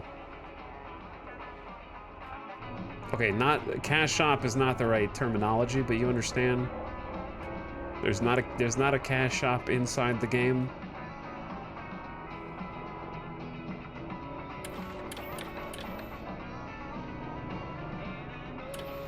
What does this screen even do? Life support efficiency? Oh, we got, yeah. Everything's falling apart, dude.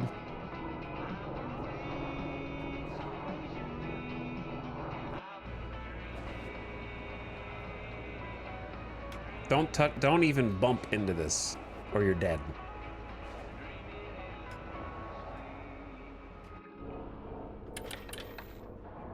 Don't even bump into it, or you are dead. You have 0% hull integrity. Radio. Smooth tracks for a smooth drive.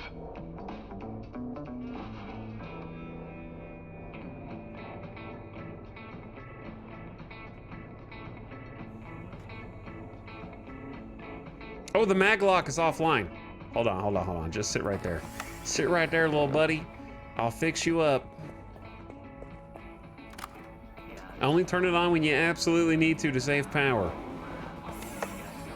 And now I'm gonna look over at chat, and every single person who tried to backseat that is getting timed out. Because I know you're out there. Let's see. Only one. Only one of you. Caught. Okay.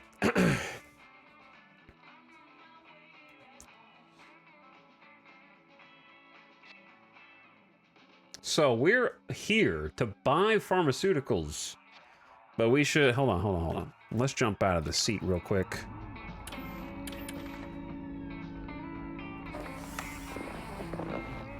Dude, hold on. You don't lose power in a station, I think, right? Because none of this has any drain. External power connected, hallelujah. So I can actually have lights on while we're parked. And you can actually rest at the station. That's nice.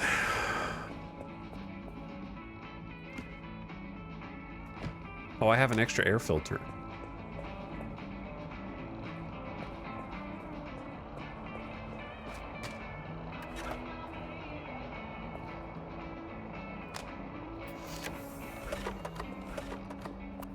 Okay, these at least all have some filtration.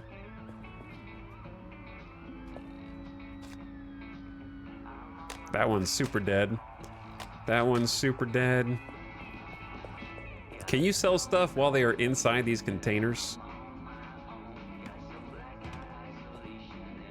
Or no? We're about to find out.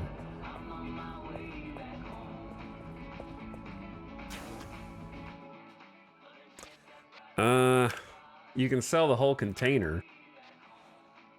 That's not really what I want.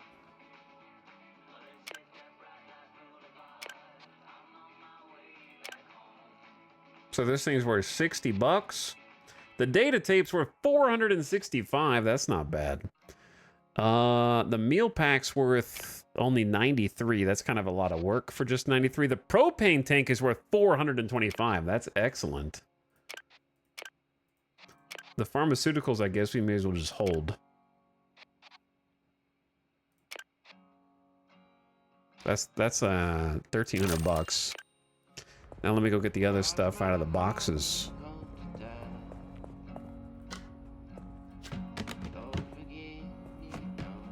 A good haul? It's okay. I don't know if I want to keep these. Yeah, I want to keep these.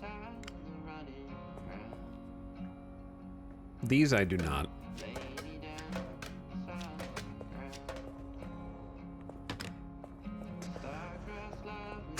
All right. Chad, did you know stress is spaceful? Did you know space is stressful? So, as far as purchases go, here's the thing, right? This is the trick. So you can go somewhere that has really cheap pharmaceuticals, but they don't actually necessarily sell pharmaceuticals. They have one object in this whole store that is pharmaceuticals. So it's not necessarily viable to try and do buy low, sell high in different places, because you can't guarantee the quantity of the goods that they have. Because like they only have literally one box. So there might be multiple shops that we need to check out. Also, while I'm here, Angry Jack Russell, thanks for 48 months of sub. I appreciate the Prime sub. Welcome back. Modified says nice for 69 months. Nice. Very nice. And Blu-ray, thanks for 60 months. I don't know if comfy is the right emote for this game. I wouldn't say that this game is comfy. Also, can we retire the word comfy from game description lexicon? Please? And Proska Liamai also for 31 months. The car is going. The car is going.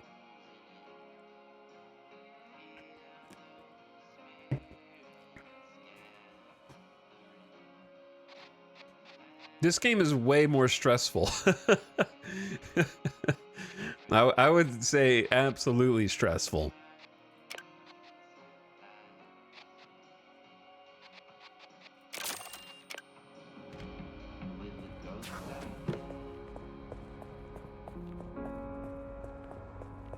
You guys got your comfy all backwards.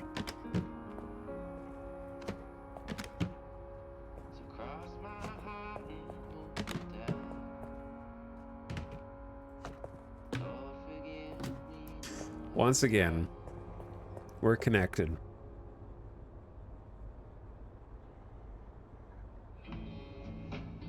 Now what? Here's a question. Does your suit...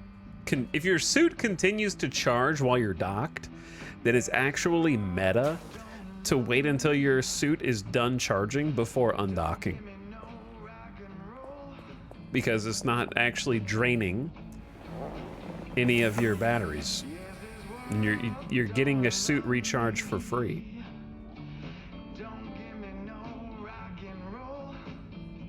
Nap time.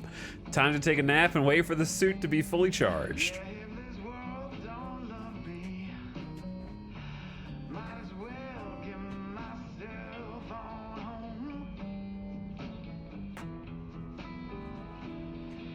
Some of the stress feels kind of unnecessary, like stuff is running out real quick, maybe a balancing thing. I'm playing one difficulty level above the recommended, which apparently increases the rate at which things deteriorate, but I think you would still find that it deteriorates quite quickly in the normal difficulty also. So I would say don't let people say such and such difficulty. I think you'll still encounter that. I think that's where most of the gameplay comes from, whether you like that or not. Are we min-maxing the comfy trucker sim? Yes, so comfy, almost dying. By the way, power is dying. It's down to 1%. So somebody's lying, because there's no indication of drain, but this was at 3%, and now it's at 1%. So I am losing battery power while docked.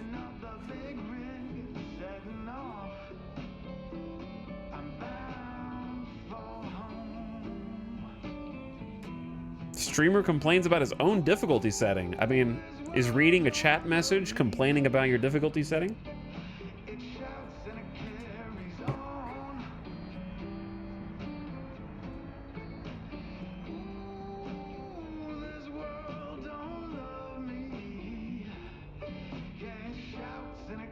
sketchy station pulling from your battery. I wonder if it's the suit? Maybe.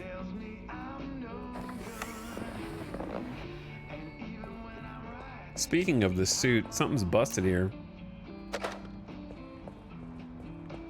You're the external power for the station.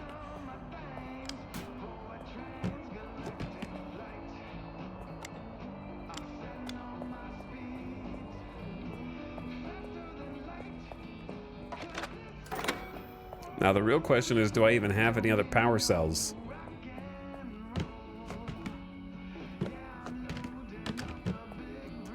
Nope.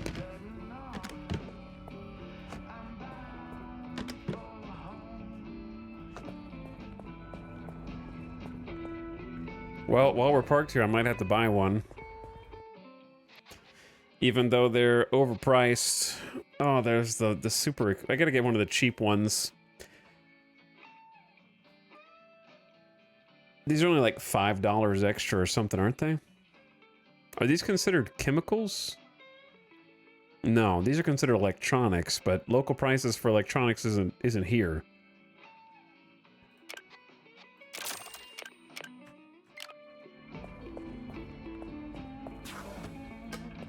But yeah, we're not gonna be able to get away without replacing this little dude right here.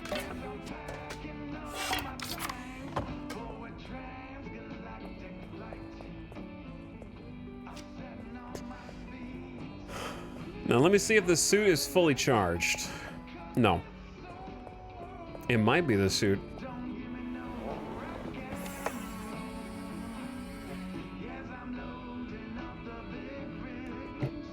Either way, we need to get out of here. Is there another shop here? There is a pharmaceutical building that way. Let me go try it.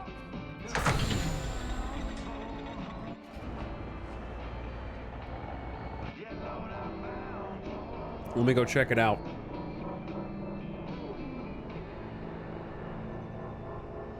H9 Pharmaceuticals. I ain't listening. Oh, there's some salvage. Is that the salvage that we already looted? Maybe. I find it hard to believe there'd be two right next to each other, but there could be, I guess. First time here. Last demigod, thanks for hanging out. And the Parkside, thanks for the tier 2 sub in 71 months. What up, dude? Welcome back, Parkside. I'm a space lot lizard. See, I read that as space pot lizard, Vorpal dude, and it didn't faze me. I was like, I bet you are.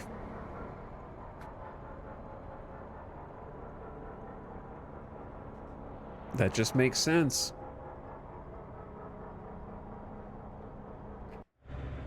Here's the thing, chat. I don't think this is a shop. This is just where trucks are here for pickup.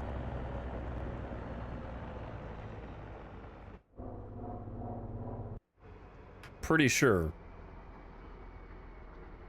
So I stand by my initial assessment that I don't think it's viable to like go to a place that has good prices because it doesn't guarantee that they'll have any actual quantity of stuff.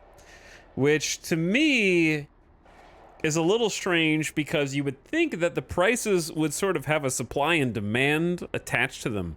Where if something's cheap, it should indicate that they have more than they need. And if something is expensive, it should indicate that they don't have as much as they need. You know what I mean? But it doesn't seem like it's attached to any kind of supply and demand.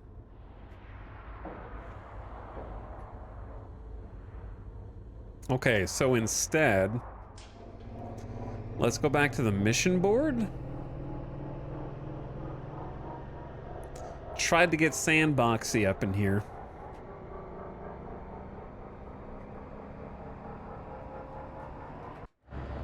I need to repair my ship. Apparently there's a thingy in Atlas Prime.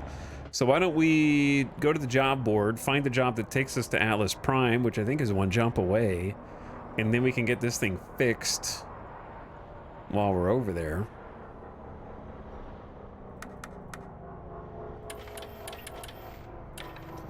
Turn the lights out to conserve power.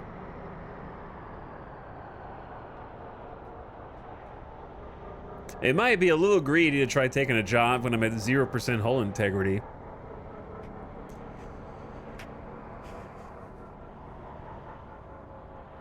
Because I really don't know what hull integrity means yet. Does it mean that if I get hit again, then I die? Because I'm not noticing that the handling is any worse. You know what I mean? I was expecting, like, if hull integrity gets lower, then your truck maybe handles worse?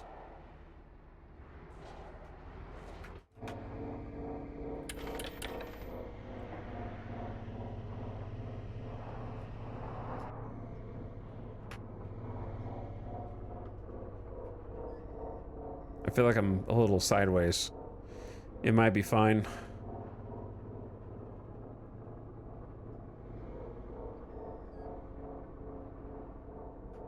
Ah! Sticky keys! You're gonna make me die!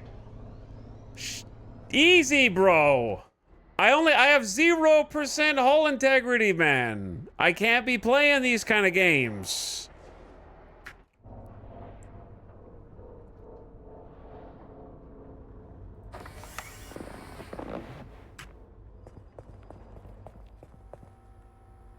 Is my mag lock? It is on. That was the loudest sticky keys of my entire life. I don't know. Why am I drifting? Why am I drifting down? Look at this. Is that the 0% hull integrity? I'm actually just falling? And now I am resting on the surface. What? Is there gravity?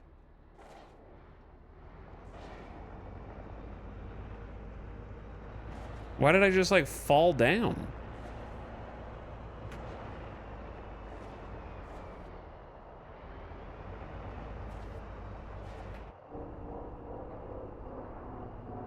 There is no way to go up and down that I know of. But it does seem like sometimes I just randomly get pulled down.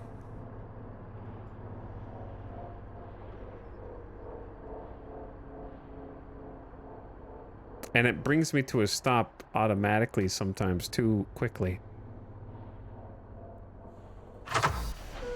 Whew.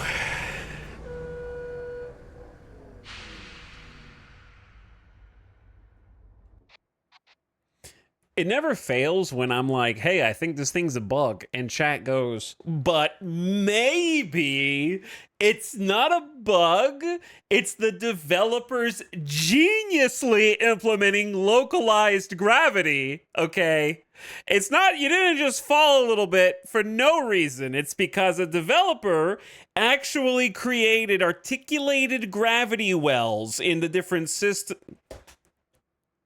Pepe Sylvia.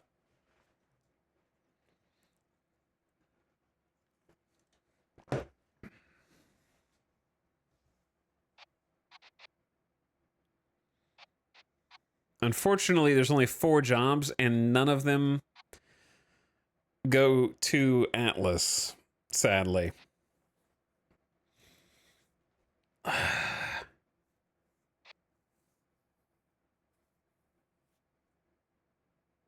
So we just shouldn't take one.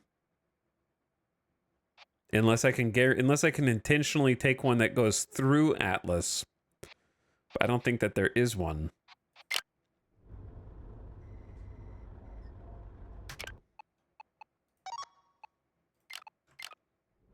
Because I'm in Purity, junk fields are the other way. All right, let's just go to Atlas then.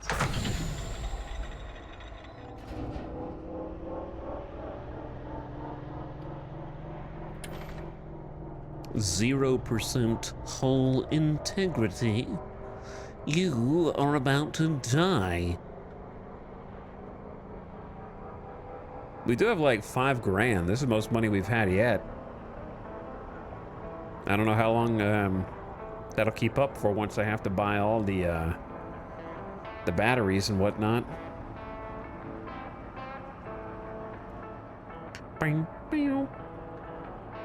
Maybe we should get on the highway here.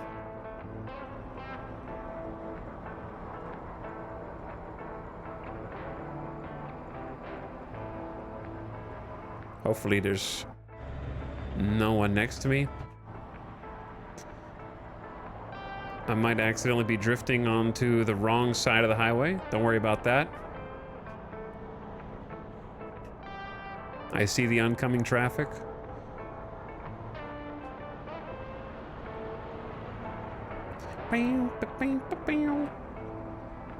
Alright, Atlas Prime, exit to the right. That's a tough exit.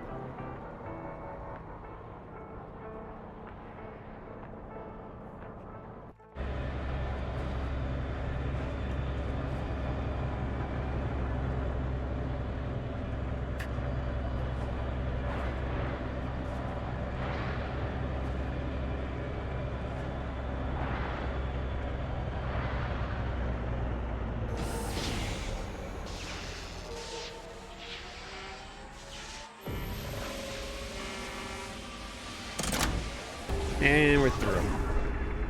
So, back to where we started. Is it that thing? The auto essentials? See, that's kind of misleading to me because the wrench is not the place you get repairs, and the key says that that is the upgrade shop. So I would think that you get repaired at the body shop, but you actually get repaired at the upgrade shop, I guess.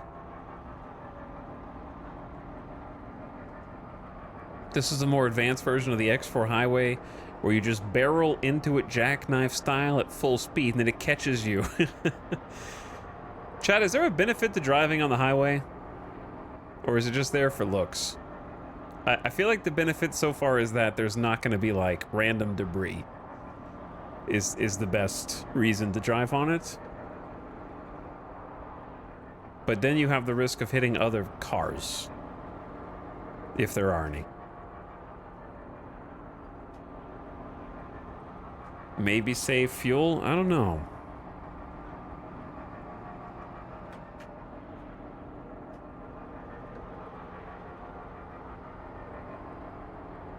Because they're not very long either. They're pretty short little space highways.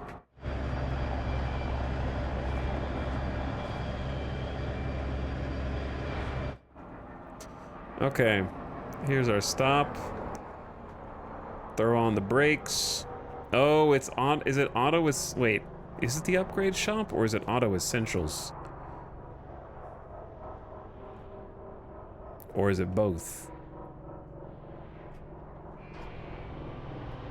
I kind of want to see what's at both, so let's just see what's at the shop first.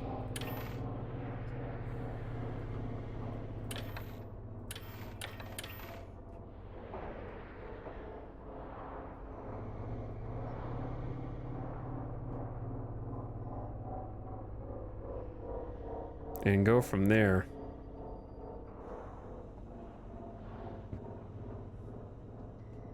Hello? Bro.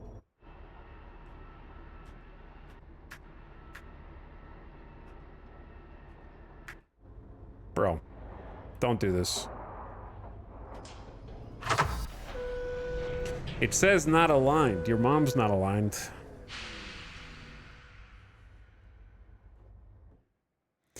Okay, what do I do with this?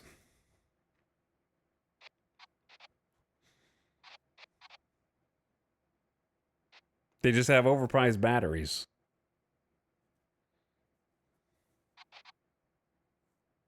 The UCCs are cheaper. I need to buy those. The air filters are still $1,300 each. And then these are real overpriced. Gouging me, man. They are gouging me.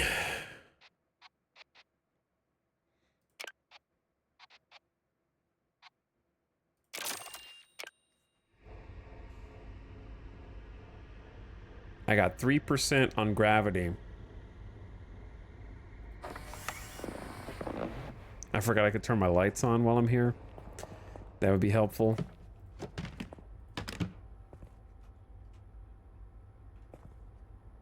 I can't see. You can actually reach the buttons from around the chair, which is cool, except I can't see the light button.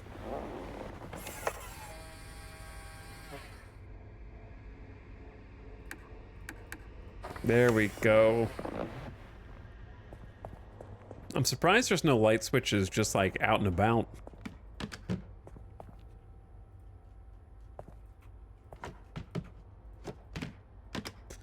Those are the UCCs. And that's just straight up empty. Dude, we are running low. Low.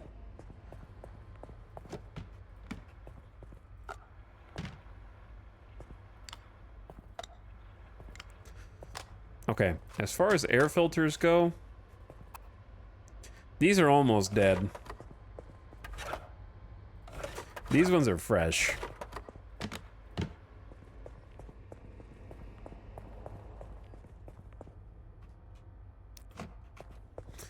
And we need to hop one dock and undock over.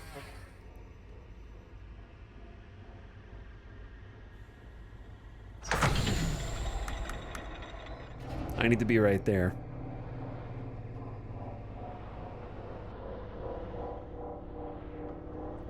Indie upgrade shop, which I don't know if you back into or just drive forward. I'm gonna back up because I assume that's how everything works.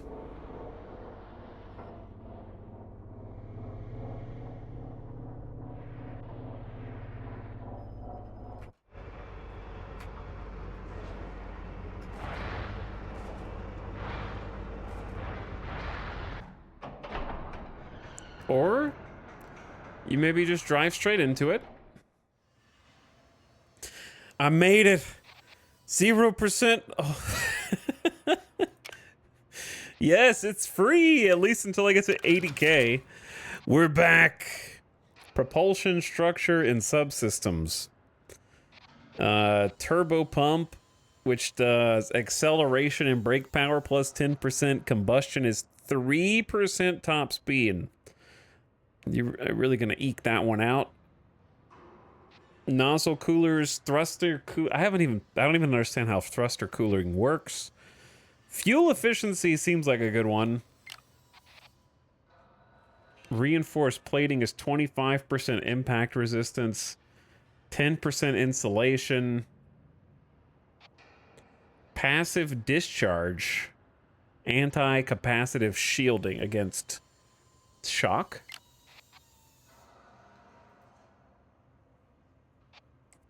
Chat, was there an update or something for this game today? Seem other streamers playing it too. Circa, what if I told you that the game literally just released today, and that's why you see people playing it, and that there wasn't a update other than the game is out and available to play because it wasn't available before, therefore there couldn't have been any updates for it until now. Because what you remember seeing a long time ago was a demo.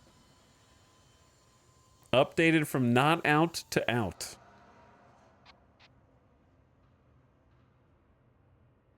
Suit recharge rate plus 25%. Truck collisions.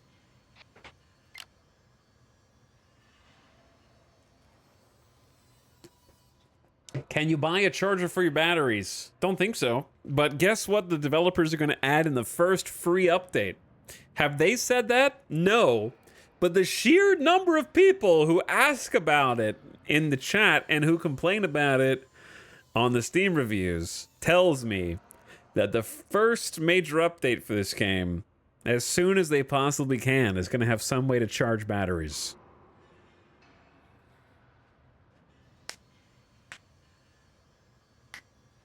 Based on the overwhelming amount of demand. Isn't that what happened with Subnautica? I don't remember. Subnautica was in early access, though. So, it's a little different. They were looking for feedback and adding systems as they went. Well, I definitely look a lot nicer now that I've been repaired.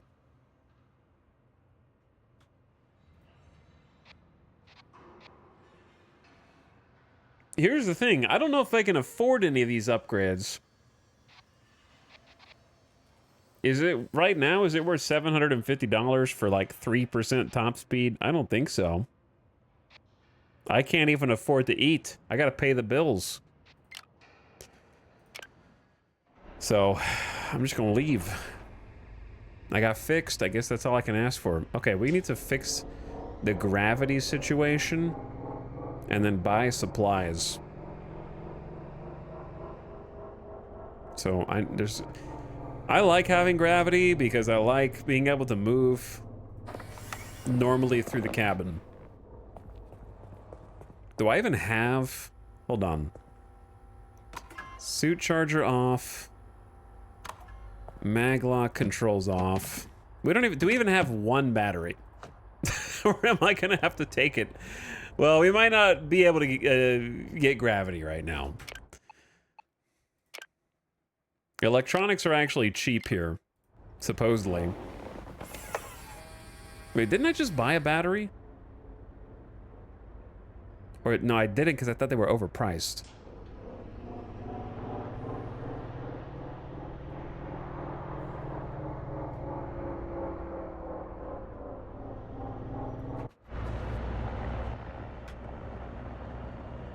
So, where am I going?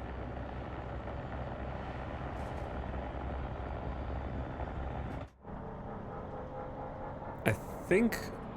Is Palm Views? No, Harmony Link is over here.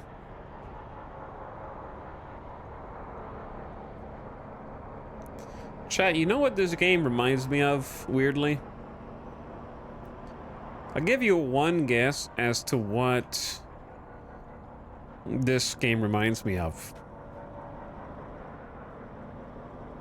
And if you're a non-sub and you guess the game, I'll gift you a sub.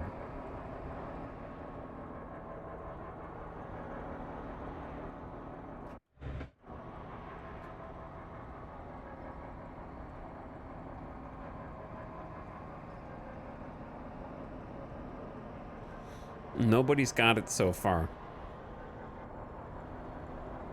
I'll give you a hint. It also came out this year.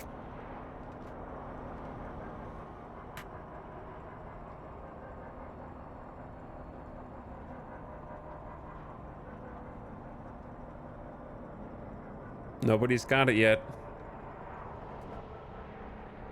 Alright, we're out of gravity, but there's nothing I can do. Hey, somebody got it.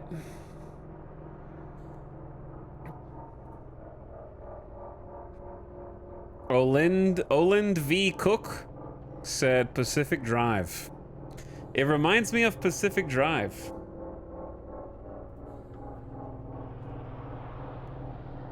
Weirdly.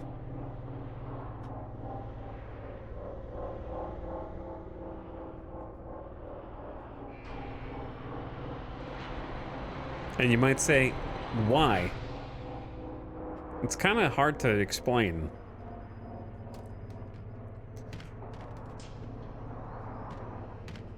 I hear stuff banging around in the background.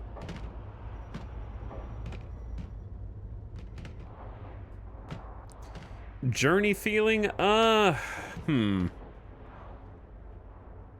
No, that's not it. Oh, yeah. Hold on. Just chill, chat. Just relax. We're gonna line up. Maximize power.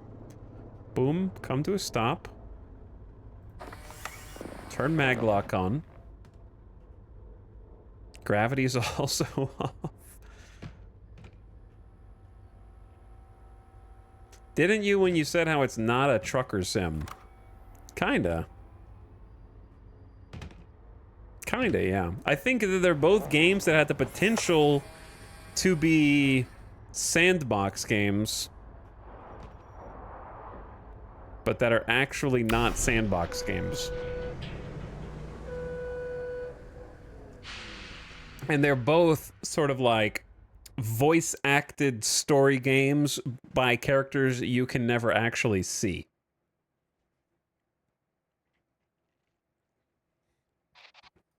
And I don't think that that's inherently a bad thing or a good thing.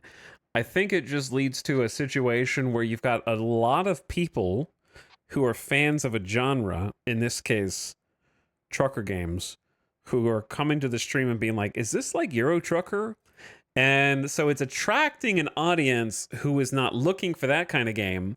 And the kind of audience who is looking for like a story-driven narrative game aren't immediately gravitating toward the thumbnail and title of Star Trucker. Does that make sense? Like there's a diamond or like a triangle of interests, and they're chasing each other's tails. The trucker sim people are chasing the tail of a sandbox trucking game. The game is chasing the tail of the people who are interested in a story-based kind of like dialogue game with sandbox elements.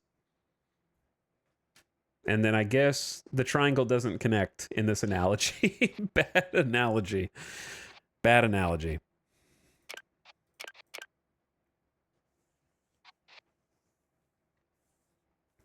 I'm just going to buy another air filter.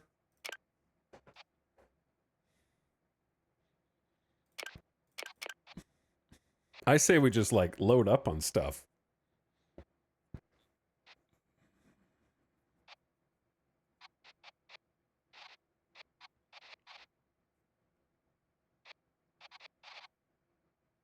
Okay, 2,300 bucks. See, the thing, when they drop all that stuff, does it take damage?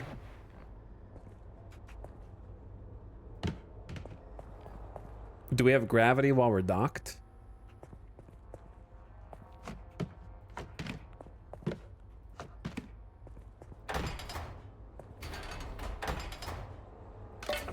So we get gravity while we're docked. Interesting.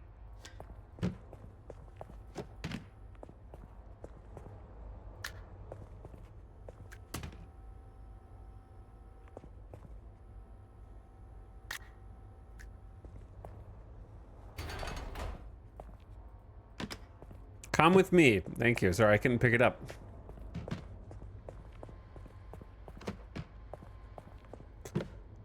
Why do I have a case of emergency supplies? I think I bought these with the intent to sell.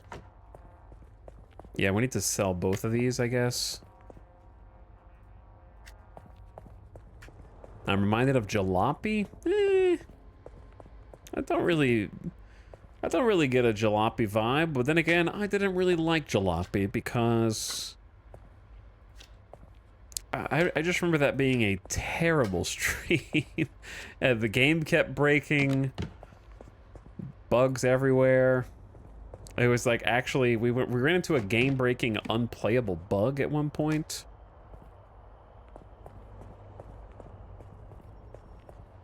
Sort of coming back to me. What's this? Climate control.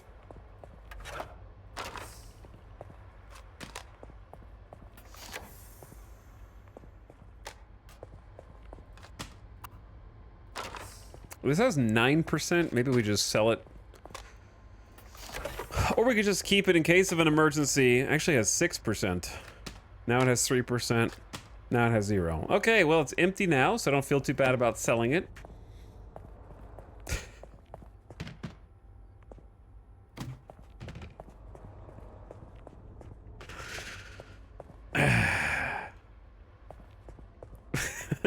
That was like $200 worth of filtration. Was it though? Was it though? I don't know about that.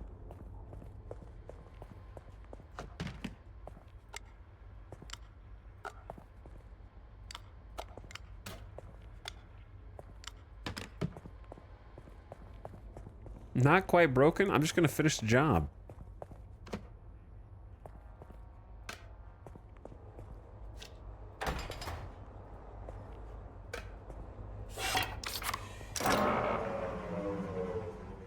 Ow. Wait, why is there no gravity now? So gravity was fine. Wait, what? And then when I put the new battery in, now it's busted?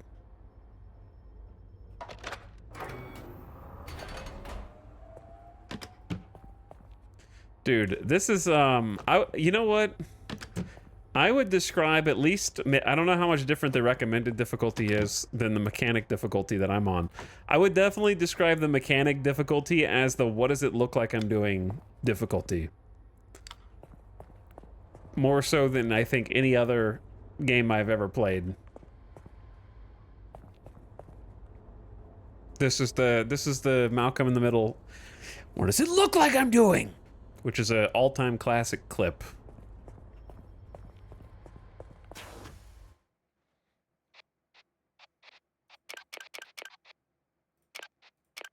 $487. Can you get other trucks in this game? I don't think so. Not that I know of.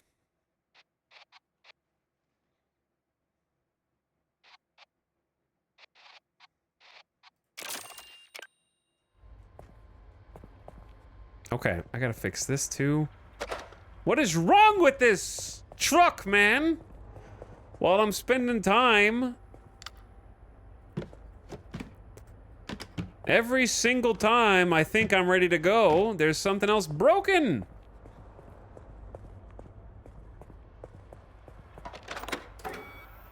Okay, climate control, oxygen. The suit is charged. I got 4 more of these things left. Is this has got stuff in it too.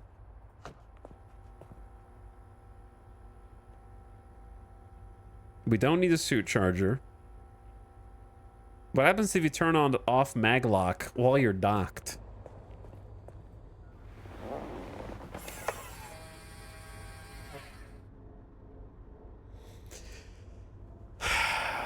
Save and try? No, I should save anyways, though. That's not a bad suggestion, but I'm not gonna try. Okay. Now what?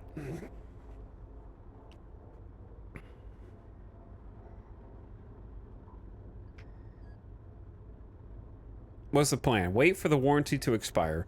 We're at 79,981. So we need what, like 19 more miles? How much XP do I have? I'm almost level 4. I need to get to here to do multiple trailers. And then you get +2 trailer links.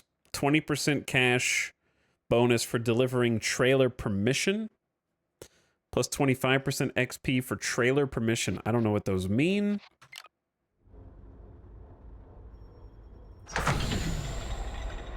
Where's the job board? On the other side.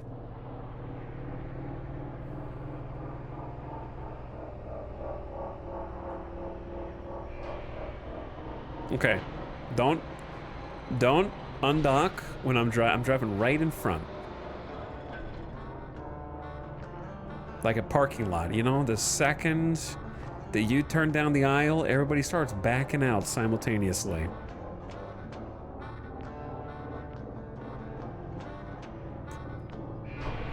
Ding ding ding ding ding ding ding ding ding ding.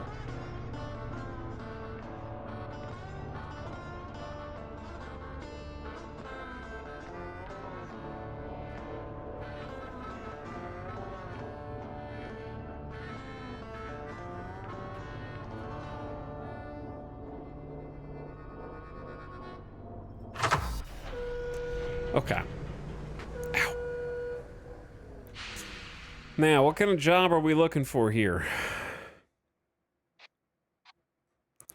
One that pays good. One that pays good. Ow. Have you seen any funny crashes from the AI yet? They ran into me? Or maybe I ran into them. But I'm gonna say they ran into me. All right, I'm not taking credit for that. Gluten Pale, thank you for 69 months. That's another 69 month sub. Nice. Yeah, that one counts. Okay, that counts. Gluten Pale, thanks for the sub. DracoBot, once again, appreciate the 17 months with the Prime. And Oland V Cook, enjoy your gift sub for being correct.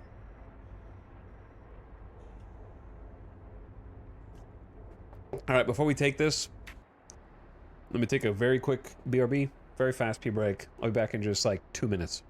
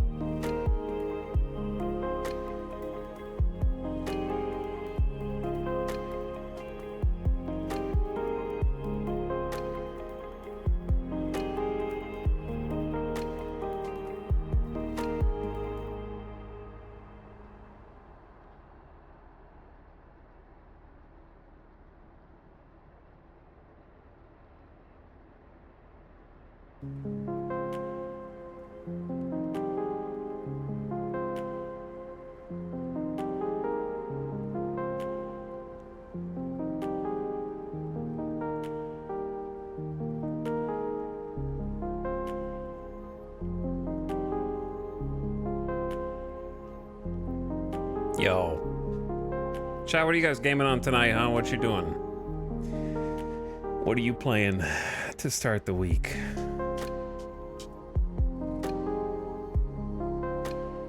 Also, Fuzzy Spud Kids, thanks for 59 months. What's up, Fuzzy? Project Zomboid. Necessi. However you say that game. Bloodborne. Balatro. Still playing Balatro? Unbelievable.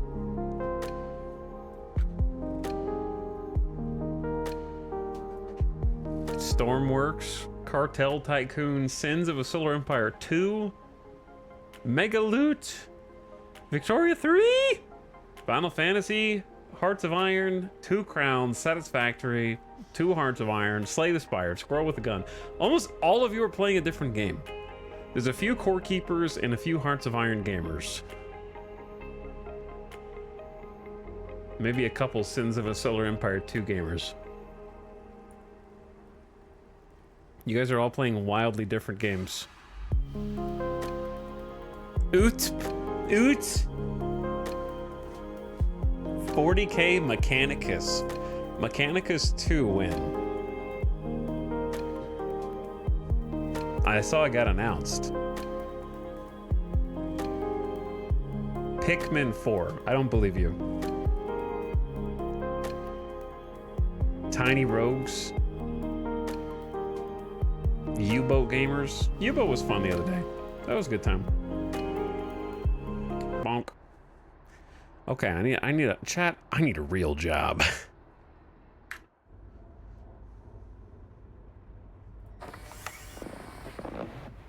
Guys, what should I spend my Concord refund money on? Artifact booster packs.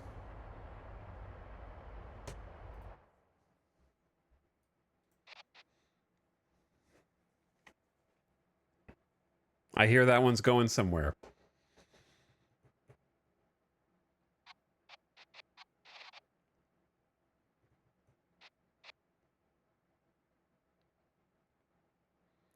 Okay, judging by, I want to get a pickup that's here. So these top three have a pickup here. This one's an extra jump to Emerald Junction. Well, we have to take the miles anyways, right? We may as well do this one. To Emerald Junction.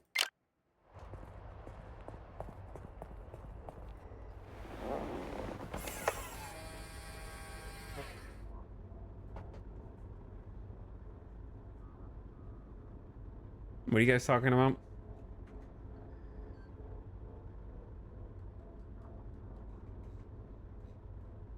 What is this paragraph? Talking about, I don't know what Odd Realm is. Is my spacesuit messed up again, or did I turned it off on purpose? Yeah, I turned it off on purpose.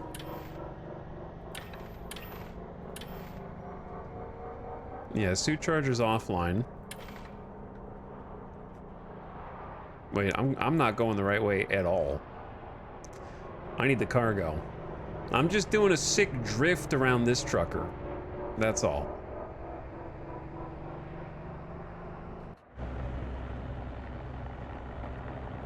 I like the default color scheme on this.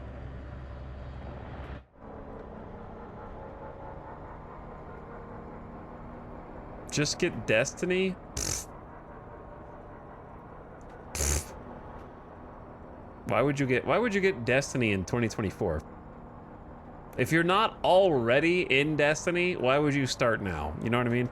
The only people still playing Destiny are the basically like WoW adjacent addicts. Like, you know what I mean? Like you're just in it because you've always been in it. It's what you do. You get the new DLC, you get the new expansion.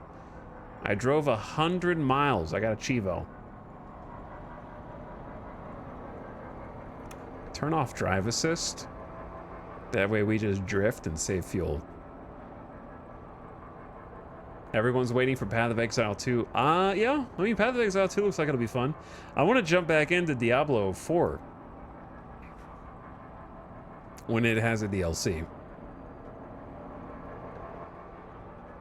Or expansion. Whatever you want to call it. The expansion.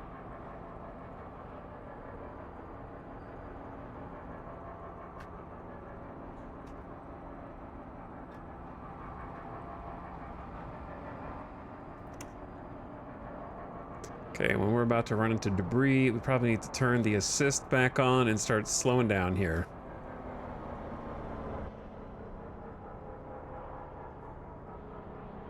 Do we need fuel? We got about half a tank.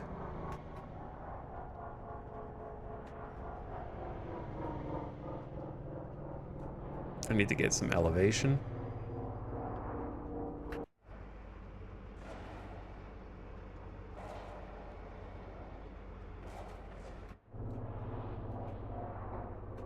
It's easier if you change your camera to be this, like...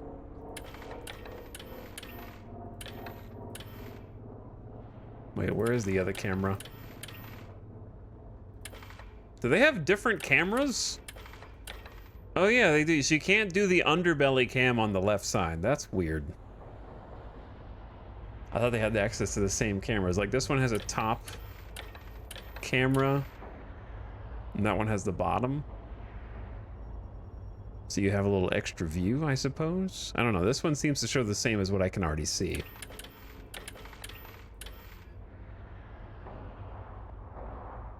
I'm almost like, yeah, I'm close enough to just instantly maglock.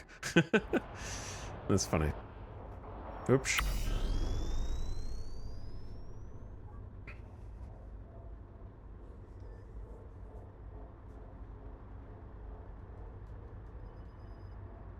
Yeah, I heard that Diablo 4 is like pretty fun, pretty good now, pretty sick.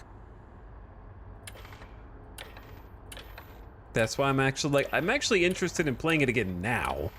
It's just, I don't know about you guys, but I never really got into the whole season style gameplay. I don't know. I think I like it in theory, but when it comes to motivation, it's actually detrimental. Because I think if I knew that there wasn't gonna be another season, I understand that the season character, like, I think this is not really a can of worms, but it's complicated. The seasons that I wanted out of Diablo were not the seasons that we got. What I was hoping was that the seasons would include can't miss story and lore. If I was in charge, what I would have done was make the story of Diablo 4 the same as it was, with obviously a few minor tweaks here and there, but it ultimately has the same major notes. And then once you get to the end, and it's sort of a cliffhanger that they're planning on, I guess, following up on in the expansion, I would have seen that get expanded upon in the season content, so that you sort of want to follow along with the season content and keep up with the story simultaneously. So you kind of keep coming back because there's going to be new cutscenes, new characters, see kind of what happens, and it gives you like a breadcrumb trail. Yeah, like story episodes. And then you get to the expansion, and the expansion is kind of like the full conclusion of what happened there. And then every time a season ends, those like story bits are just added to the base game, right? So you want to keep playing as you go, and then afterwards you can just play through all those as like kind of extra content. The problem is, because of how unfinished Diablo 4 and its endgame was at launch, it was a complete campaign, but it was definitely not a complete ARPG, I would say. There's no way that they could have done what I just described, because what they've spent the last like year doing is trying to fix the game. For things that, and that's not like being mean. Legitimately, an entire system was not in the game at launch. Resistances literally did nothing at launch, and they were in the game but did nothing. This is literally a broken system. So it's not being uncharitable. Yeah, they literally had to redo loot from the ground up, so there's no way that they could have ever done what I'm talking about, but that's what I thought that they were gonna do when they launched and talked about seasons and how seasons were gonna have a narrative attached to them. But what I didn't realize was that the narrative was gonna be just like a shoestring, basic blanket reason for why you can go murder 10,000 more demons for 3 months.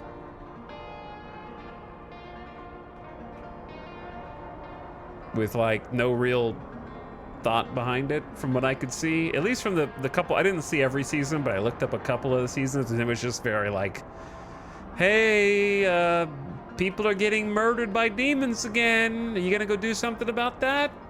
It's like, yeah, I can't believe there's any people left. How have the demons not killed them all already?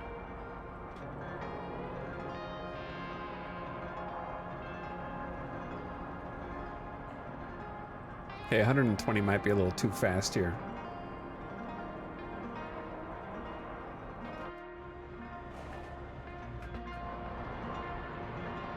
I think we're drifting a little bit too far to the side.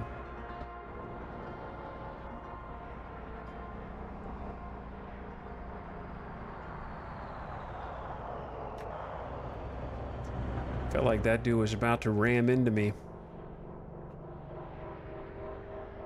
Okay, gotta go through the tolls. Our engines, they're always cool. They're never overheating. I wonder if they start overheating maybe when you start carrying like 3 trailers or something. All right, watch out for this nerd.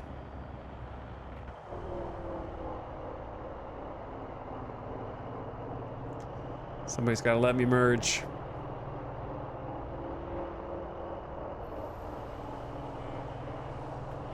But yeah, anyway, they spent a year fixing their game.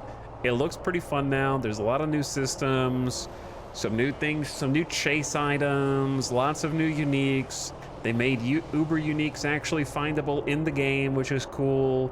The new enchanting system or whatever looks pretty sweet. Yeah, it all looks good. I want to play it. The thing is that it's almost like so close to the expansion coming out that I don't want to get invested. You know what I mean? Like, I may as well, I've already waited this long, I may as well get the full new content experience simultaneously. I feel like drip feeding it now, and then the expansion comes out in like 2 months. After waiting this long, I feel like it's just going to be more fun if you just get the entire haven't played since the first month of launch experience along with the expansion, and then you get everything together. Never played Diablo. Should I, or Path of Exile instead? If you've never played an RPG for any considerable length of time, Diablo is easily the recommendation. And don't listen to the Path of Exile heads, okay? Because they're biased. If you've never played like a ARPG seriously, then you should play Diablo.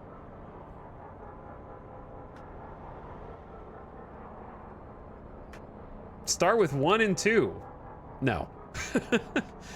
Unless you really want to see the lore, I would just go into 4.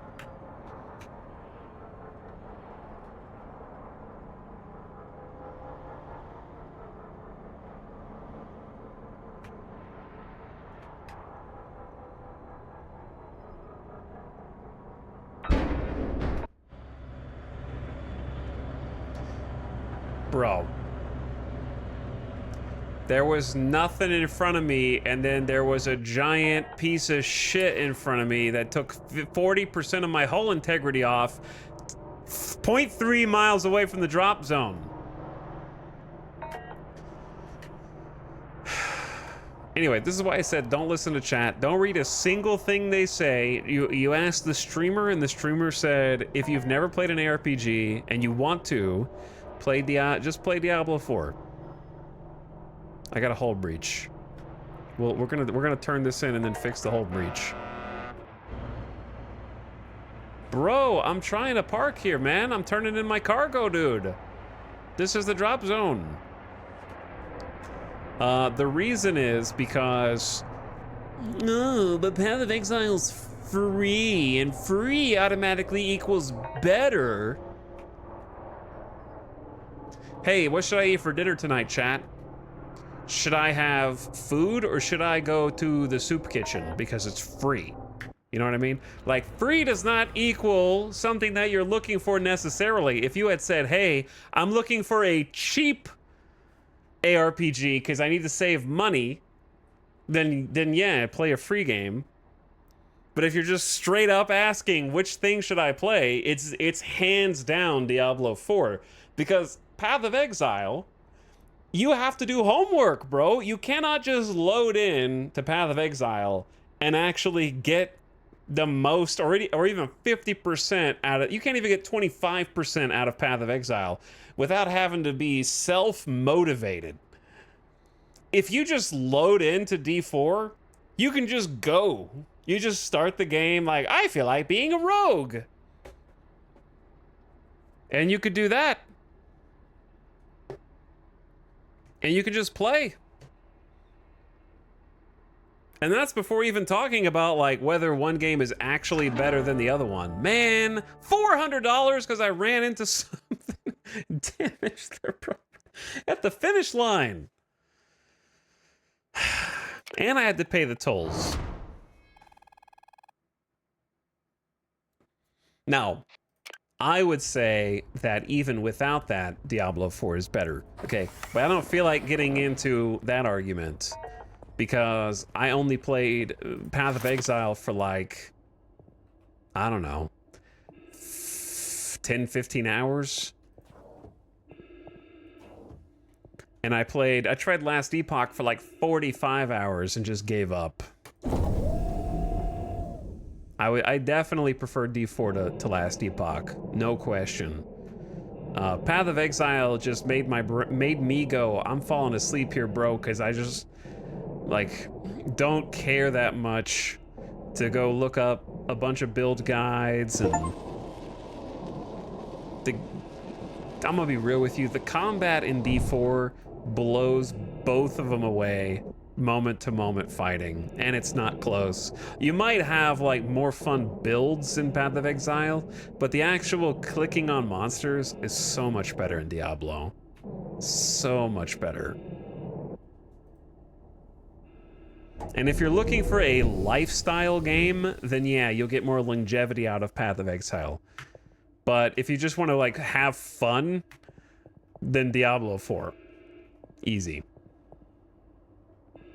And then I would personally play either of them probably before Last Epoch. I don't think Last Epoch's like a piece of shit or anything. I think that it's pretty good for what it is.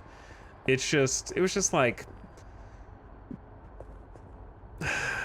I think the narrative was actually so bad that it made the game worse. I think like the narrative was so bad in Last Epoch that it was worse than not having one.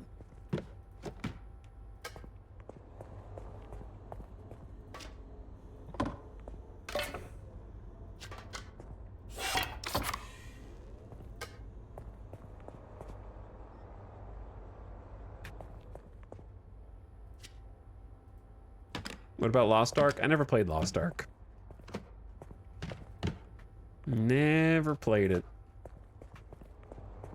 However, if you want to do some homework, and you want like a middle ground, then I would highly recommend Diablo 2 Remastered. I think as someone who has no nostalgia for Diablo 2, I started playing Diablo 2 before 4 came out, and it was amazing. I thought it was a ton of fun. And that goes on sale all the time. And there's usually a 2-pack that has D2 Remastered and D3, and it goes on sale for like less than 20 bucks. I would say the first one is a museum. It is not fun by today's standards, but it is an interesting museum piece. It's like, oh wow, this is where ARPGs were born.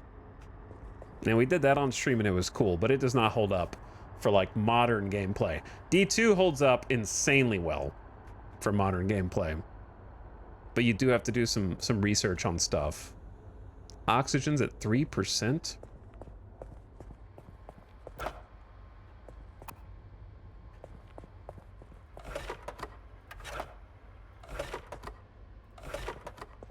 Yeah, these are all fine. It's just there's one panel back here. You should definitely look up a build for D2. I disagree. I didn't look up a build. And had fun. Because I think at D2 it's fun to reroll characters. And you can make... You can do whatever you want for the default difficulty mode. You have to have, like, a build if you want to climb the difficulty ladders. So you don't really have to have... You don't really have to have a build in mind. Because you can respec. Now, you can only respec a limited amount of times. Did you 99 your character? Nah. 99 in D2 is just like... You've already long since beaten any challenge in the game. 99 in D2 is not the same as max level in any other ARPG. It's just homework.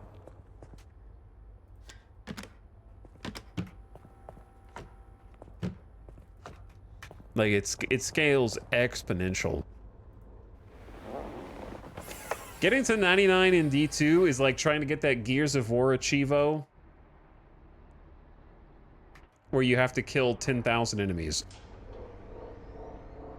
And so you just reload the final level where you're in like the mech or whatever.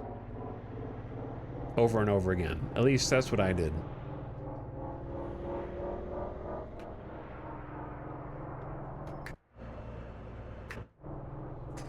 Okay, two things. One, we got level 4. Unlock jobs with increased delivery radius? What? I don't know what that means. Long distance jobs require drivers to transport goods much further. The max distance increases until some jobs require hauling freight across the entire breadth of the galaxy. These can combine with a variety of load types for additional bonuses, but they will take their toll on your truck's thrusters and result in more wear and tear.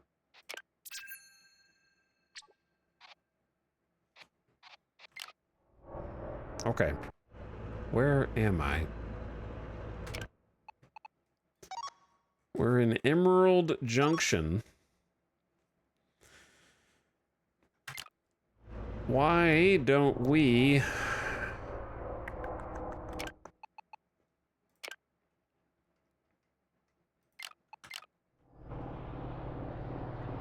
find where anything is here? Where is anything here? Am I supposed to go to... oh, the job board's right here. But the question is... where's the shop? There might not be a shop, but the problem is I'm gonna run out of juice, man. I feel like Goodman Tower is what I need.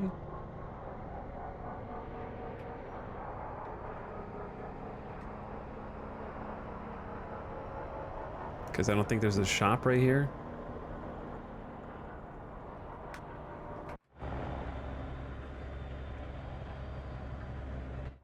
And then I can turn off drive assist. Man, I can't believe I chunked 40% of my hull integrity.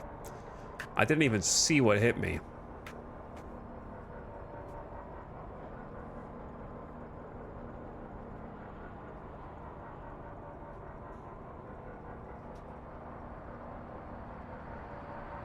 Okay, there's everything. Ooh, my life just flashed before my eyes.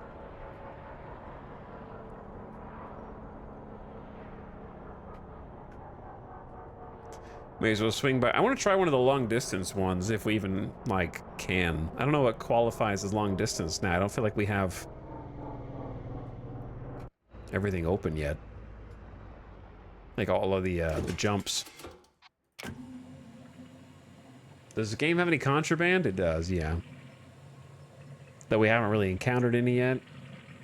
Dierks, thank you for the 8 months. No more losing my badge. Thanks for the tier 1 sub, dude. I appreciate it. Welcome back. That cost me almost $1,000. I'm broke. Am I broke? I got 2,700 bucks.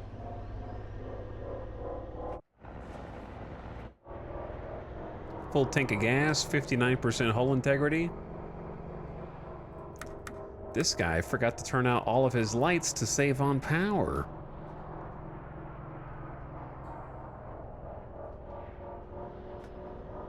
But yeah, Dierks, Inferior Donut, and Fuzzy Spudkiss, thanks again, guys, for keeping the stream going.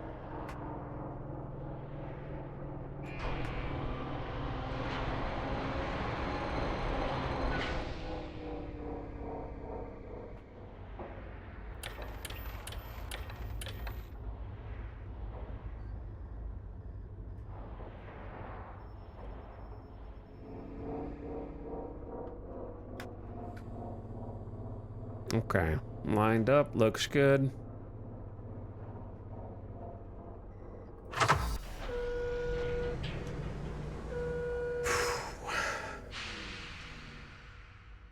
But yeah, long story short, I don't think you can go wrong with any of the Diablos as long as you know why you're playing them.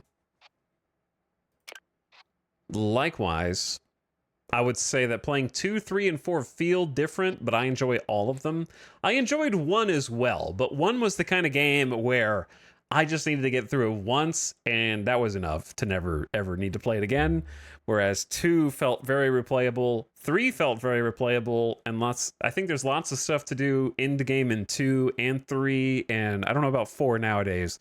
When 4 launched, there was really nothing to do in-game, even for me, a casual. This is not what I want. Guess I'll buy that. It's kind of what I'm here after. Okay, you stay there until I need you.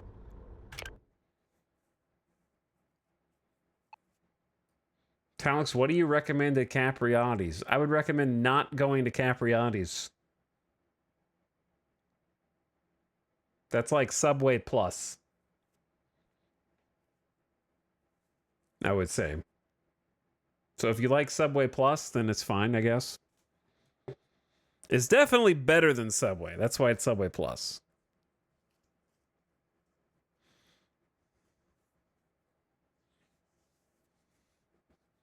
But yeah, I would say go somewhere else.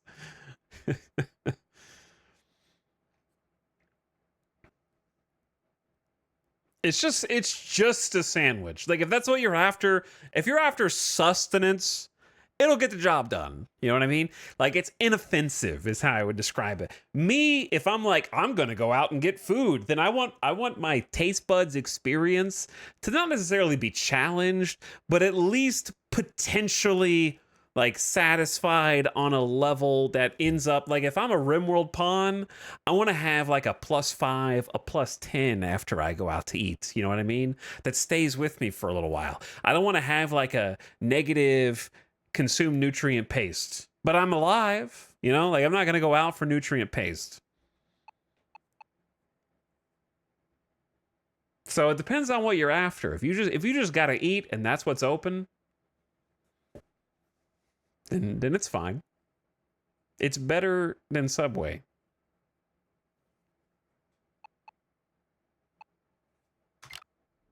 Which is not saying a lot, but it is saying something. -5 mood, 8 nutrient paste. Is nutrient paste a -5? I don't remember.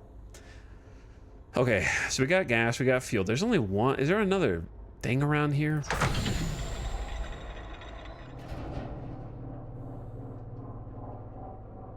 Chad, I have just finally accepted that you cannot eat affordably in 2024. So I have just decided that I don't have any other expensive hobbies. I'm just going to be like, I don't care how much food is now. I just want to try different food each time I go out to eat in less, like I want to try different food most times I go out to eat and try to find something that's like delicious and I don't care how much it costs. I've just accepted fate because there's no such thing as, oh, I'll just go to Taco Bell and get like $5 burritos instead. Used to be that was like a cost benefit analysis, you know? Like, oh, I'll just go and get like some 99-cent menu stuff. I just want to eat cheap today. Like, it doesn't matter what you eat, you're going to be paying a lot, so I may as well just, like, try and find something enjoyable, too. And just not even look at the price. I've just given in.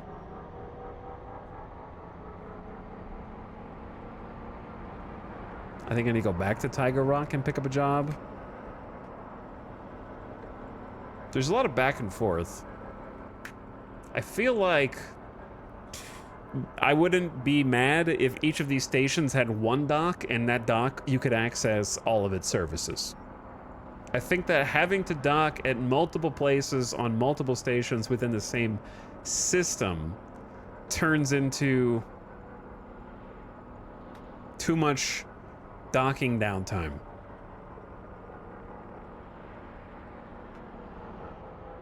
And like dock here, undock there, dock here, dock, undock there. And I think that the docking thing is fine, but it's not like, it's not deep enough that you want to do it 50 times. If that makes sense.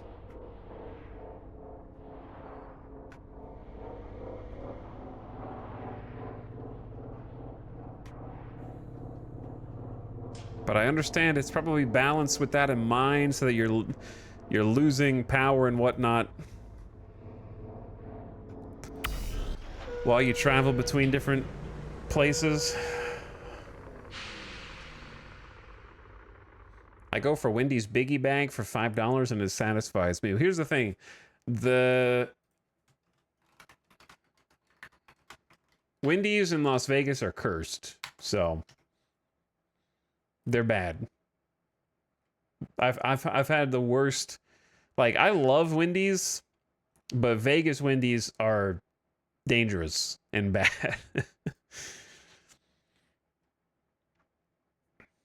I have gone at least we just stopped going to Wendy's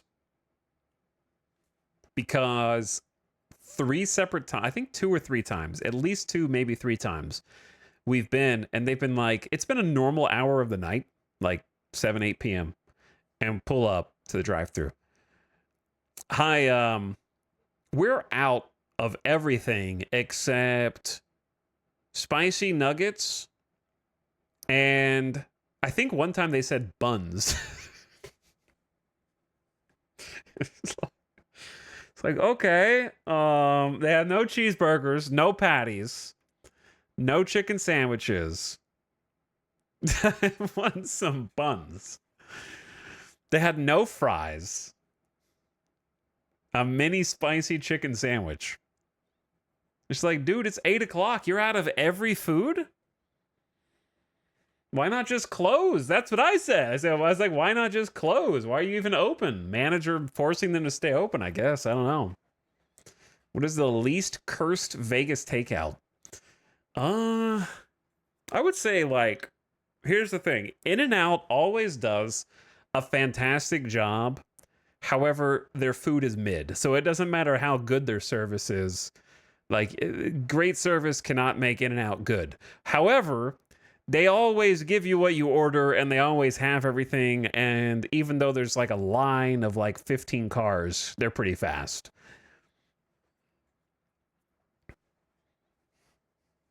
I would say they're pretty consistent, at least. I would say if we're talking like not just West Coast places, Taco Bell can still be cursed sometimes. McDonald's is really cursed with... They're all cursed with different things. McDonald's is forgotten items. I cannot go to McDonald's. I think the last 3 times that I've been in a row, which granted hasn't been in a while. I haven't been to McDonald's in months. Every single time I have to go through the drive-thru and then park and then go inside and get 1 to 2 items that were forgotten every single time. So it's like the missing items curse. Wendy's is just like doesn't have anything.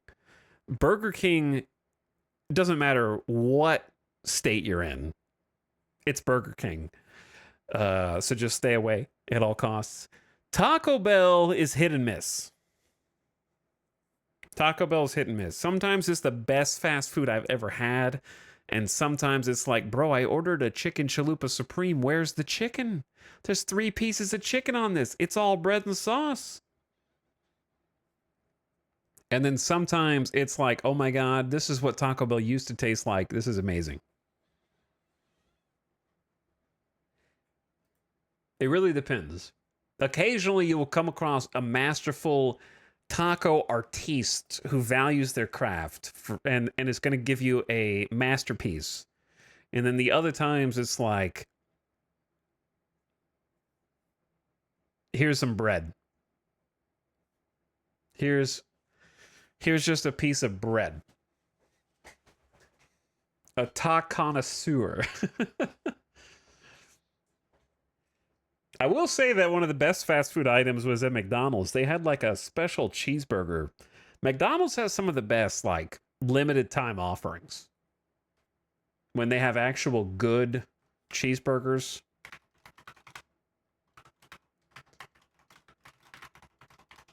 I'm trying to remember what it was called.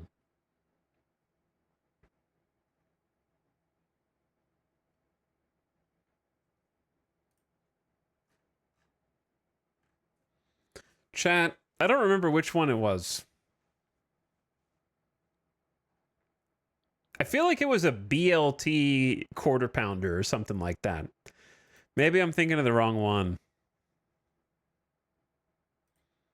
They had like like the burger was insanely expensive. I want to say the burger by itself was like $11 without fries. But it was damn delicious. It was really good, man. Like that was a restaurant quality grade burger. I can't lie. I got it just for novelty factor. Maybe it was the smoky one. I don't know. They both came out at the same time, I think.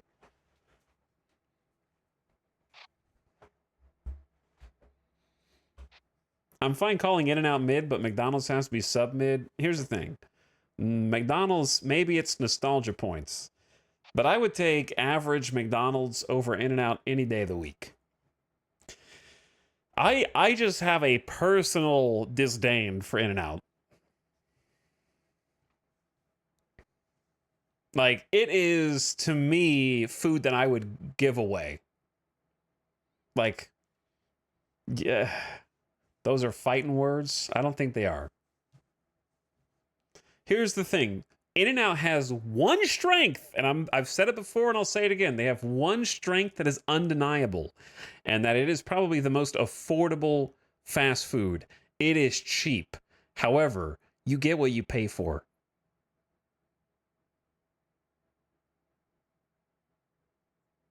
In-N-Out is like, I don't know, man. I put them at, they'd be tied with Burger King at the bottom for me, I think. Genuinely, if price is taken out of the equation and we just put like McDonald's, In-N-Out, BK, Carl's Jr. slash what's it called? And I don't know. I wouldn't put Five Guys. Five Guys doesn't have a drive-through. That's on a different tier. Yeah, Hardee's slash Carl's Jr.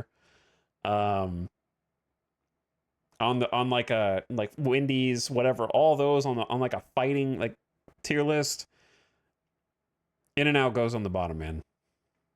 The only way to make In-N-Out salvageable is to get an animal style burger. And that brings it up from like a 2 out of 10 to like a 4 out of 10. Sounds like Nevada's In-N-Out's different. It's not. It's just In-N-Out's bad. And you guys are brainwashed because it's cheap as hell. And I don't blame you for it, okay? Getting cheap food because it's cheap is fine. But don't pretend like it's crazy good. I've never had In-N-Out, but everybody says it's good because they're brainwashed. I'm serious. Okay. By far, I'm not saying this to be controversial, the worst fast food fries I've ever had in my life. I've tried every configuration. I've tried basic. I've tried you can ask for them like extra crispy. I've tried asking for them whatever the opposite of extra crispy is. I've tried all configurations that you can order, animal style, and no matter how you paint them, it's the worst fast food fries anybody has ever conceived, period. I would rather have I'd rather have potato straws from the grocery store out of a can.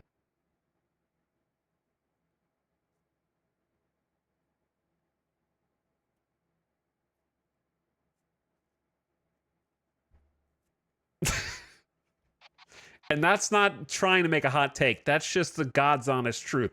I will give you that the cheeseburgers are personal taste. The fries are objectively bad. The cheeseburgers are just objective. Like, I think the cheeseburgers suck, but I can see why you might like them. The fries, I have zero empathy for.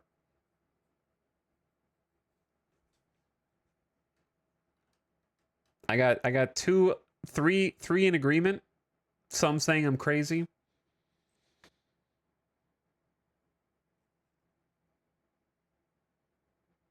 The In-N-Out fries are near the top of my list for fast food fries.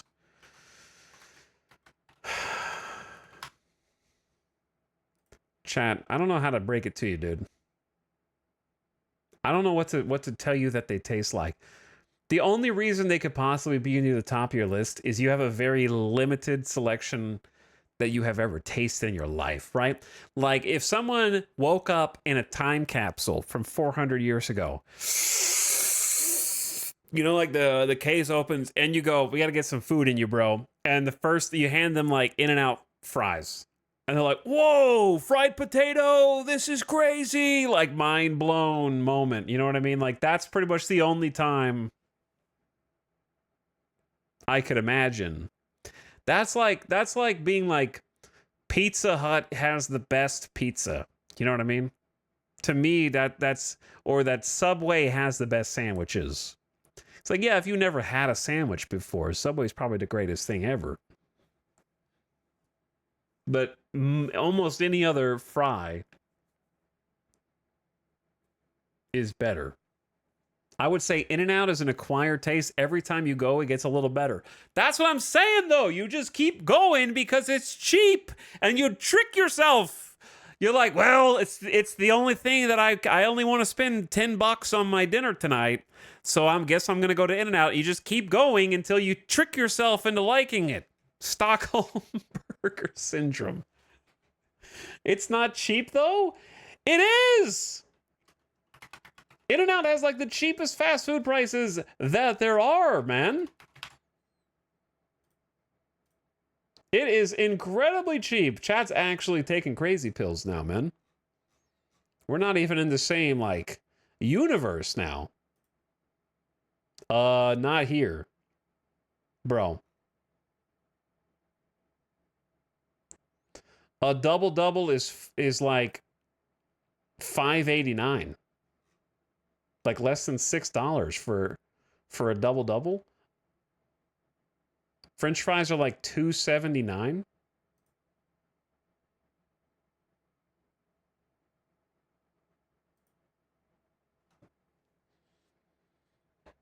You can get a double-double and fries and a water for under $10. Like $9. $10 with taxes.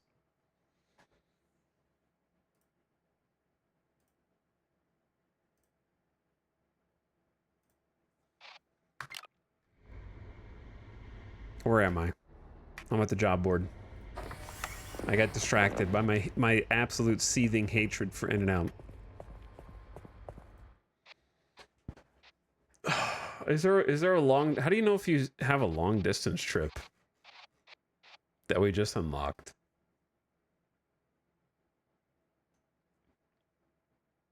How much is a Whopper these days? Burger King actually has to pay you to eat it. So it's reverse expensive.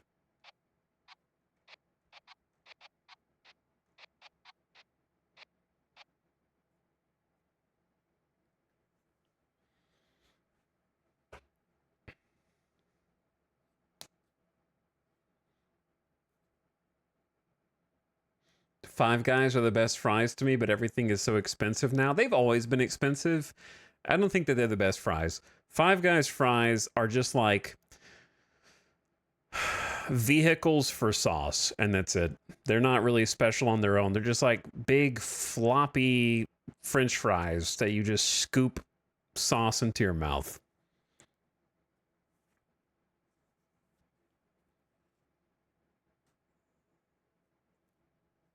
I would say that, like, if every single fast food place put their best fries forward and that you got them at their absolute peak on just the basic fast food tier that we were just talking about, I would say that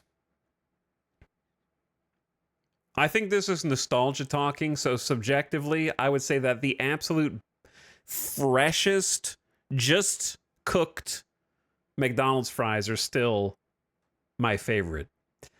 I would say that the best alternatives are the freshest salted. I would say waffle fries from Chick-fil-A are pretty good. I would say that actually the dark horse low key winner is actually if you can get absolutely fresh Popeyes fries. I would put Popeyes fries at a sneaky number 1 if they're fresh. If they're not fresh, then they instantly go down like 4 tiers.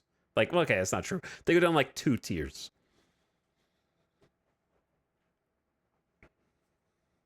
I would say that Wendy's did have... I agree, Tangents. Wendy's did beat them for a while, but they changed it up.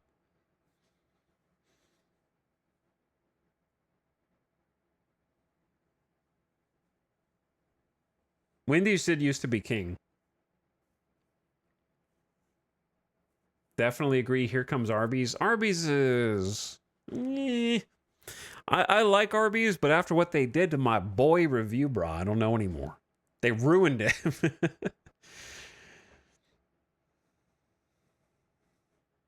Crispy sea salt fries dipped in a Frosty. True.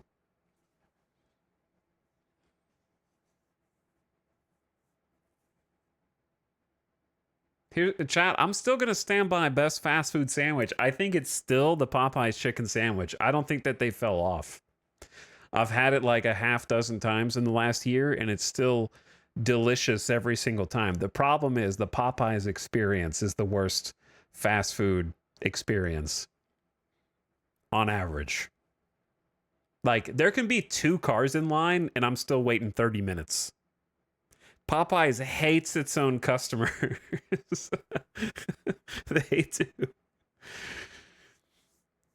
I have literally gone through the Popeyes line and they gaslit me into thinking I made up a sauce flavor. They asked me what kind of sauce do I want with my chicken tendies, and I told them, I was like, I want the I think it's called Mardi Gras mustard. I was like, I'd like the Mardi Gras mustard. And they were like, the what? The honey mustard? It's like, no, I want the Mardi Gras mustard. I've gotten that every single time that I've gone to Pop. We don't carry that.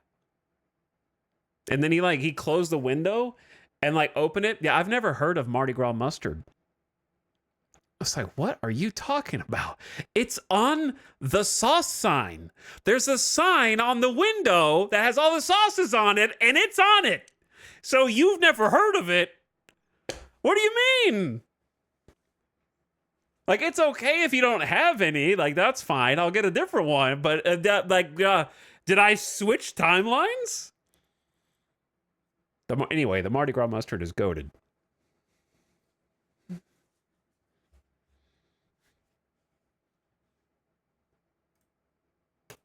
If you haven't tried it out before.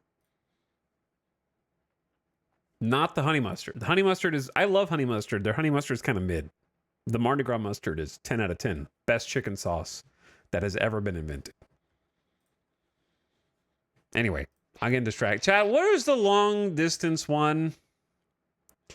2 jumps doesn't seem long. None of these seem long distance. How do you, I unlocked long distance, supposedly. Maybe they're not available yet. Let's just take a 1 jump. Where am I? Where am I right now? I'm in Emerald Junction.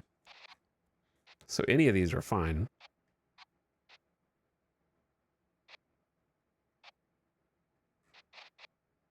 These ones that have 2 jumps, though, are just better, though. $2,000.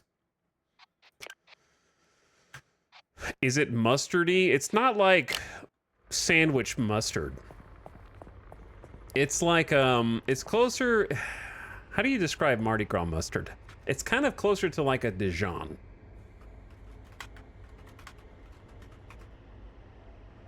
I mean, it's still mayonnaise based, so it's not like hot dog mustard, but it's not like honey mustard either. It's like in between.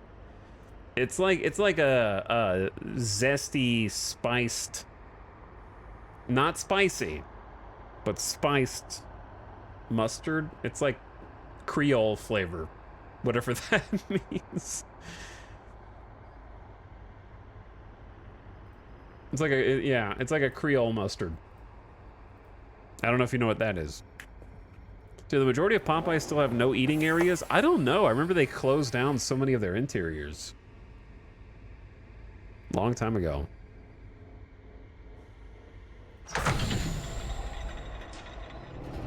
I feel like I'm gonna run out of battery juice here.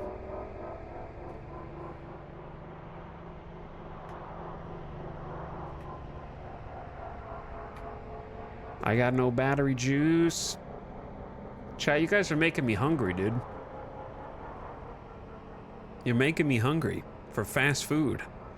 There is a statistical link between stream chat talking about fast food and me getting fast food shortly afterward. A lot of jobs for someone like you in the mineral colonies. You'll need clearance though, so maybe head back once GB sorts you out.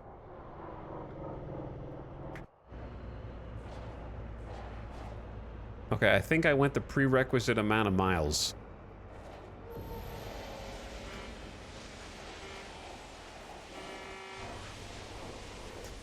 for this story.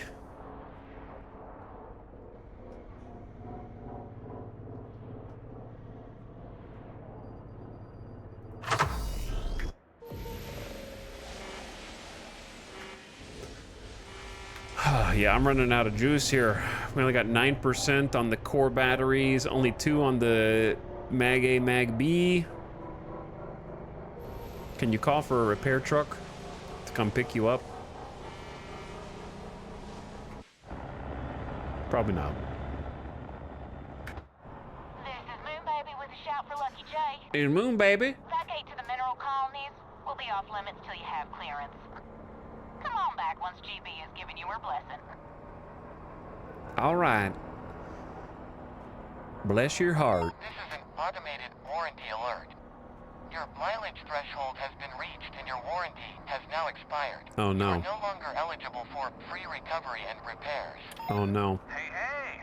Looks like your warranty is down and gone. Congratulations. Why are you congratulating me Now for we can that? get you some real style. Swing by my buddy's paint shop in Atlas Prime sometime. He'll hook you up with a slick new look. Okay. I like how it's like, your warranty is expired. Would you like a new paint? No, I want free repairs for the rest of my life.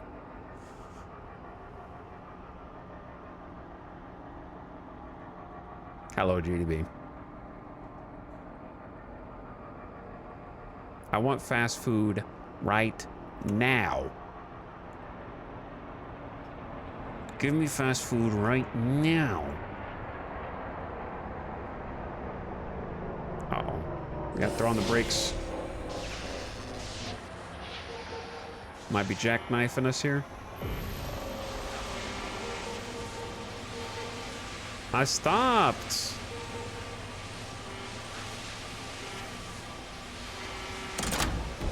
I stopped. Shut up. What's your dream order right now? I don't know. Is this body shop open now? What do I want right now? I don't know. Chat's got me thinking about Wendy's because I haven't been there in a long time and I missed them.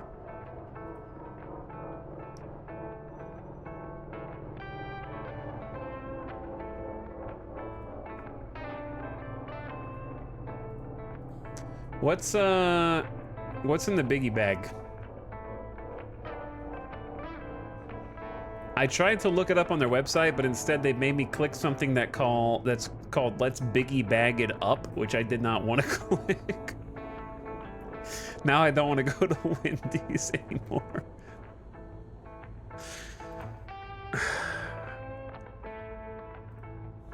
Oh, dude, no, like actually, from the stream, from the okay, I can't sit here and look. From the subathon, dude.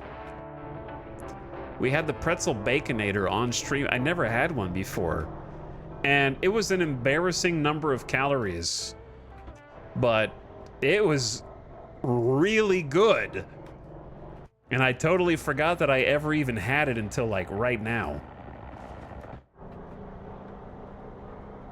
I kind of thought that it was just going to be a meme sandwich. Like, oh, let's just add bacon to everything and it's a baconator. Oh, wow. No, it was embarrassingly good. I was embarrassed that it was so good, to be honest. It was massive, though. And it'll make you feel guilty after eating it.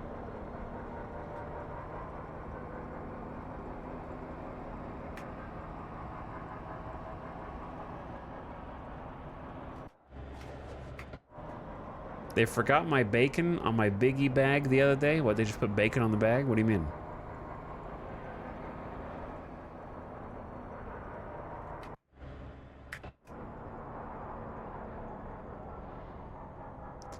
I am approaching Tanktown from possibly the most awkward angle. Hopefully this still counts.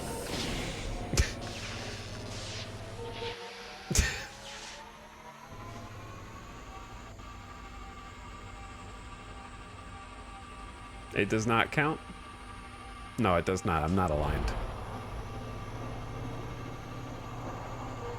Oh.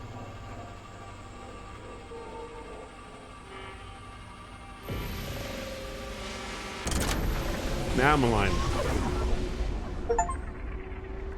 A station hopper achievement. I have a question. What's the point of this game? Well, it's called Space Trucker, and surprisingly, you drive a big truck in space. Coin toss. Not sure if that's what you expected or not, but you're a space trucker in space who trucks. But no, there's like a it seems like it's very storyline focused. There's like characters that you talk to who give you different objectives, and oh dude, my power's out. Like the main power's out. I don't know if that's gonna have any far-reaching consequences for us. Core A is currently empty. We're about to run out. Chat, what happens when Mag A and B run out? Gravity's also about to run out.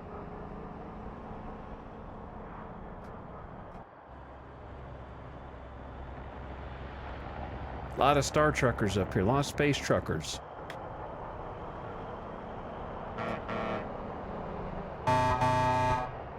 Yeah, you too, buddy.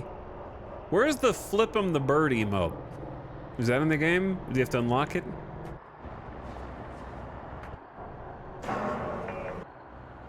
What was that?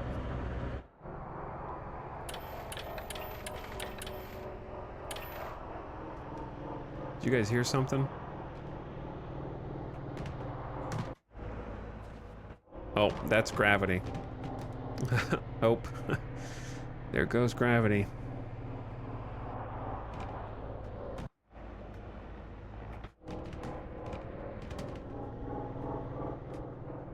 But yeah, you take orders, you drop them off, you try to make money, but while you're trying to make money, your ship is literally falling apart. And you have to keep... Oops, too far.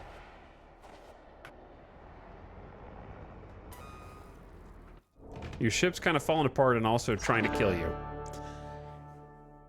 Not bad, 2,500 bucks.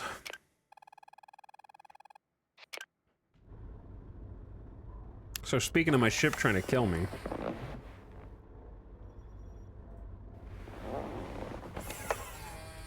I think it'd be best to try...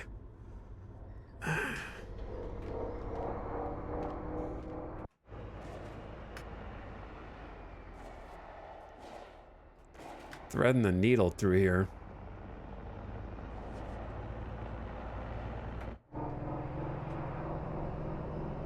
And then maybe pulling up to a shop. Is there a shop here? There's fuel, job board. Tanktown should have some shopping.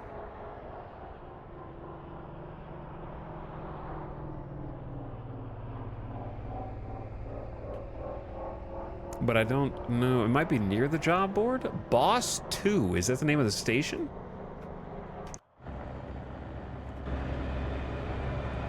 Ooh, that's a nice view.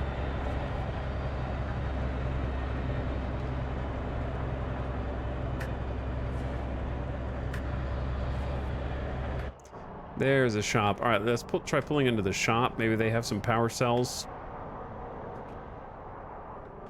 We still got oxygen and climate control, which is the most we need.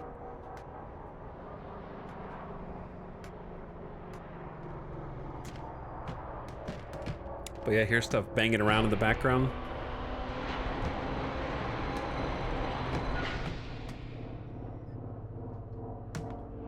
Hello, box.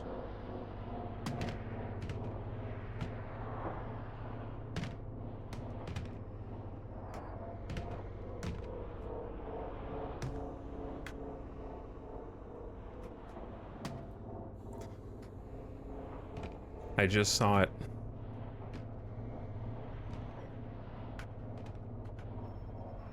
I just saw it say it was ready, bro.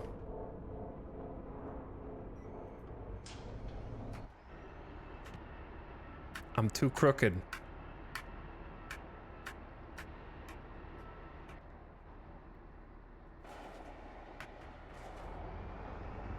Gotta straighten it out. There's no way to, like...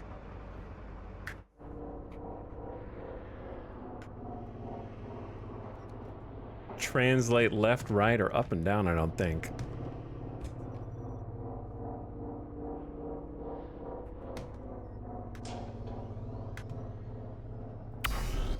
There we go. I just realized the sound design and HUD reminds me of Pacific Drive. Makes sense. It definitely has some similarities.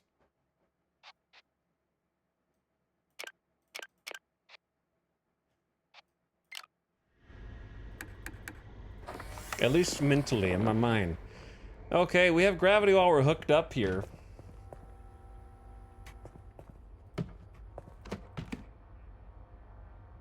UCCs. Empty. And then dead power.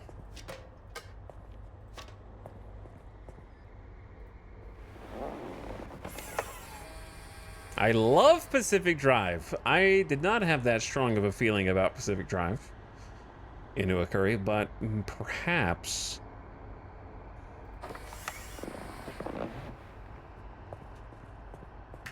it will scratch a similar itch.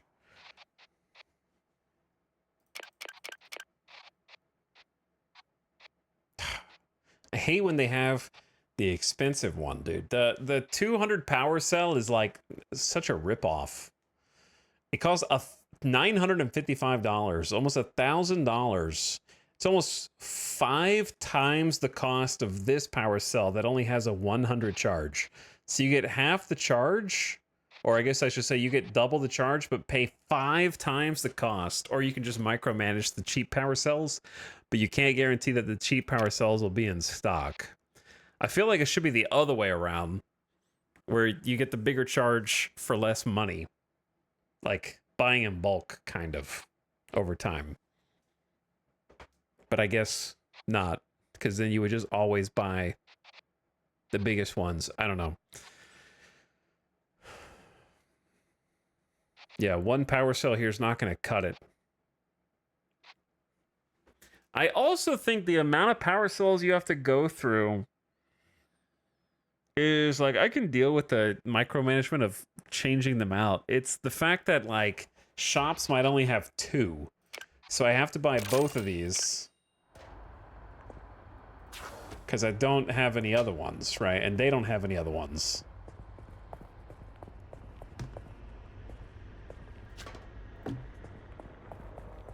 And so what ends up happening is, since they don't have enough stock, you end up having to maybe buy them all anyways.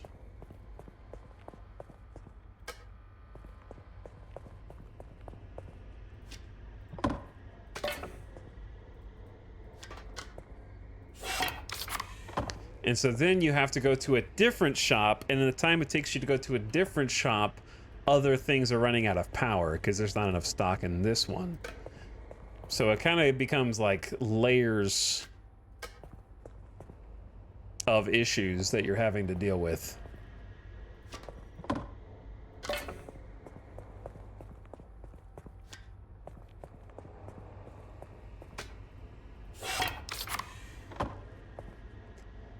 Okay, so we don't have a cell for battery. I mean, for gravity.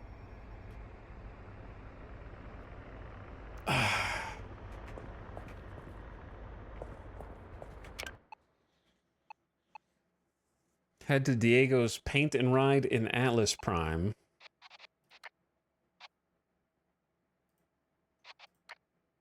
Is there like a journal?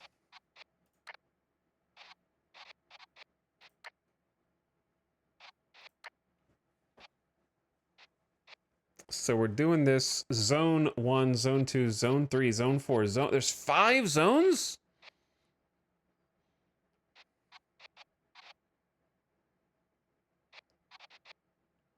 Bro, I'm in the first, like, 5% of the game from, like, a jobs perspective.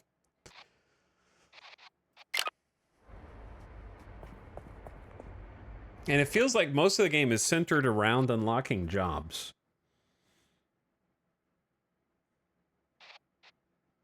Like, this is multiple trailers. It leads to oversized load jobs, long distance jobs 2. I haven't seen long distance jobs 1 yet. They haven't appeared. Oversized loads 2 and 3. I think that the focus on unlocking new types of jobs is less compelling to me than being able... The fact that you can't upgrade your truck other than to give it marginal increases to its efficiency with like fuel and thrust and braking and whatnot is probably the biggest head scratcher to me. I think that... Now, I'm going to go ahead and speak for all gamers because, of course, my views represent those of all video gamers. But I think that having a truck that you don't just sort of change the looks of cosmetically from a paint perspective, but rather upgrade in terms of features of your living space would be a very, very big carrot on a stick.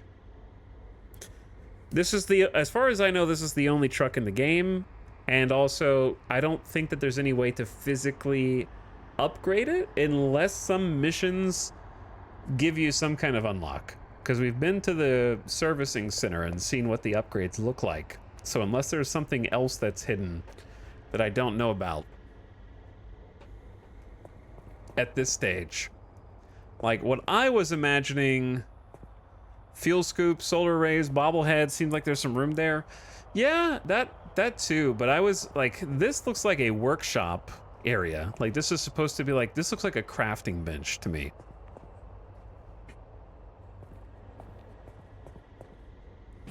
But what I was kind of considering was, for example, chat keeps mentioning the battery situation and whether or not you're able to recharge your batteries. And so I was thinking like you would be able to acquire by purchase some kind of battery charger and like install that in the ship, even if it has a preset location that it has to go in. And like your ship would sort of evolve over time on the interior as you added new features to it throughout the course of the game. So like you might start out with a tier 1 battery charger that can only charge the 100 out of 100 batteries, and it does so very slowly, right? But then you can upgrade that to have 2 simultaneous batteries charging at the same time, and then you have like an upgrade for that where you can charge the 150 capacity batteries, and you know, like on top of just like the obvious battery stuff, that's kind of the lowest hanging fruit. But there's other, like, you know, the air filters and being able to kind of like clean them or replace them. Basically, slowly automating the things that you're currently doing manually. Because I would say it's like 50-50 right now, where 50% of the game is sort of like fixing the switches and stuff that are going sideways, and 50% docking and driving.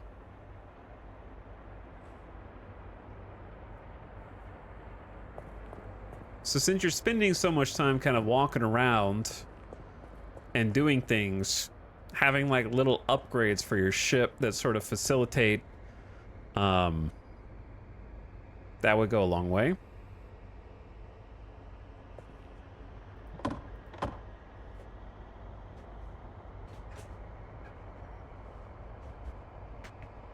But yeah, I see what you're saying, Tangents, where you have like maybe a solar panel that passively regens a little bit of power for you and kind of offsets the power drain. Or you have lights that upgrade that don't take as much of a power drain from your ship, because right now having any lights on is a 5% drain per light, up to 30% faster gen if you have all your lights on. You have more economical headlights that you can upgrade to that don't take as much power. Like, you're slowly kind of building out your truck, and that coincides with longer journeys and longer trips that you're unlocking as you go. So I think it's kind of strange that there doesn't seem to be any actual truck upgrading other than small percentage bonuses to the efficiency of like fuel and acceleration and stuff.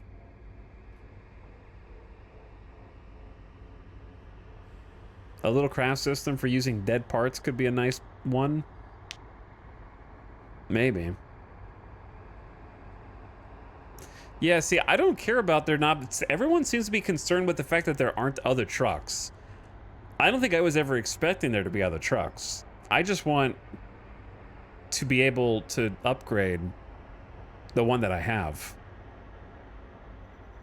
Because to me, if this is like a story-based game that you're kind of like progressing through a narrative and increased variety of missions, then I wasn't expecting there to be like a bunch of different trucks, because that's something that I would expect from like a sandbox game.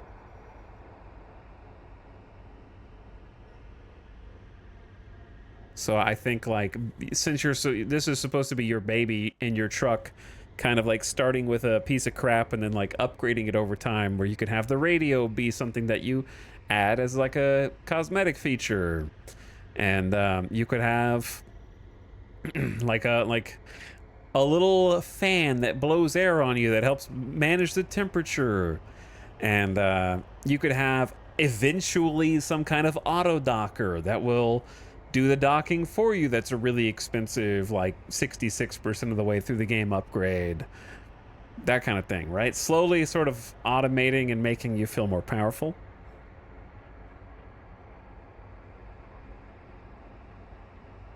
I think having other trucks be available is like a worse version of upgrading the truck you currently have. Yeah. But anyway, right now I feel like I'm just kind of spending too much time trying to find different shops and hoping that those shops have battery cells, because it's already difficult enough that I don't mind having to change the battery cells out all the time, because that's the difficulty that I selected, but also making them difficult to find, where I don't feel like I have a good estimate of whether, like, if I go shopping in Tank Town, I know there's a shop there because I'm at it. How do I know what it does or doesn't sell a lot of?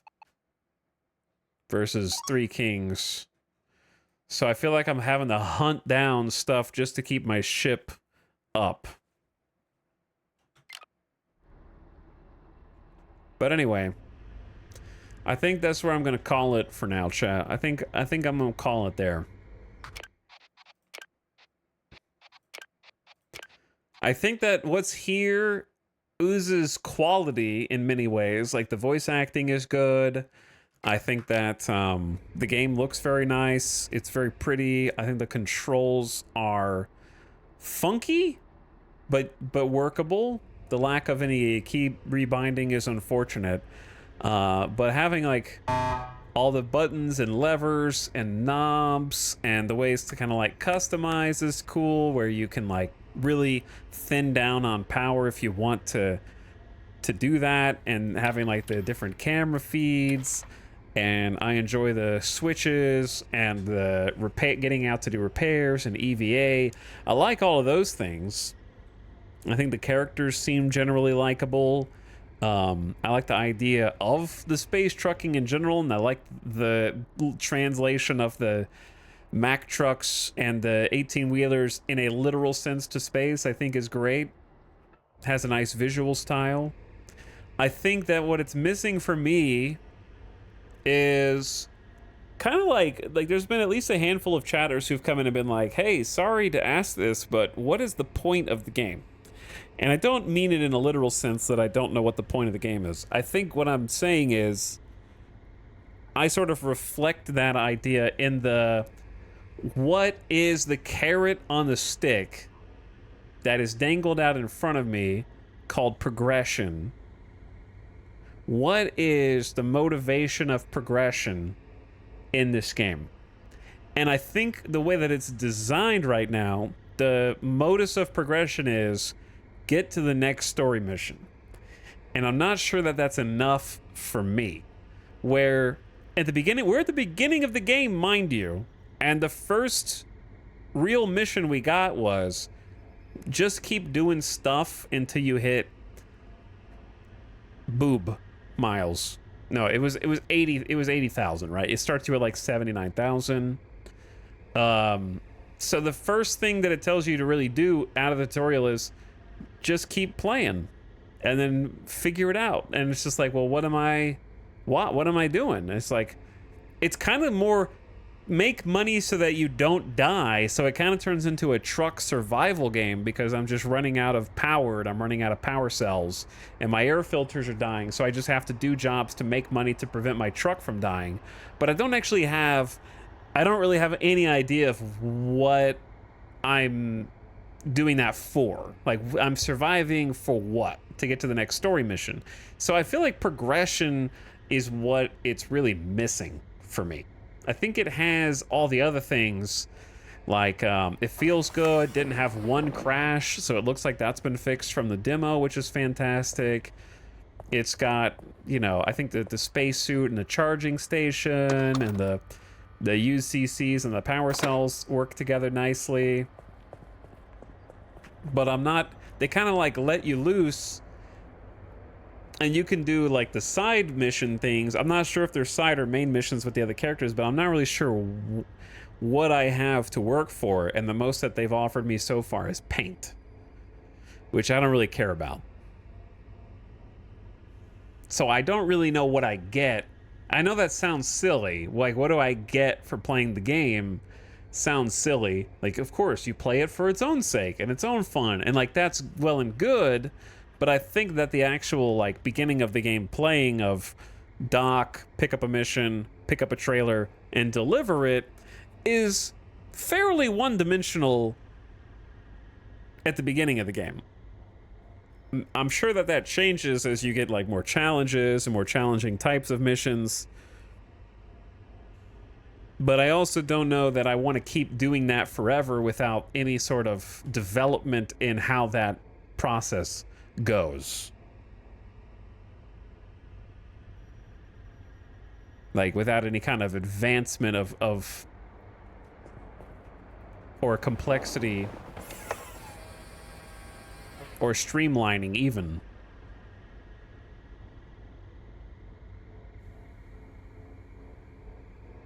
So I feel unmotivated would be the word that I would use. It's all very well made. I think it's just missing the glue that pushes you from one truck mission to the next. And I think that's why a lot of people kind of zone in on, like, chat in particular is talking about not having multiple trucks to earn. And I think that sort of feeds into the same idea where if you knew that you were collecting money to buy another truck so that you could do your job better, then that makes sense in your brain.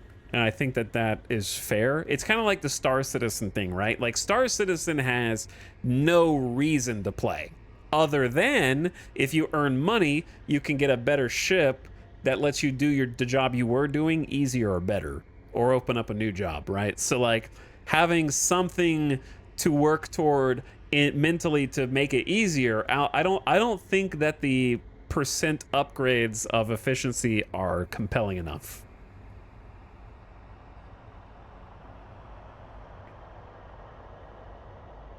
I don't think like 10% fuel efficiency is a fun upgrade or reward, for example. But if you, instead of having 10% fuel efficiency, it was you buy a scoop and the scoop goes on the outside of the truck, and when you're flying through certain zones, it passively refuels 10% of your fuel. That's suddenly exciting, right? Even though it might achieve the same thing. Stat upgrades are boring for sure. Yeah, I guess that's what I'm getting at. Stat upgrades can be fun, like ARPGs we were talking about earlier. ARPGs are only stat upgrades, but you see how those stats make you better in a tangible way.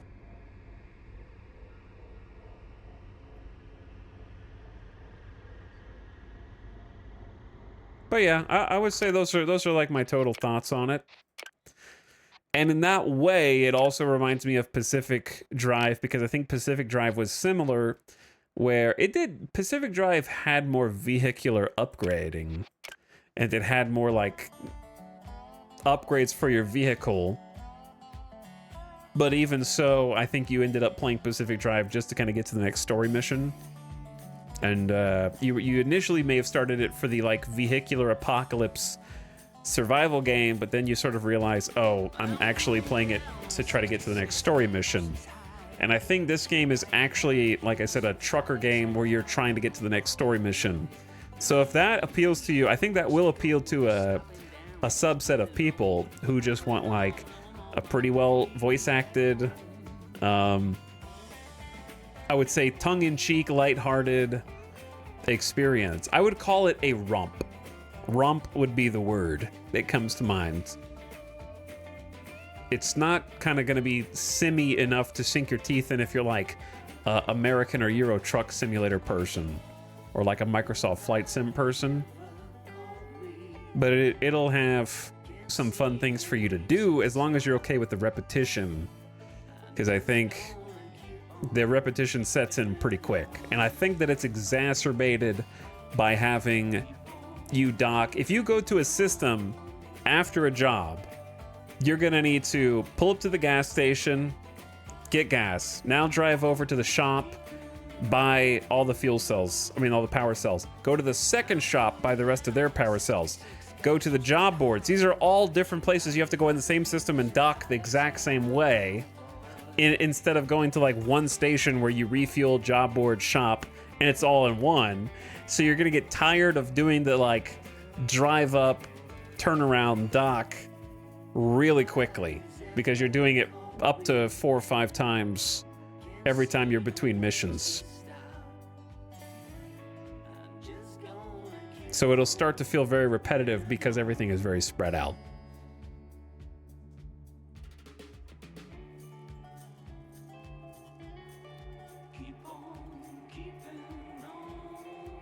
But anyway, those are my thoughts. I think that it's definitely it's an enjoyable experience. I just think it gets repetitive quite quickly. Before you get, they drag out the story missions too long. There's really no reason to dump you out and say, wait until you get to 80,000 before we talk to you again. And then even afterwards, we didn't have a mission. I think you just need to do the side quests as fast as you can.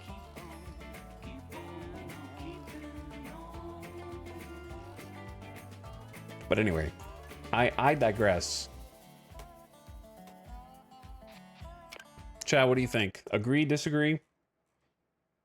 What are your thoughts? Am I wrong? Am I right? No.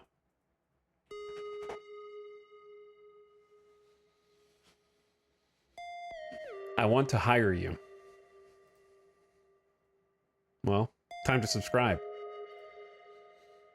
This has been everyone's opinion on it, and I agree heavily. I have given every single person's opinion on this. I agree that In-N-Out is the worst. Nice. But yeah, I don't think Star Trucker is bad. I definitely think that it's got a lot of merit for sure.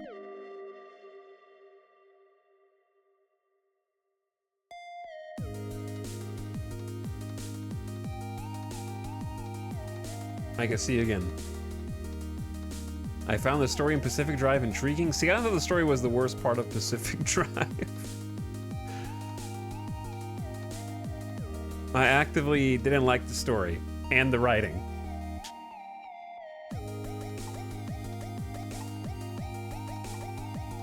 I was expecting upgrades.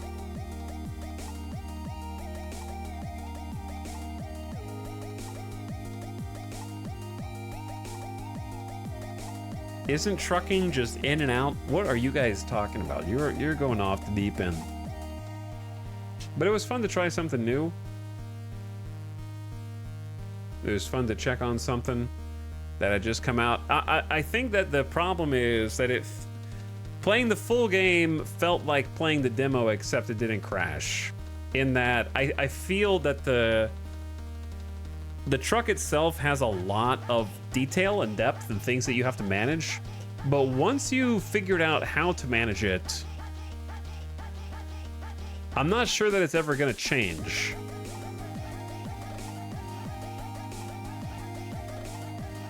You know what I mean? Like, once you figure out, okay, gravity's out, I need to change gravity. Air filter's out, I need to change the air filter. It's really cool to discover that the first time. But it's, like, once you've figured it out, that initial interesting facet of kind of poking around, yeah, you'll be doing that same gameplay loop for 20 plus hours, perhaps. Replacing the power cell for 20 straight hours. So that's why I'm confused why we were in the first zone of 5. So it seems like they went crazy hard on designing like a ton of zones and longevity, but without giving it like more breadth along the way, unless there's a... Okay, I gotta figure out these songs. Unless there's like a host of stuff to unlock through the story missions. But if there are, then they might drag those too far between one another for most people to get to.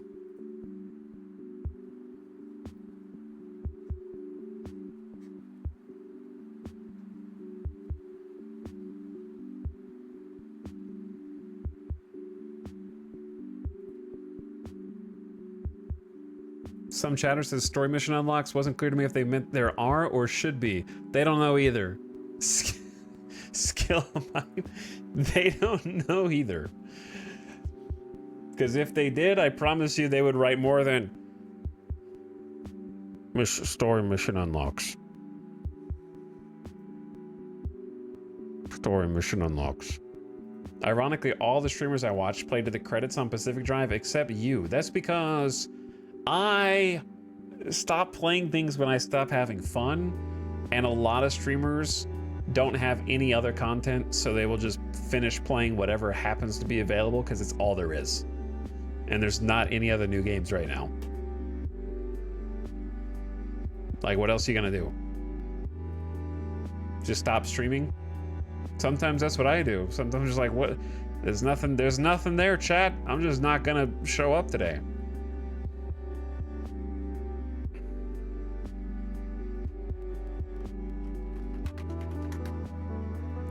Pacific Drive did not have a good story. The writing was the worst part, so there wasn't really any other reason to continue playing. I think most people who would give Pacific Drive a super positive review probably never played further than I did.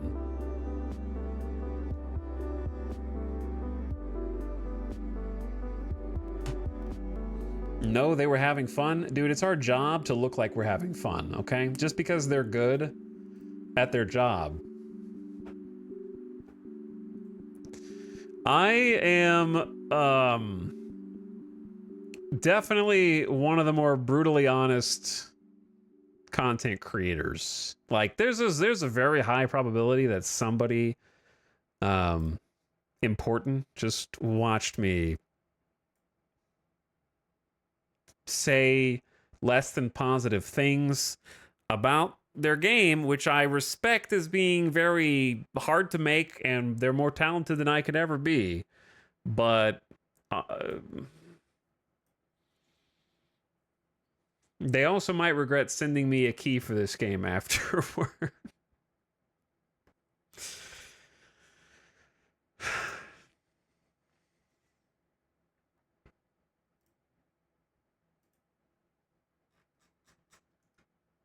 Look, dude, all I'm saying is Pacific Drive was fun for a little bit, but like many other games, it did not need to be as long as it was. I think a lot of these games would benefit from being a fifth of the length and a fifth of the price. Because they've got one excellent idea that gets a little long in the tooth.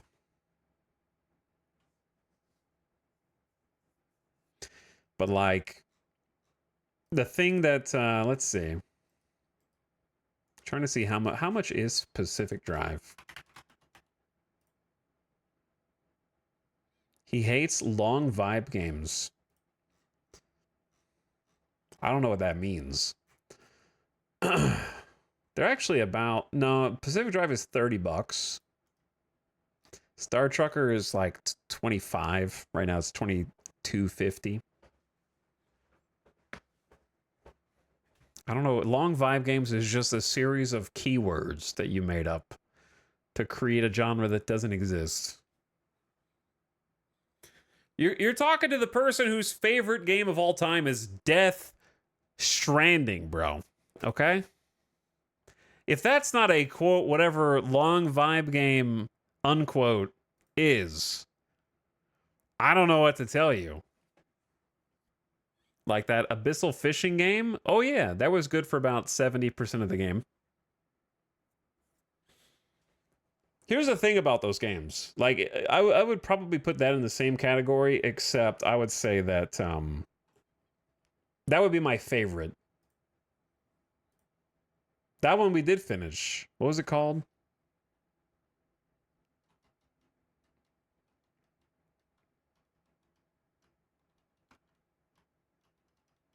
Dredge. Thank you.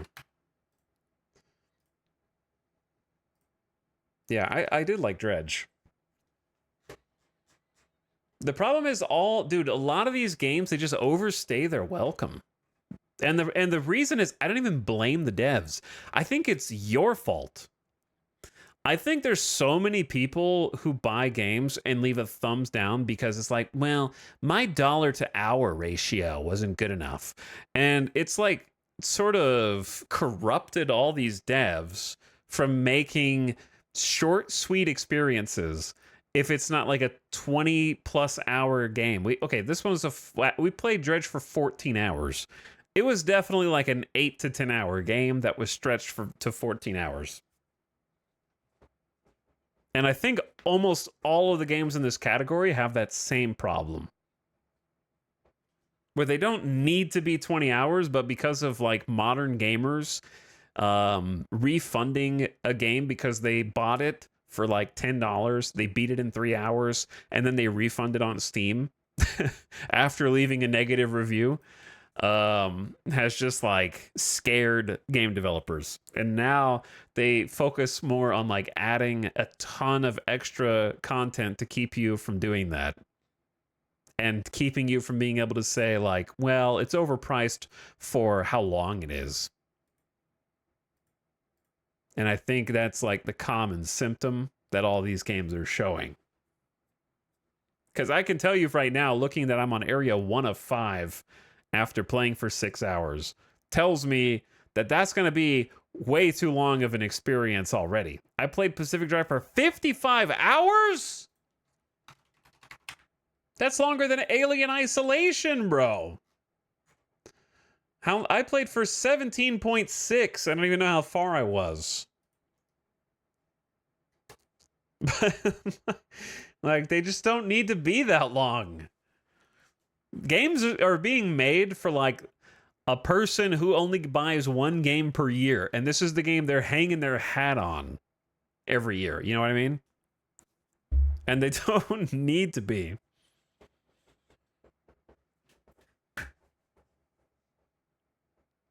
But that's just how I feel. I want shorter games, actually.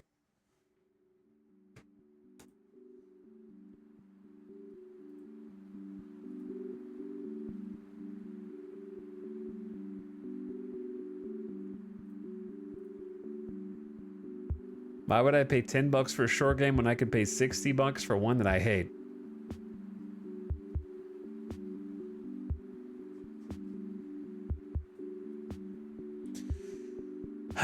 I think I'm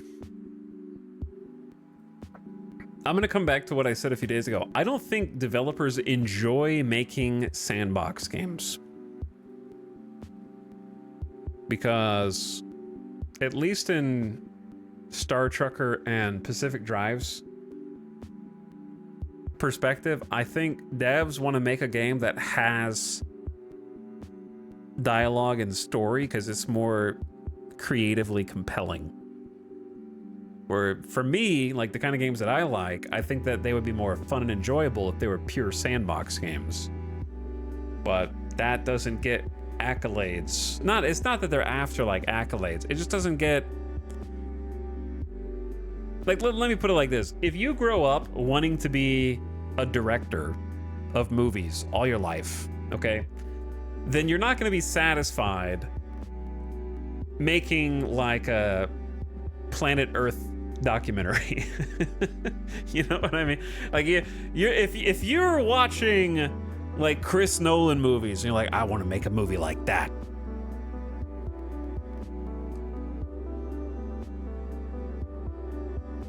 I think that there's like a desire to try to make like I can write a narrative. I can make cool characters. It's more fun to make an OC who goes in your game than it is to make like a grid of economics and overlapping spreadsheets that determine the supply and demand of the different systems that you want to trade with.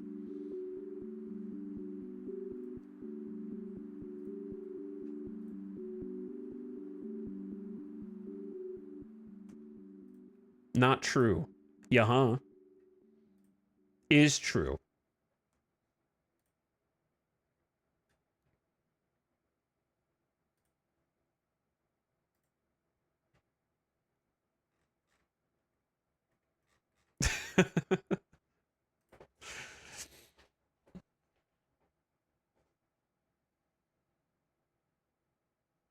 I think the creative department in a studio and the dev department both want to make those things in equal measure. Then why aren't they doing it?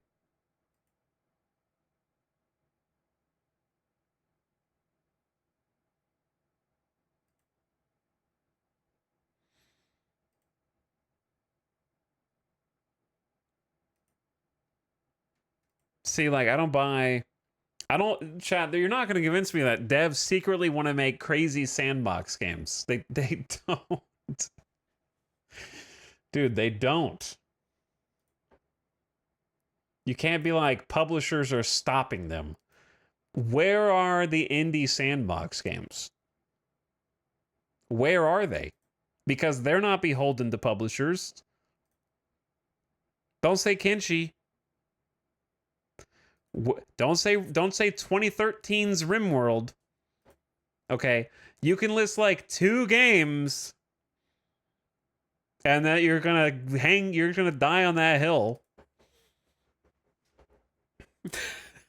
Great titles such as Star Citizen, only gonna cost you $20 billion.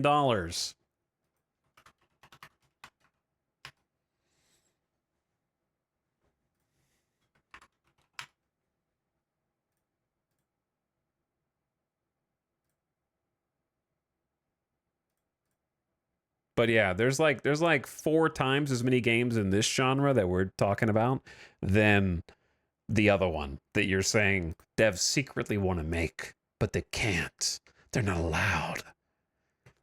The man is holding them down. It's a conspiracy. The marketing department won't allow this. It's huge copium. Massive copium. The man is behind this.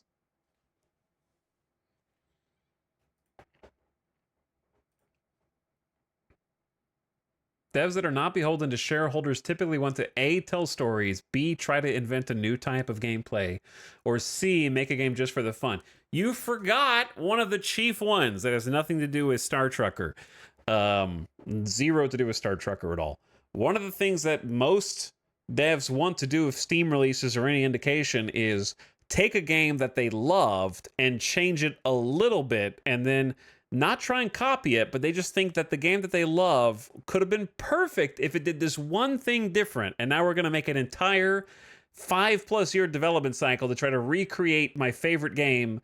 Chad, think about how many games have been RimWorld, but it's not RimWorld. It's different because XYZ. It's like they're not trying to just like they're not tracing, so I'm not accusing them of copying. They just see RimWorld and they're like, RimWorld could be great if it just had like planetary government politics. Let's just make RimWorld but with planetary government politics. Let's create the game that's been in development for 11 years from scratch right now, and it's just slightly different. Deck builder roguelike, but it's FTL and Slay the Spire combined.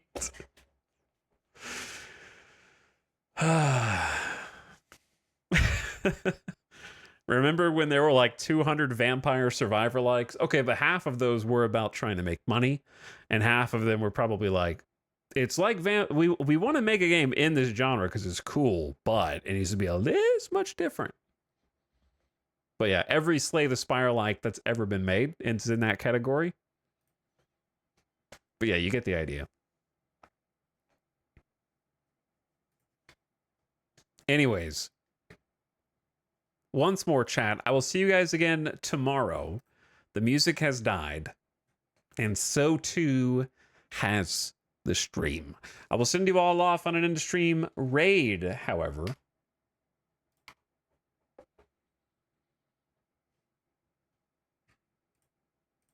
And get you out of here, and I'll see you again tomorrow. Tomorrow. I was gonna raid Sim, but I think he's offline now. He's gone. Goodbye. Instead, I will send you out.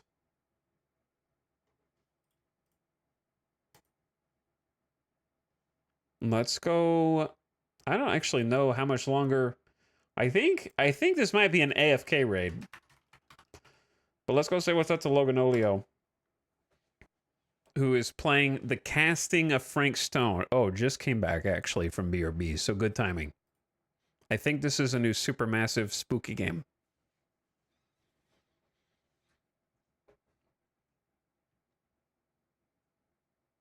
But yes, I agree, Papa Joe. I think that sandbox, like a true big sandbox game, is way more work for less satisfying payoff.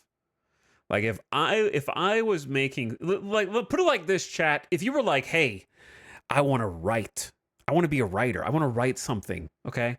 Are you going to try and write a novel with the unique idea that's been in your head and see if you can make some interesting characters and get some nice dialogue? Or are you going to make a choose your own adventure sandbox book? The choose your own adventure book is going to be 10 times more work, and the people who end up playing it are going to be pickier about it. You're going to try and make like the narrative that just goes in a straight line because it works within your brain better. More people, I would say this definitively, more people can do like a straightforward narrative game mentally. I couldn't make a sandbox game. I don't have the capacity to think in 50 different directions. It's a much more niche. All right, get out of here. Go! Leave this place! Raid time!